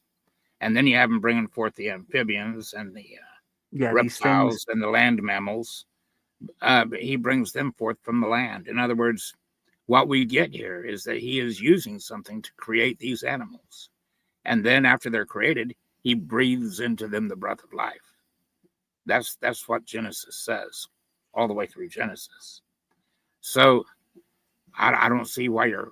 Yeah, I mean, there's a few Christian denominations who actually agree with me in claiming that he's more of a designer and an architect, but most don't. They Now, actually where they some don't. people believe in ex nihilo as the creation of the universe, I don't claim to know what he made the universe out of. I see that it's perfectly like the Trinity, for instance. There's a scripture in Romans that tells us that we can look at nature and understand even the Godhead. And when I look at the Father, the Son, and the Holy Spirit, and these three are one, I look at nature and I see an amoeba. It splits into two, and then it splits into three, and then it splits into four. Yeah. You know, so you see, you have that. All of these things are the same age too. You don't have one sister cell that's older than the other sister cell. When they split, they're the same age. And then so yeah, I don't see. And then you have all of these different types of animals. Do you believe that animals evolved in like down through the ages, dinosaurs and the birds, No, etc.? no, I don't. Well, good. I'm glad you don't believe in that. Oh, so you believe that these things were created by some entity? They're put formed. together, Yeah, put they're not together brought special- into existence from nothing. Yeah. And then are they given a soul? Yes, they have And soul. that soul comes from It's made of matter. Yeah. maybe. How do you know this? It's a subtle body. It's the animus. It's the thing that moves the body. What makes the soul different from the spirit? The soul is temporal. It's something that is becoming. It needs a body for it to exist. So, the scripture talks about a resurrected body. You don't think that's going to happen, do you? Not a physical body, no. Well, you understand the rules of science, right? Yeah, I do. Science has rules. Yeah. Like when you develop, you make an observation. Yep. You develop your hypothesis, and then Exactly. Independent, dependent variable. Yeah, I understand the method very well. Okay. Now, here's the problem that I find with a lot of what you're putting out here.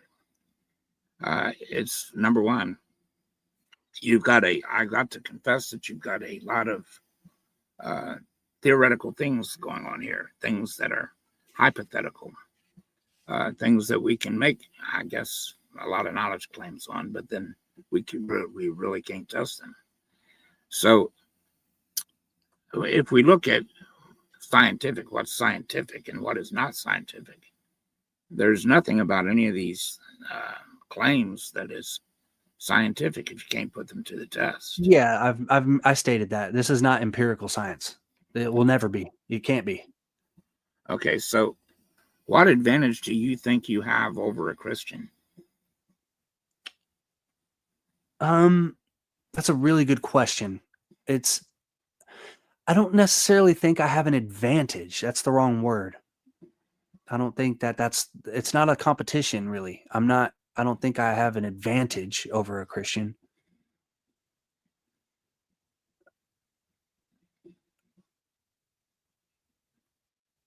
What are you trying to say? Like, are you trying to say what makes me think that I'm right and a Christian is wrong? Well, when I look at all your claims, I'm going to be honest with you. Yeah. What I see is that you can't put any of them to the test. Yeah. You can't. Not empirically, and neither can the Christian doctrine. Well, I can put a lot of things to the test. And I can It devolves, right? Me and Jay, we already had this spat, right? Where basically it devolves into special knowledge, where it's privileged knowledge through special revelation. I wouldn't put it that way. You know God because you interpret the Bible as such. You know God is true because of the I knew Bible. God before I could read the Bible, dude. That's a fact. I knew God before I could read the Bible. And that's something. Well, how do you? Can you? Let me tell you what I believe is playing out with your. Can you life. lay out God empirically for me? How you knew God empirically? Well, I'll do that at another time. I will. Well, no, you can't, right? Like that's my point, though. I'm not saying you didn't. I'm not saying you didn't. I'm playing devil's advocate, and I'm using your argument back on yourself. Well, you see, I'm saying it's just like you making that claim. You know it. You know you knew God. You don't have to empirically prove that to me. Yeah, but I will. I don't have to empirically prove it. Yeah, But pour God in a cup. Measure him for me. Pull out a ruler. But without you waxing sarcastic, I can go on to try to make my point, or we can derail the point. It doesn't matter what. No, do it. Let's do it. Empiricize God for me. So you don't want me to make my point? No, do please. I'll mute. No, you're Empiricize asking me to God. do something else now. Oh, okay. My bad. I thought that's what you wanted to do. Sorry. So is it okay if I continue my point? Of course. Okay. You make all of these statements, and you can't put them to the test, and yet you claim that you do have special knowledge, and yet there's no way. What you are claiming seems to be impossible to know. You're claiming pretty much to have all knowledge. And yet, I know for a fact that you're not omnipotent. I know for a fact that you're not, billions of years old. I know for a fact that there's places in time and space that you've never been, never will be. If I asked you to go back and explain certain things to me, like the dinosaurs and different things like this, there's myriads of things that you couldn't tell me about at all. So I don't understand how you're claiming to have all this even more important knowledge and claiming that everybody else is wrong. I don't see where you're doing that. I don't see Yeah, so how just like you're telling me I'm wrong and you know, like it's the same, right? It's the same exact thing that's going on here. Well, It's actually pointless and unproductive to talk in this manner. I would Instead, disagree you with should you. present your you should present your cosmology. You should present your ideas. You say you used to be a Christian, right? Of course, yeah. Okay. Now, A Jesus Christ Christian, right? Like the Bible thumping Christian, yeah. you used to be a Christian, okay. Yeah. And why were you a Christian? Because I truly wanted to know God, right? Like that's what my concern was like, okay, God is real. I know that for a fact. What is it? How do I get there? Eschatology is a thing. How do I ensure eternal life, immortality with God, my creator? I want to be with my creator. That was what drove me to study all of this. And how did you follow that pursuit? Study, rigorous study and practice, like trying to enact what I was studying, try to live by it. And I still do. I'm a morally sound person. Like I don't really have time to fuck around. Like I try to be a straight person. I try to live accordingly. I try to be righteous, honorable, loyal. So yeah, all those things, I don't sacrifice any of those things. The one thing that I see missing is that you're not telling me any way that you really tried to get to personally know God. Oh yeah, no, I did. That's why I studied theology deeply. I wanted to know why. How do these people claim to know God? And like, what is faith truly? What is that? Like, how do you have faith in something that isn't that's cataphatic or whatever? I did. I studied theology. It led me to philosophy and You see, I never would have found God if I stuck to theology and philosophy. First of all, let me tell you why I don't like philosophy, the study of I guess mainstream philosophy. I don't have anything against philosophy per se until it's used to turn the truth into lies and lies into truth and to use for confusion. I think that a proper philosophy would be one where everybody tries to learn and where everybody's coming together and explaining things and coming together with definitions and etc. in order to come to real truth, not BS fights and etc. I can respect that kind of philosophy, but that's why I've always refrained from philosophy, because it rarely is ever that. But when it comes to science, I'm much more sound. I believe in the scientific procedure. But when it comes to God, I look at theology, and there's many places in theology I don't see God at all. And there's many places in philosophy where I do. There's many places in theology where I see him. But you're not going to find him there. How do you get to know your parents? How do you get to know the people around you? I had an intimate relationship with God. That's how I found out what he is. Right? That's how I got there. So I ended up dissecting what God is by proving what he isn't, right? Apophaticism. Now, how are you going to prove what God isn't? Tell me what God isn't. Yeah, basically any form isn't God, right? There are people who will try to make it cataphatic, and they'll say he's the sun, he's fire, he's the universe. But as soon as you nominalize it, you try to trap him in a category, he ceases to be the pantheism. It ceases, right? He's not a part of everything anymore because you've trapped them in a category.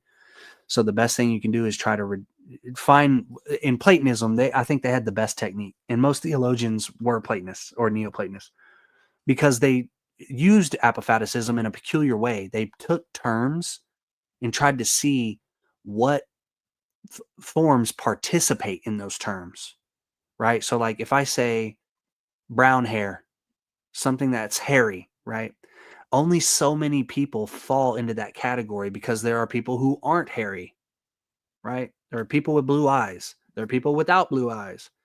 So they could see that there were certain forms that some people didn't participate in, but the higher you go up in loftier terms or words like virtues, like love, honor, humility, these things, you start to notice that more forms participate in it. That they're like hypostases. The word that you mentioned earlier, a hynad, that's what Plotinus would call a hynad. You get to a certain point to where it's irreducible. That's why Plato divided his God, his simple or his good, into three things.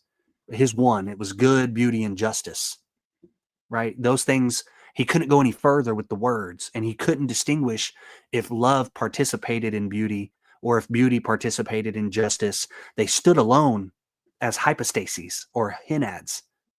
That's kind of how apophaticism works. You can cancel out what God isn't, and then you get closer to what God is. That's how Plato did it. He calls him the one. He's all three of these things because he obviously is the most simple term, but I can't name it. So let's just say it's the one because it's all of these things. It's a unity, which is a problem, right? It's problematic. That's why we have Trinitarianism. Because ultimately God isn't one. They can't reduce it to one. They have to, they get to these usually down to three Are you distinctions. familiar with the term Elohim? I am. Yep. You are. Okay. Yeah. Well, that's really interesting because do you know what Elohim actually means? Yeah. I would say that you can interpret it as the Trinity, as the plural, and a male and feminine Hebrew word for deity or Lord, lords.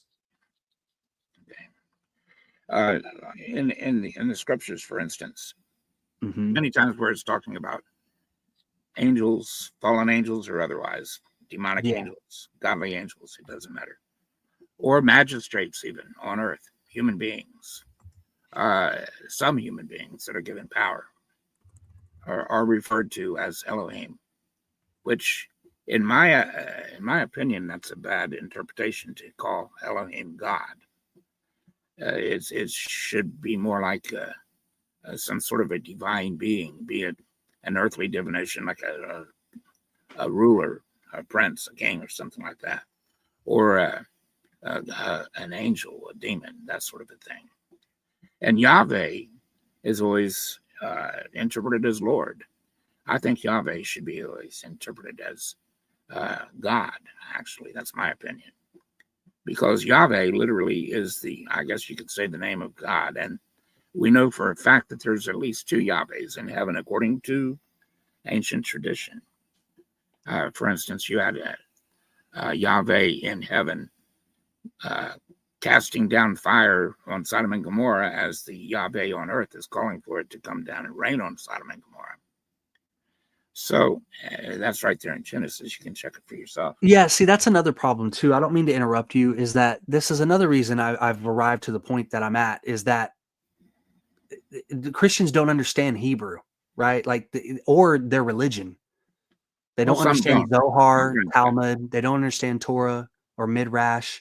But on the other hand, they don't have to understand any of that. Well, they do, because we're talking about terms that they created, right? Like, so when you say Elohim, do you understand the suffix "im"? Yes. What does that imply? A plurality. Yeah. So are we excluding that in this case when you say ruler or Lord or ruler? But it's also used individually. Like when Samuel was being called up, he was called an Elohim, and he's only one spirit, you know. So the same. So it can be used singly or plurally.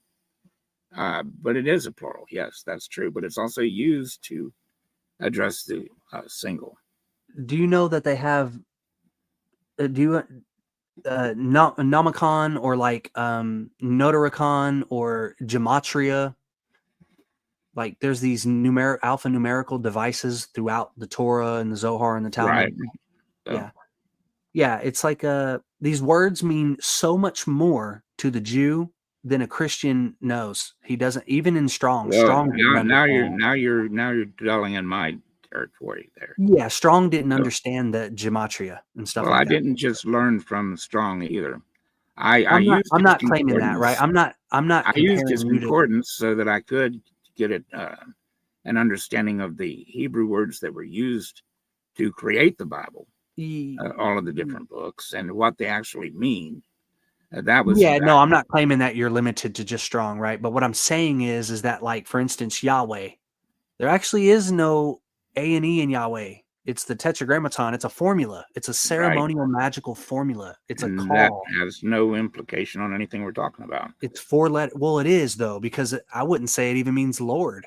I wouldn't say it means God. I think that that's an exoteric misdirection. It's always right? used to refer to God. I don't think so. I don't think Well, that. yes, you're wrong. Point out one where it's not. Well, they don't call him that, right? Like the Jews, like the people who know that book better than you, and have with. Dude, I've studied with Jews for over 40 Well, years. I'm saying they retain it. They were the ones who made it into the book. They had And the I've oral studied with tradition. them for over 40 years. I am not wrong. They call God Hashim, right? They don't call it Yahweh. Yahweh is a ceremonial magical formula. They don't pronounce his name. Yeah, They call it's him 4 Hashim, letters. but It's Yod, they Hey, Vav, certainly Hey. do use it. They certainly do recognize it. They never That- say Yahweh. You are fibbing. They say you're gonna- Yod, if Hey, you were Vav, going to Hey. try to tell everybody here that they don't refer to him, they don't know him as Yahweh, you're misleading them. Exoterically. You are misleading them. Okay, sure, man. Yeah. Anything else that you want to talk about? Well, that's just true. You can deny it if you want, but it's true. Yeah, we can talk about this as long as you like. No, I would I'm still love to cool. cover life. I'd rather, I need to get some sleep probably. Okay. I appreciate it though, man. You have a good day, dude. You too. Peace and God bless. Yep. God bless.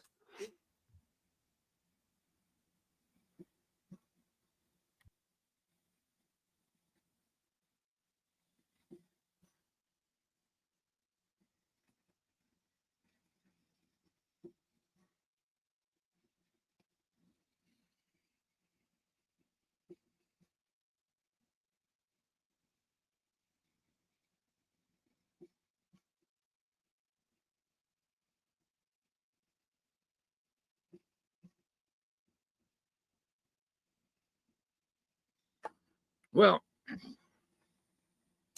let me say hello to Peter. God bless you, brother. It is truly very good to see you again. I wish I would have known that you were the Peter a long time ago that I know. I've missed you around, dude. Truly have. Good to see you again. And man, have I had some wonderful experiences these last few weeks. I got a couple of praise reports that I've just got to share with everybody. I've had so many breakthroughs, man. I wasn't able to breathe very well at all for several months there, and I was only getting worse. And I've recently found this stuff that is clearing my breathing problem up. I can go every now and then now without oxygen. Isn't that great? I don't have to walk all hunched and bent over. Isn't that great? And God has been holding me up for, well, good 5 years now. I thank him for that. And I recently had some of my doctors worried about me, thinking that they might have to go into my heart again. And they sent me up for some tests, and those tests came back looking like they were going to have to do it. So I go in for the procedure, and he sends in the scope, and lo and behold, I do not need that other stent. Thank God. So God is good again. And as a matter of fact, there's been some improvement. And that's all the good news.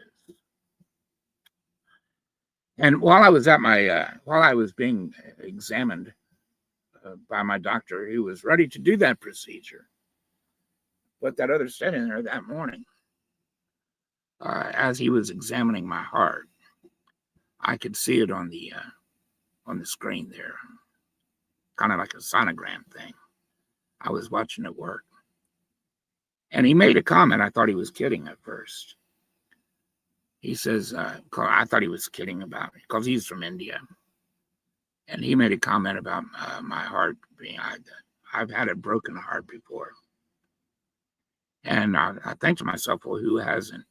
But I thought he was joking around, you know, because he's the doctor working on my heart. And here I am looking at my heart. And he says, I see you've had a broken heart.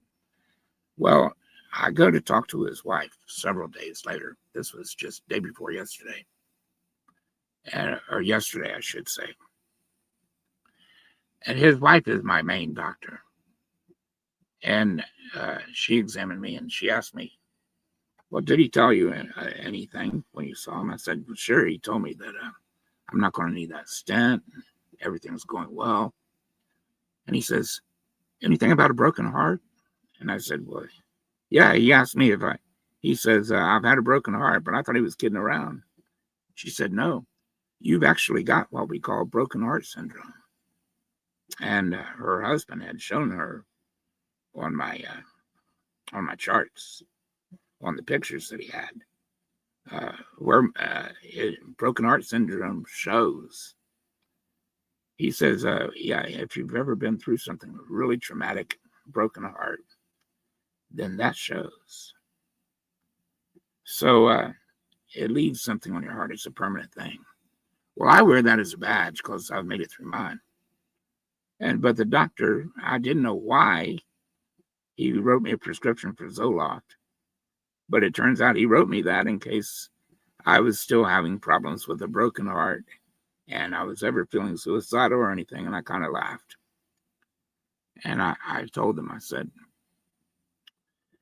number one, this happened decades ago. Number two, I made it past all that. And I explained to them what happened. Basically, my children were stolen from me and hidden from me, put in by in-laws that died and then put them in foster care. And I didn't know where they were for over 15 years.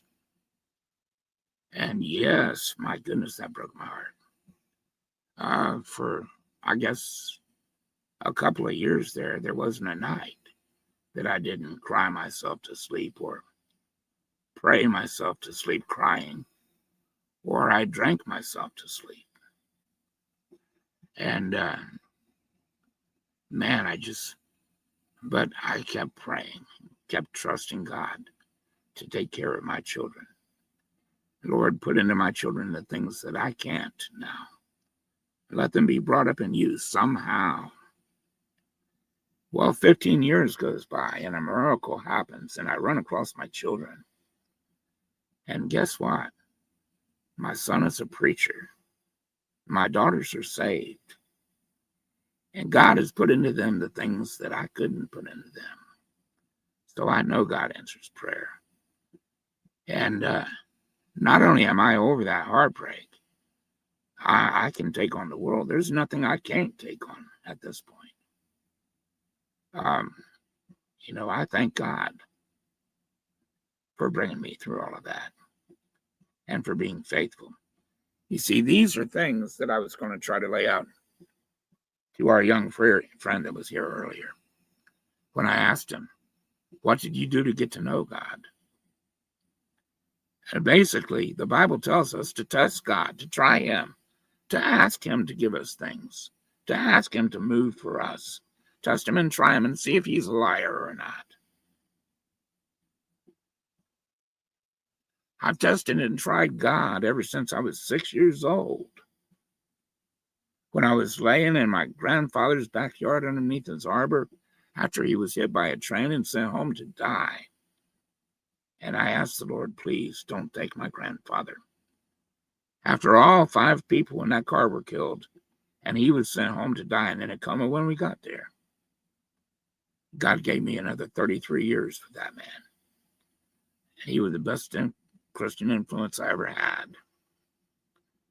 You see, that's how I began to prove God, by asking God to move in my little life. And I had two ways I could go. I could go with God or I could go with Satan. My father definitely followed after Satan, being a pagan, worshiping demons. My mother, a Christian. You see, I saw the power of both sides. I know how Satan lies and manipulates, but I know how willing God is to answer honest prayer too. So my point to our young friend was going to be, you didn't do the things you needed to do to test and try God, to prove God, like he had challenged you to. You just read the books and tried to adjust your morality.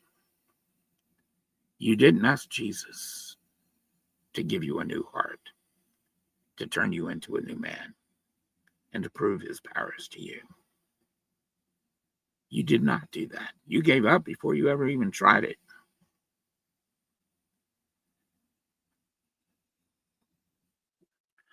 You're not going to find God in theology. You'll find out an awful lot about him. Some of it may be true, some of it not. But you're not going to find him in theology. You're going to find God on your knees, dude. That's where you find him. Humbling yourself before him. Because he is your creator. And he is the one that you're going to answer to eventually.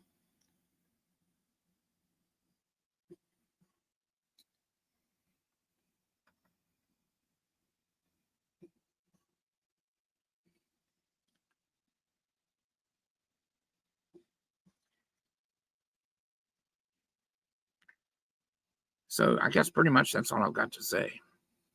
So I want to thank everybody.